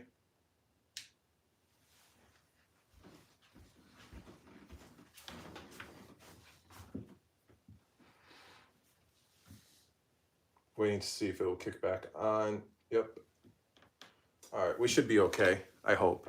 And you guys can see the screen, so this is the screen for my main camera. So you guys can see, essentially, this is going to be this is what I use to make the final cut of my recipe videos. My lives are just my lives, are just for me to go live and give you guys the behind the scenes. So let's go ahead and do this.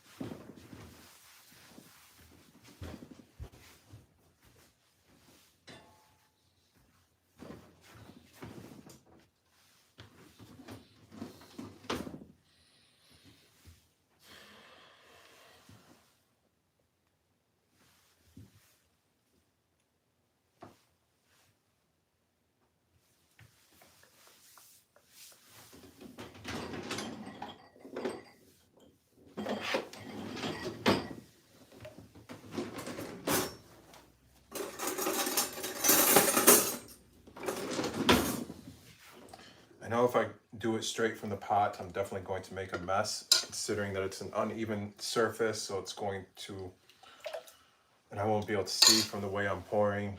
So I'll just do this for now. I am really half tempted to go for it, but I don't want to make a mess. Considering that it's such an uneven surface.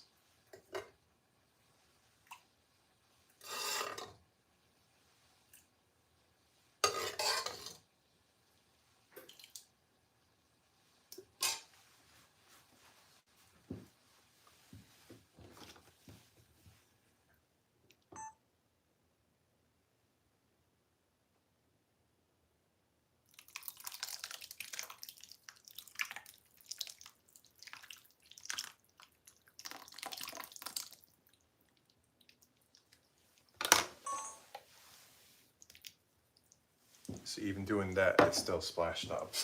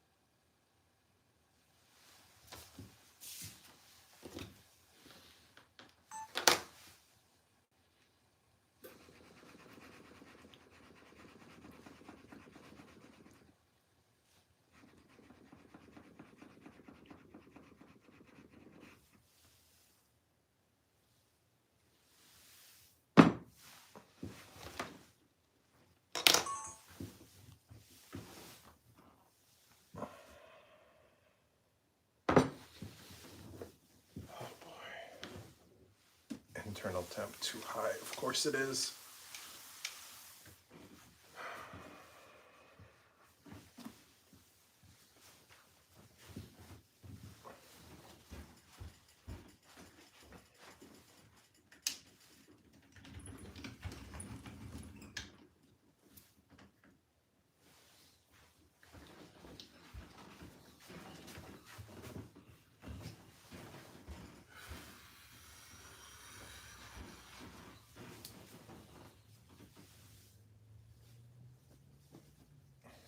I have to wait a couple minutes for the camera to cool down because I do have a recording line before I put this in the oven.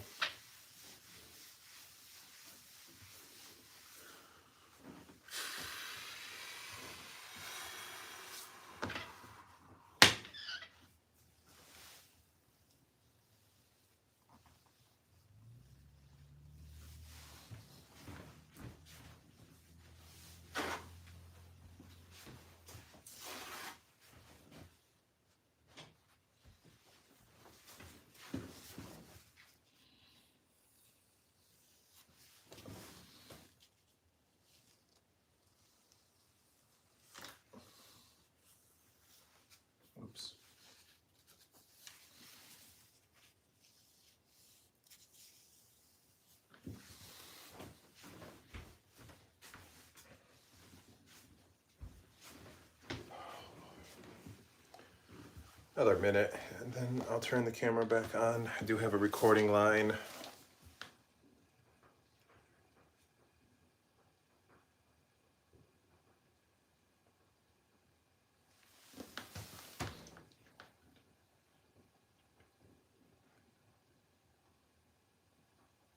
I'm not going to say that.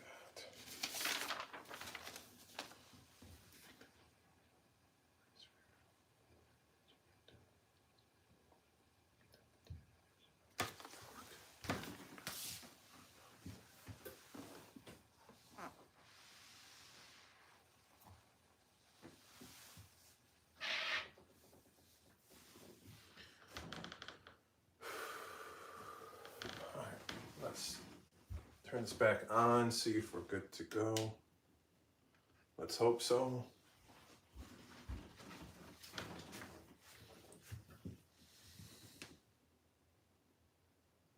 Oh, that's way too zoomed in.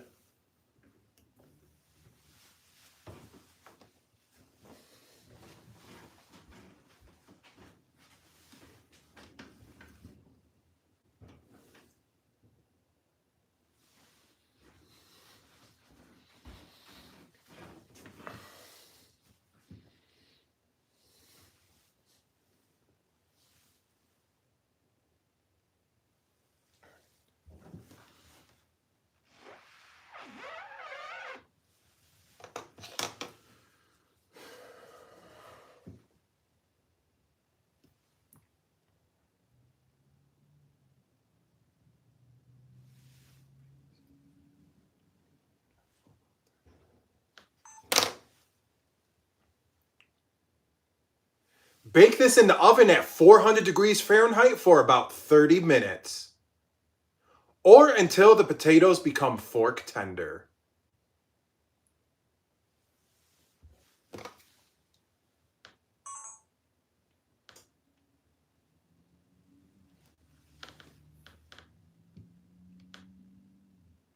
Bake this in the oven at 400 degrees Fahrenheit for about 30 minutes. Or until the potatoes become fork tender.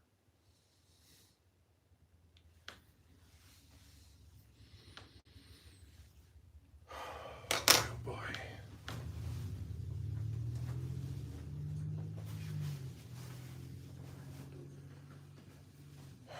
Let's try that one again.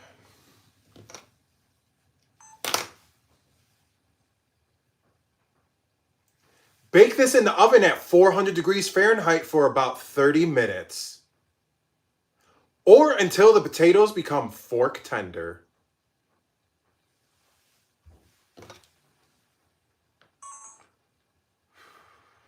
Let's see how that one looks. Bake this in the oven at 400 degrees Fahrenheit for about 30 minutes. Or until the potatoes become fork tender. Good to go.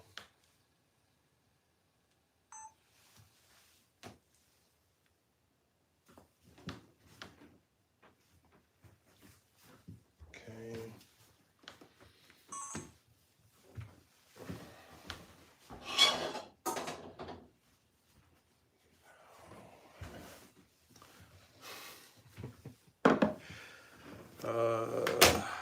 Kitchen's a disaster right now. It's okay though. Could be worse. All right. I need to move my camera over for the oven shot. So let's rotate you guys this way, and then do this.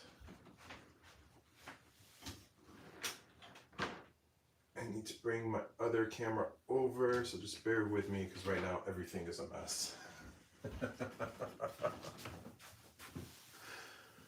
Oh boy, oh boy, oh boy.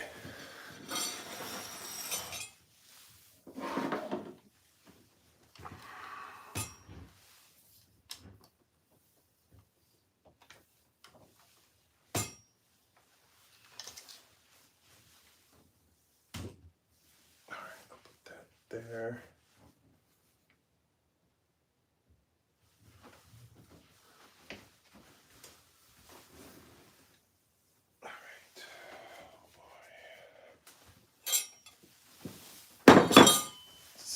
trying to reach the potato tray, but my camera's in the way.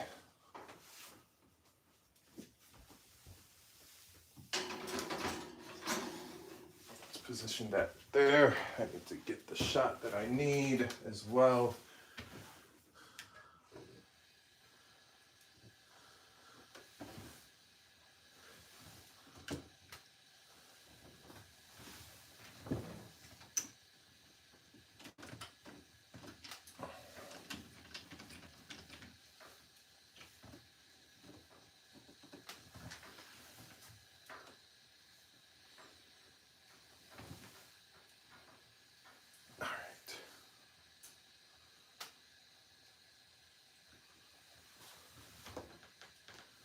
All right, ladies and gentlemen, let's do this.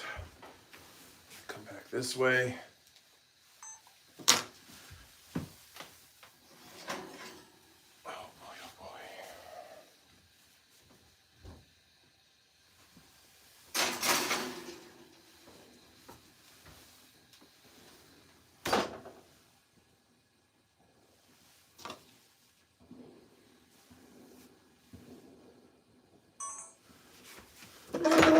Oops. All right, let's all review that shot together.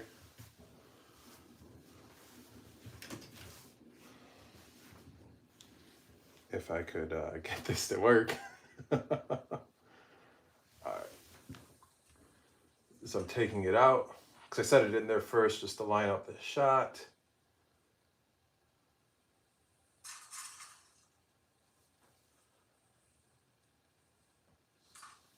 And there's my foot. All right, I got the shot that I need. Let me put this back over here. For now, I need to move this stuff out of the way and we need to clean up the kitchen. I also need to get ready for my shot when it comes out of the oven.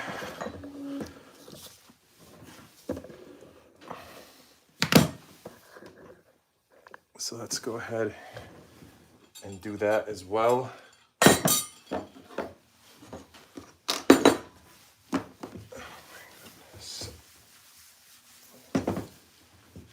Oh boy, oh boy. All right, let's bring the camera over here.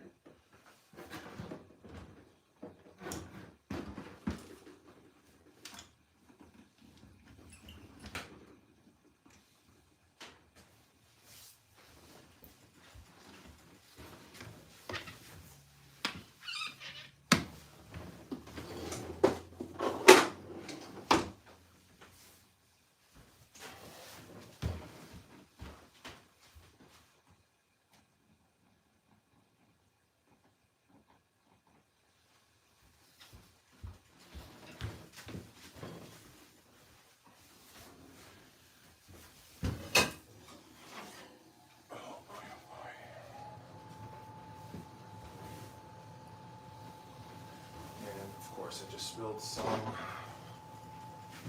It's not good. Damn.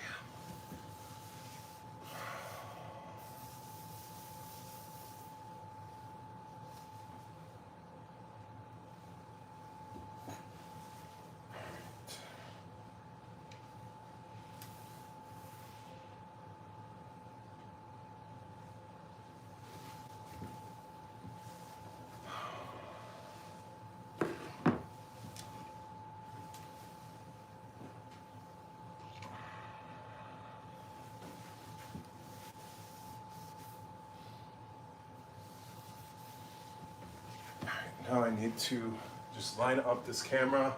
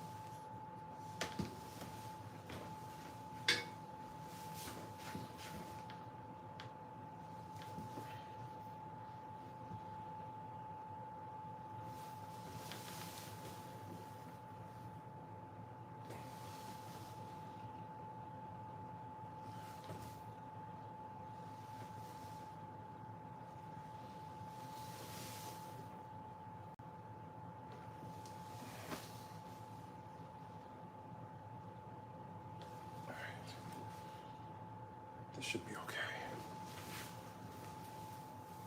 Let's get her back in the oven.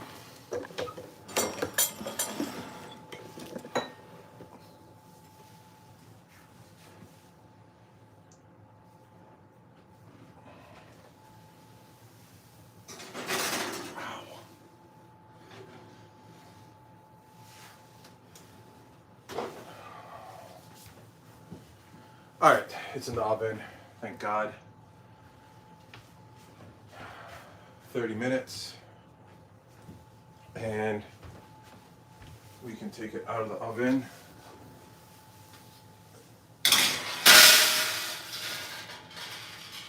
So at like 9:45-ish, we'll take it out of the oven.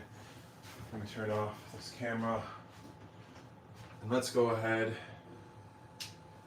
and clean up this kitchen because it is a mess. All right, let's see.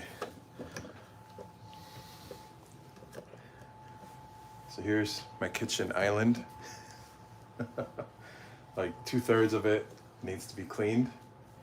And then here's the rest of the kitchen. Starting with the stove, we got some leftover lahma over here. This is the pot that we used for the tomato sauce. There's none left. We got some cilantro that we need to chop up, but we're going to clean up first. So we need to clean all this up. And the dishwasher needs to be empty too. All right, let's see here. I'll put you guys like that for now. Let me wash my hands.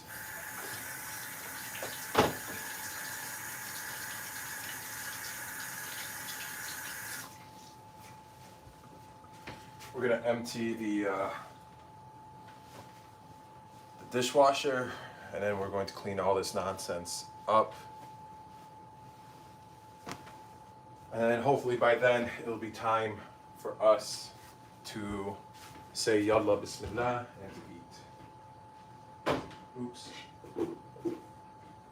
Oh, there's also stuff on my kitchen table, like some cutting boards, the knife, and whatnot. So I need to remember to get that stuff too.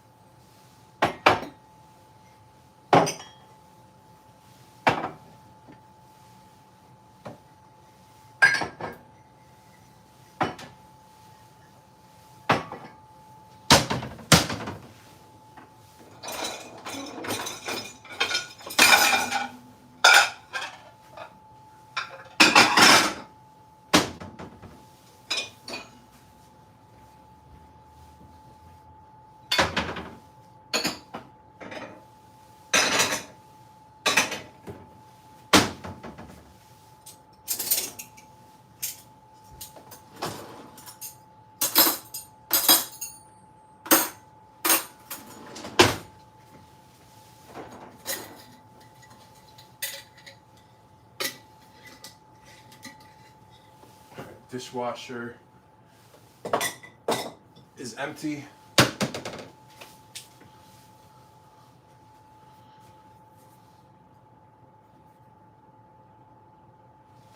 Immersion blender is clean, so we can put that back together. It's just 2 pieces, like so. That simple. So we're all set with that.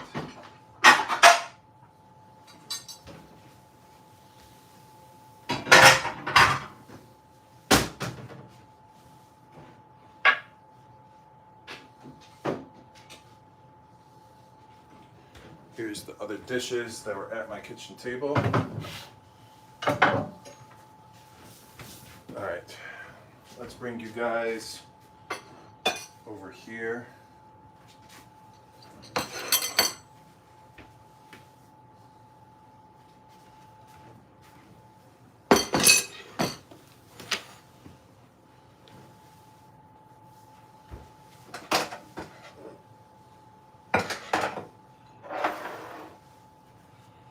That should be enough. That should be good enough. Let's take a little trip.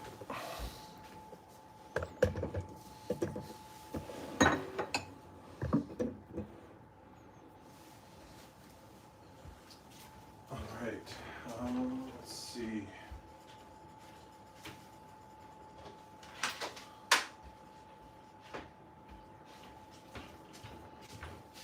I also need to plug you back in, actually, while we are over here.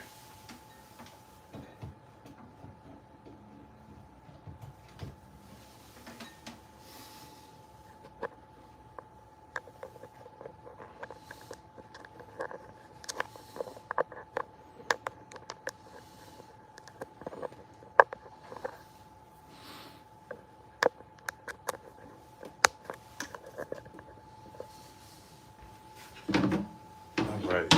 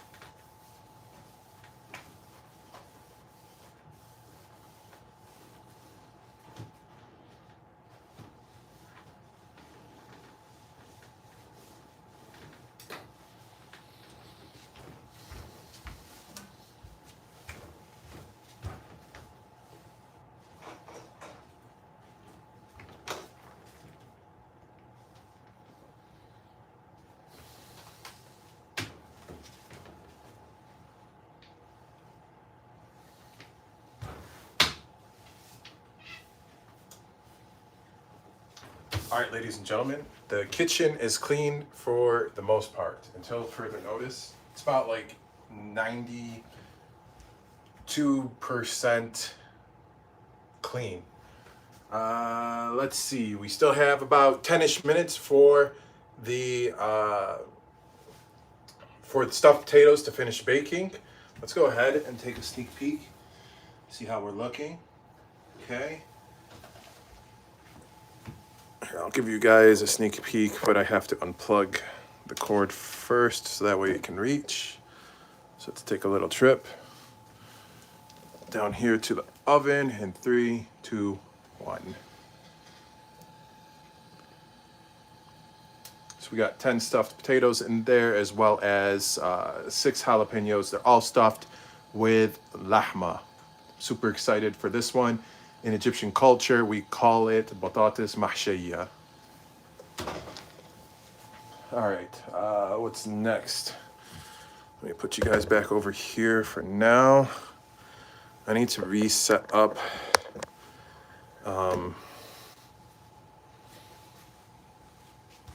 set up the camera shots for when I take it out of the oven. I usually do that before I put it in the oven. I put it in the oven, but then, you know, I moved it afterwards without like completely forgetting. But I mean, the countertop did need to be clean, so it is what it is. The camera angle is still the same, but I'll just use this as a guide. Let's see. Bring this down a little bit more. Then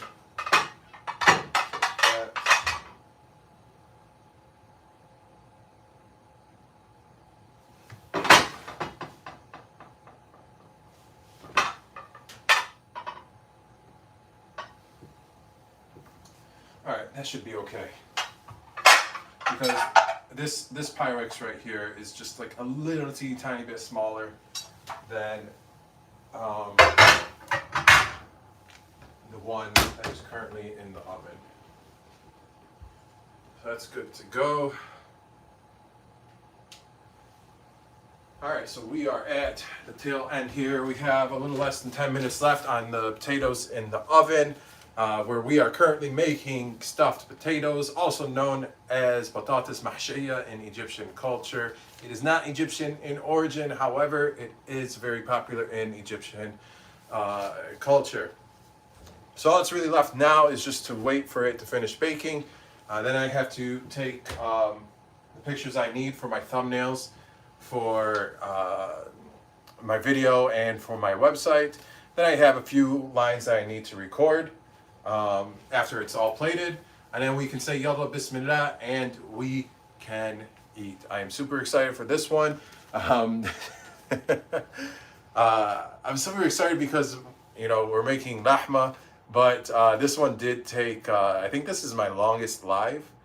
I wish it could have been much shorter, but where a lot of the time came into when I was coring the potatoes, like removing removing the centers and all that good stuff. That did take quite some time, but we are at the tail end of this live, thankfully, so we are almost there. What else? At the beginning of my live, I did give a shout out to one of my YouTube members, John Smoot. If you are tuning in right now, earlier at the beginning of this live, I did give a shout out and a thanks, because after looking back at my last live where I made, what did I make? Oh my goodness. I either made the stuffed peppers or the ruz bil-laban, or the rice pudding. Either the stuffed pepper or the rice pudding. I don't remember. I'm tired. But anyways, it was in my last lives where you went above and beyond, and you were gifting those like 1-month memberships to a lot of the other people who were tuning in to my YouTube live that were participating in the lobby. So thank you to John Smoot for all of your support and enthusiasm. I do appreciate you. Thank you very much. And I also pointed out that when I was going through the comments, one of your comments, I don't remember exactly how it was, so I'm kind of just like paraphrasing more or less, where you had said, somebody had said to you that I should be thanking you like during that live, but I guess they didn't know about my vision disability, where I can't necessarily read the comments as they are coming in from you guys. And then you had responded saying that it's okay that I put in the hard work and I don't have to thank you, which I do appreciate that, but at the same sense, if I see it, I'm going to acknowledge it and show my appreciation. So thank you, John. I appreciate you, as well as everybody else who has joined my YouTube membership. So thank you to all of you guys. I did, was it last week? No, I made the stuffed bell peppers last. Last week I didn't go live, but 2 weeks ago. So 2 weeks ago was when I made the stuffed bell peppers. So that means 3 weeks ago I made the rice pudding and the milk pudding.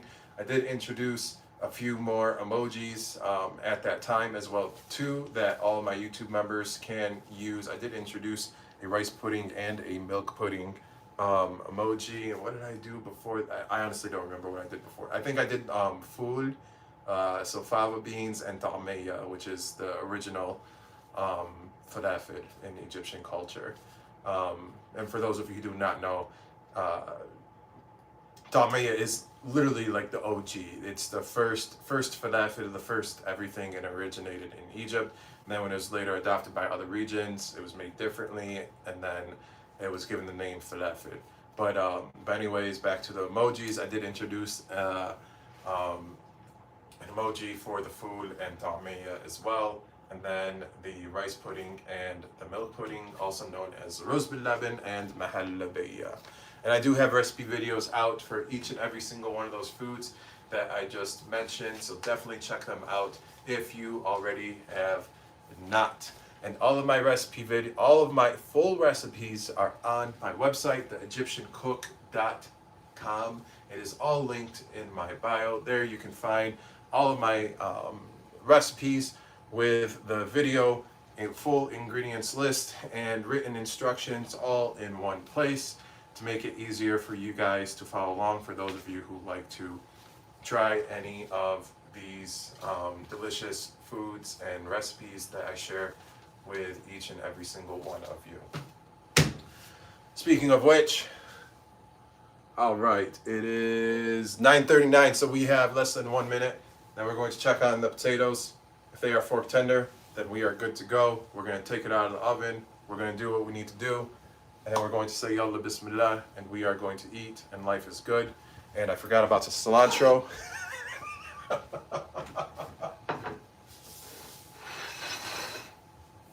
Whatever.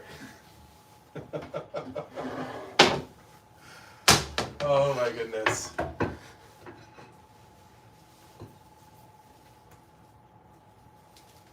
I like looked at it, but then like I didn't think anything of it. Then I looked at it again like a little bit afterwards, and I was like, I need to chop that and have it ready, so that way when it comes time for me, to garnish, I don't have to stop, and then so I might as well do it during the downtime.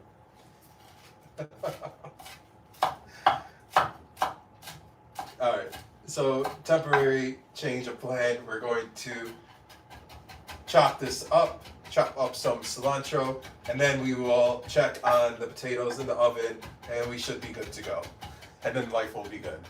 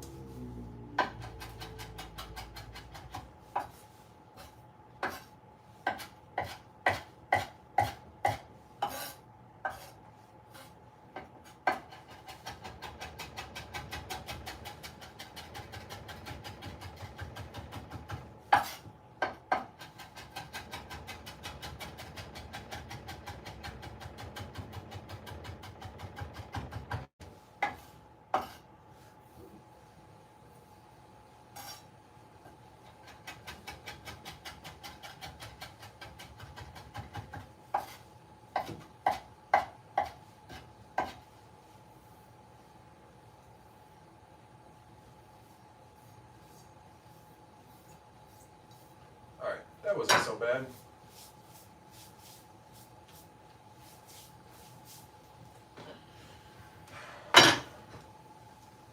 Set this back to the side.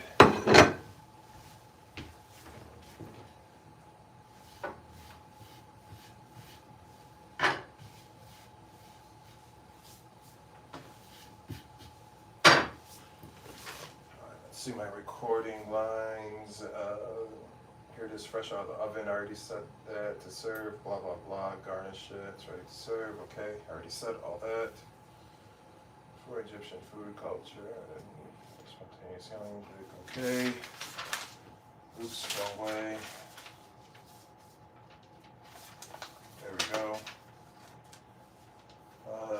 It's about time I made this up. Let's make stuffed potatoes. Alright, this shouldn't be too bad, I hope. But knowing me, it's probably going to take me 17 hours to record these last few parts. I'm kidding. I hope it doesn't. Alright.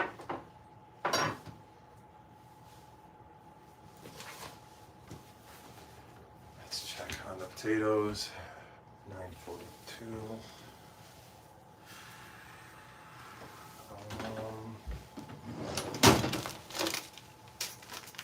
Toothpick is what I'll use.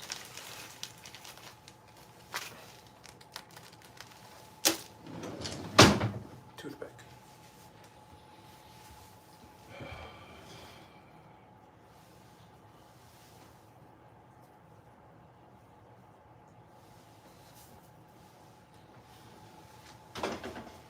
We're good to go.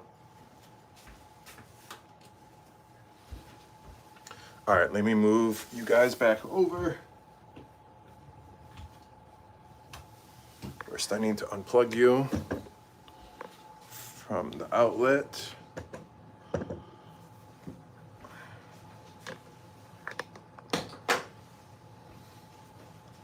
Just give me one moment to get you guys all situated.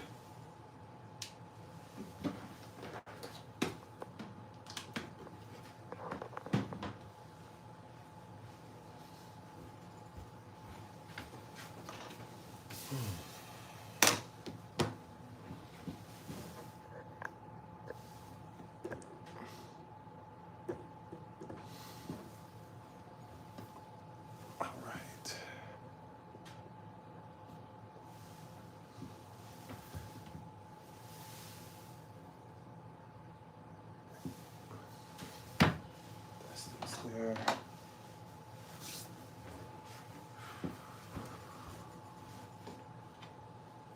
Oven mitts.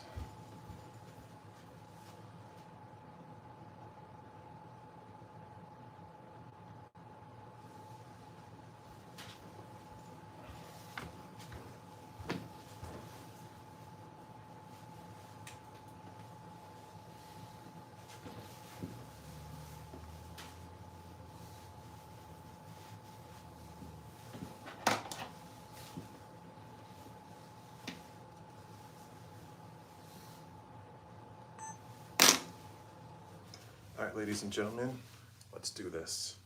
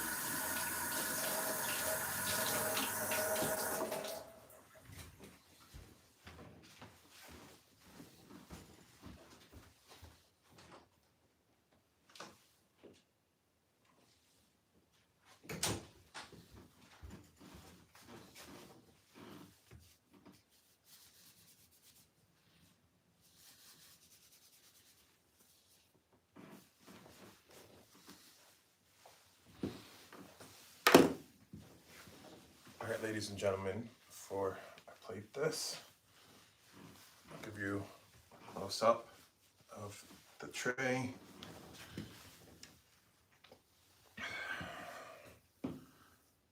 There you go, YouTube. There you go, TikTok. So let's go ahead, move this, and then move this, and put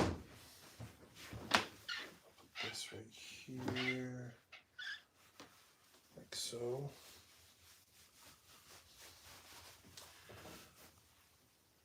This will go right here. Okay. This can move.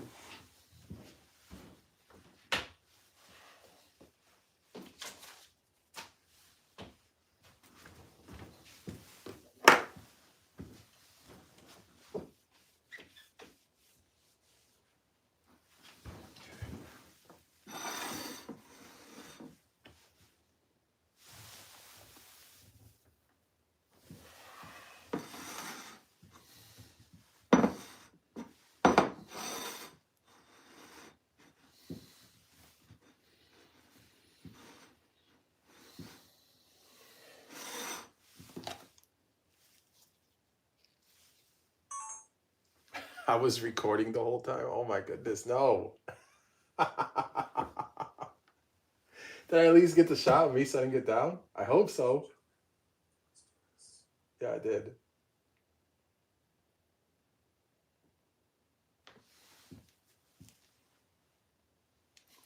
I was recording with my main camera the whole time. Oh my goodness. All right, let's try this again.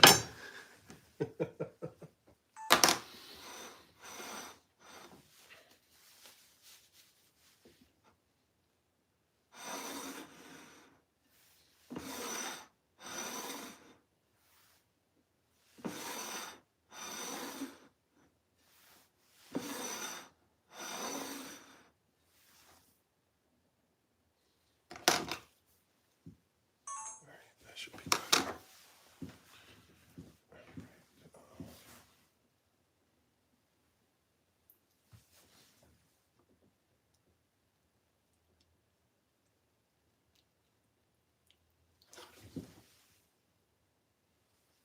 That's the one that, oops, I just spilled some sauce. Of course, the one that I grabbed was the one when I was coring the potatoes. I went in too deep with the vegetable core, so it went all the way through. So of course, the first one that I grabbed is that one. It is what it is. Could have been worse.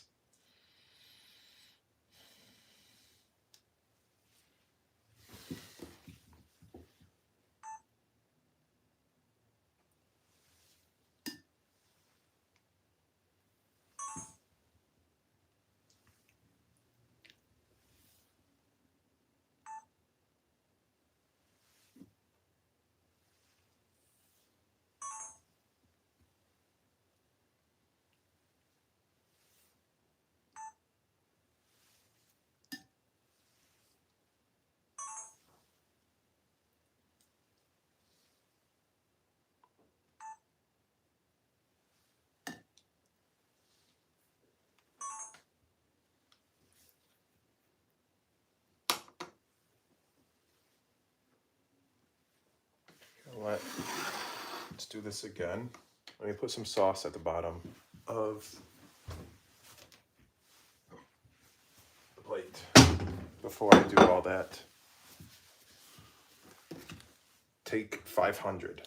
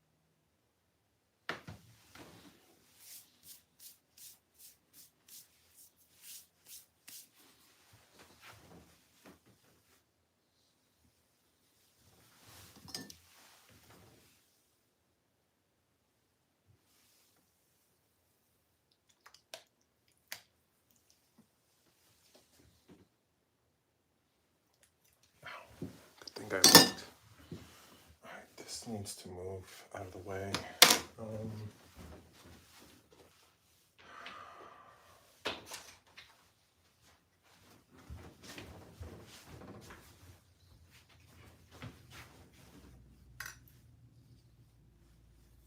From my point of view, it looks like the center, you know, I should put one more there, but from the camera's point, from the camera's point of view, or like the viewer's point of view, doesn't need one more there in the middle. It's a good thing I looked. Okay. That's a mess.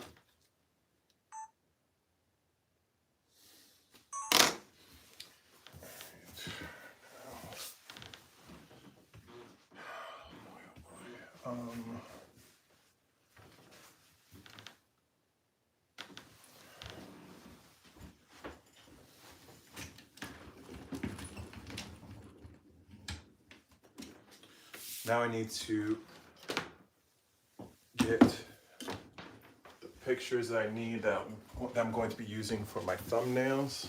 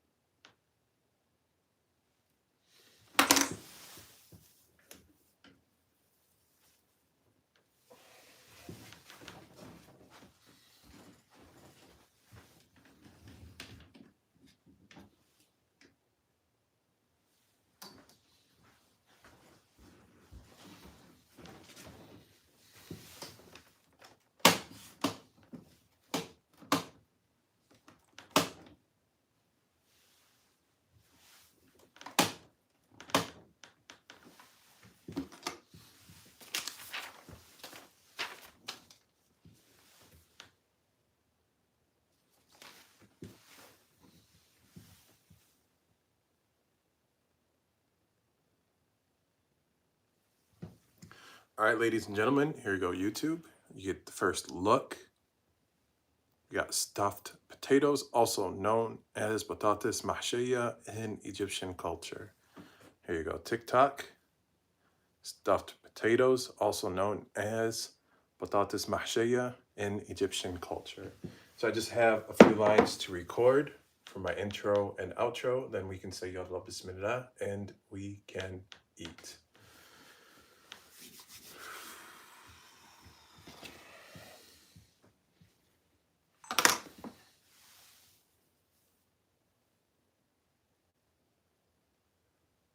For more Egyptian food, culture, and spontaneous yelling, click join to become a member. It is one of the best ways to support what I do. Hopefully all of that was in focus. And when I say all of that, I mean specifically the food. All right, we're in focus. For more Egyptian food, culture, and spontaneous yelling, click join to become a member. It is one of the best ways to support what I do. All right, that one came out good. First try.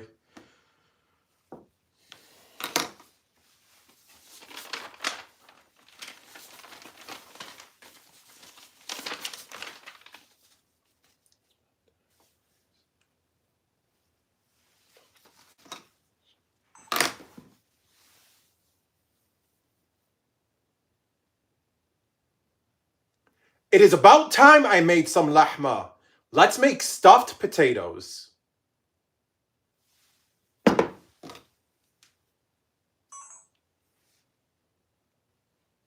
see how we look. And when I say we, I mean the food, because that's what I want to be in focus. So far, so good. It is about time I made some lahma. Let's make stuffed potatoes. Good to go.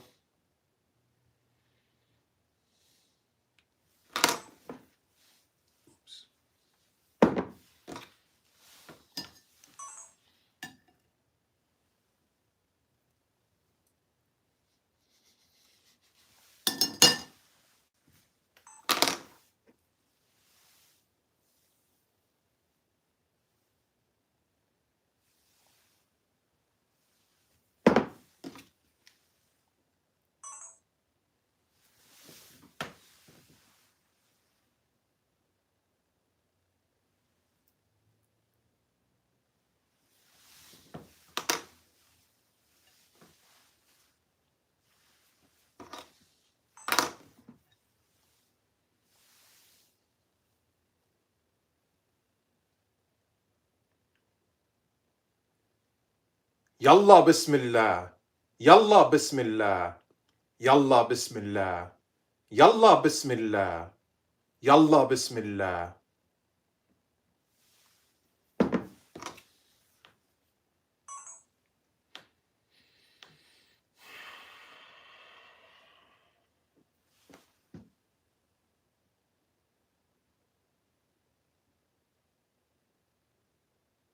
Yallah, Bismillah. Yallah, Bismillah.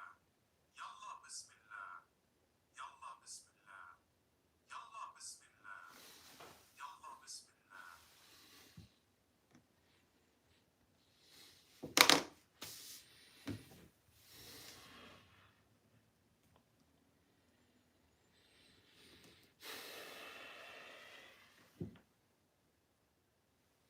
Okay. We should be good.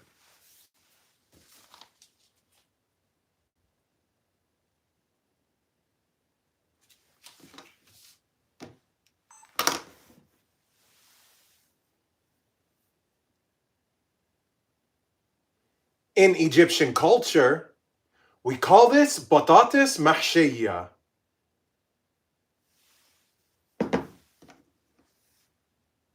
I recorded that as a voiceover. I used to do it like for my intros. I would show myself with the food. I might go back to doing that. We'll see. All right, ladies and gentlemen, let's eat. We said Yallah, Bismillah. Now we can eat.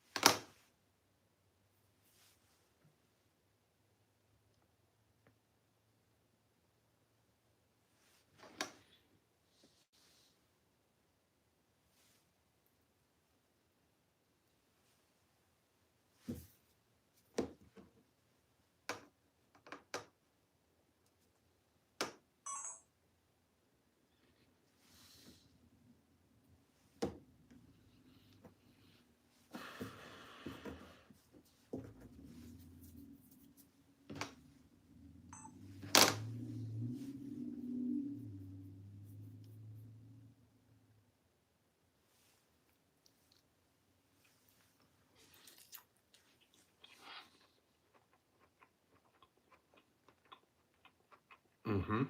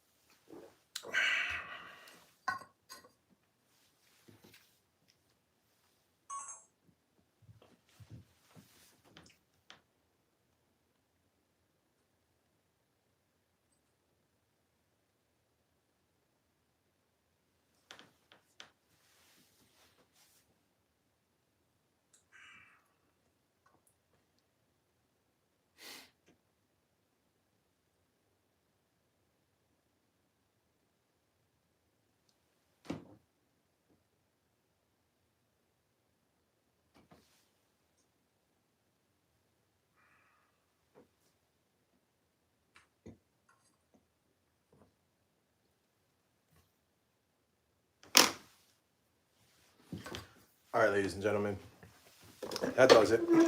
I'm spent for tonight. Today's live. This has by far been my longest cooking live. I think we're going on like 27 hours or something like that. No, I'm kidding. But I think this one took like 5-6 hours. I think it took 6 hours. So I'm tired. I really am, from all this cooking and camera work and all that good stuff. And I still have like about, I don't know, like 4, 5, 6 hours of editing to do to get this done. But anyways, what I just did there at the end. So for those of you who do not know, this is called an ulla. I don't know what ulla translates to, and I don't know like what the exact translation from Arabic to English is. All I know is that in Arabic we call this ulla, and it's essentially a clay pot, or it looks like a vase. I'm just going to say clay pot, and it's what we use to drink water out of. So that's what's in here. Is, I don't know if you can hear that swish swish noise inside, but that's water inside of here. And what happens is you pour the water in, and then right at the top here at I'll put my finger, so just below where my finger is, there will be like a I don't know if you'll be able to see it or not in there. It's essentially like imagine like a flat layer, like this right here where my finger is going across, but then like a few holes are drilled into it. Kind of like, you know, if you go to open, like a can of tomato juice, for example, you poke the one hole to pour it out of and then the other hole for the air. So it's the same concept, but it's at this level right here. You fill it up with water, and considering that this is made out of clay, as you can see, it has, it's condensing on the bottom half of it, because originally like from where the water level was. So that condensation is a good thing. Think of it like, think of it as a way that it keeps it cool. So even if you add, for example, even if it's hot outside, this will remain cool. And then you just drink from it like what I just did. I actually do plan to post a video in regards, like exclusive for the ulla. Last year when I was in Egypt, I did work on, I went to this place where we actually got to see them make an ulla right in front of us, like from fresh clay and everything. But I never posted that video. In terms of like all the things that I did last year when I was in Egypt. But this is one that I still have to write it out, because I'm going to do it kind of like a combination video, whatever you want to call it, where part of it is me in Egypt at the time of this, and then the other half will be here of me just simply filling it up with water and showing the condensation, and then saying Yallah, Bismillah, and drinking from it. So yeah, and on top of my fridge here, and then this is just a little lid. It's as simple as that. And on top of my fridge here behind me, it's like a medium-sized ulla. Same concept. So I don't know if you'll, so right here where my finger is, that's where that like 2-hole pocket system, whatever, I don't know what the correct terminology is for it, is. I don't know. This one's empty though. There's no water in this. So you only want to keep it filled with water like as you drink. So if I filled, so this could probably, this large one could probably fit almost a gallon of water in it. Just like roughly, probably like 3/4 of a gallon, I would say. If I were to put that in today, you know, based on how much water I drink, but you know, in the next 2 days, it should be gone. You don't want it to sit, the water to sit in here for too long. You want to keep on cycling it in and out. So yeah, it's an ulla. Other than that, thank you, ladies and gentlemen, for tuning into my live today. I should say today, considering that this has been like 6 hours and counting. where we made stuffed potatoes, also known as batatas mahshaya in Egyptian culture. Essentially, just to give you guys a quick rundown of what happened. Where is even the tray? Oh, the tray's over here.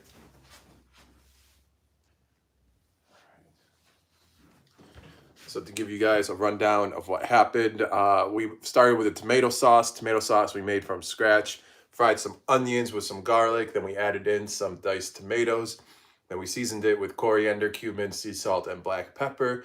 We added a little bit of water just to thin it out a little bit, then we blended it all with an immersion blender. Then we set that to the side and we started working on the potatoes. First, we washed them, we peeled them, and we used the vegetable core to remove to essentially hollow it out and turn it into like a cup. And then we fried it for a few minutes on each side in some olive oil, just to essentially firm up the outside and to give it some nice color. Then we hit it with a dash of sea salt and black pepper as soon as we took it out of the oil. Then after that, we started working on the lahma. We fried some onions with some garlic. And then we, once it became fragrant and the onions and garlic had some color, we added the lahma. The lahma I used was ground beef, 80% lean ground beef. We added coriander, nutmeg, sea salt, and black pepper for the seasonings for the lahma. And then once it browned, we turned off the heat, and then we added about half a cup of the homemade tomato sauce, and we mixed it all together. Once that was said and done, then we went back to the potatoes. We stuffed it with the lahma all the way to the rim. And then we also stuffed some jalapenos all the way to the rim. And then we set everything in the baking dish. And also all the end pieces for the potatoes. When it came to preparing the potatoes, I cut off both ends the long way so that the potato could stand up on its own. And those end pieces and the potato guts, we saved all of that. We fried it for a few minutes just to give it some nice color. And then we added it all to the baking dish. So now that we're back up to speed and we stuffed the potatoes, we set the stuffed potatoes in the baking dish. Then we added all the leftover pieces of the potatoes just to fill in the gaps. And then we've added the stuffed jalapenos as well. We poured the tomato sauce over it. Then we baked it in the oven for a little over 30 minutes. I think it was like 35 minutes to be exact, or until tender. And then we took it out, we plated it, we garnished it with some fresh cilantro. And then I did my intro and outro, said Yallah, Bismillah, and then we ate. And then we just drank from the Allah. So that essentially wraps up my 32-hour long live today where we made these stuffed potatoes. So thank you everybody for joining in to today's live. Appreciate each and every single one of you. For those of you who are not currently a member on my YouTube channel, go ahead and click that join button. It is one of the best ways to support what I do here in my kitchen, sharing Egyptian food, culture, and of course the spontaneous yelling. And speaking of spontaneous yelling, I think today by far is my absolute favorite okay khalas of all the okay khalas I have done thus far. I was laughing hysterically as it was happening, as I was saying it and doing it. I was laughing hysterically as I was writing it on my computer and just, saying it out loud for the first time. And I'm laughing right now. I'm trying to keep myself from laughing right now, just thinking about it. So stay tuned for that. But like I said, if you're not a member, go ahead and click that join button on my YouTube channel. You get early access to all my recipe videos and all my videos in general before anyone else. You get early access to them a week before anybody else. You also get other cool perks like the custom emojis that I've created, like ones for food, ta'amiyya, for rice pudding, milk pudding, molokhia, kosheri. I even made an emoji for okay khalas. For everyone else who tuned in today, thank you very much for being a part of my live today. I appreciate each and every single one of you. The full recipe video for this will post exclusively tomorrow for my YouTube members. Next week is when this will post for everyone else. The full recipe, including video, ingredients list, and written step-by-step instructions will be on my website, theegyptiancook.com. That is where you can find all of my recipes and anything and everything about me. Other than that, thank you for everyone who tuned in today, and have a wonderful night.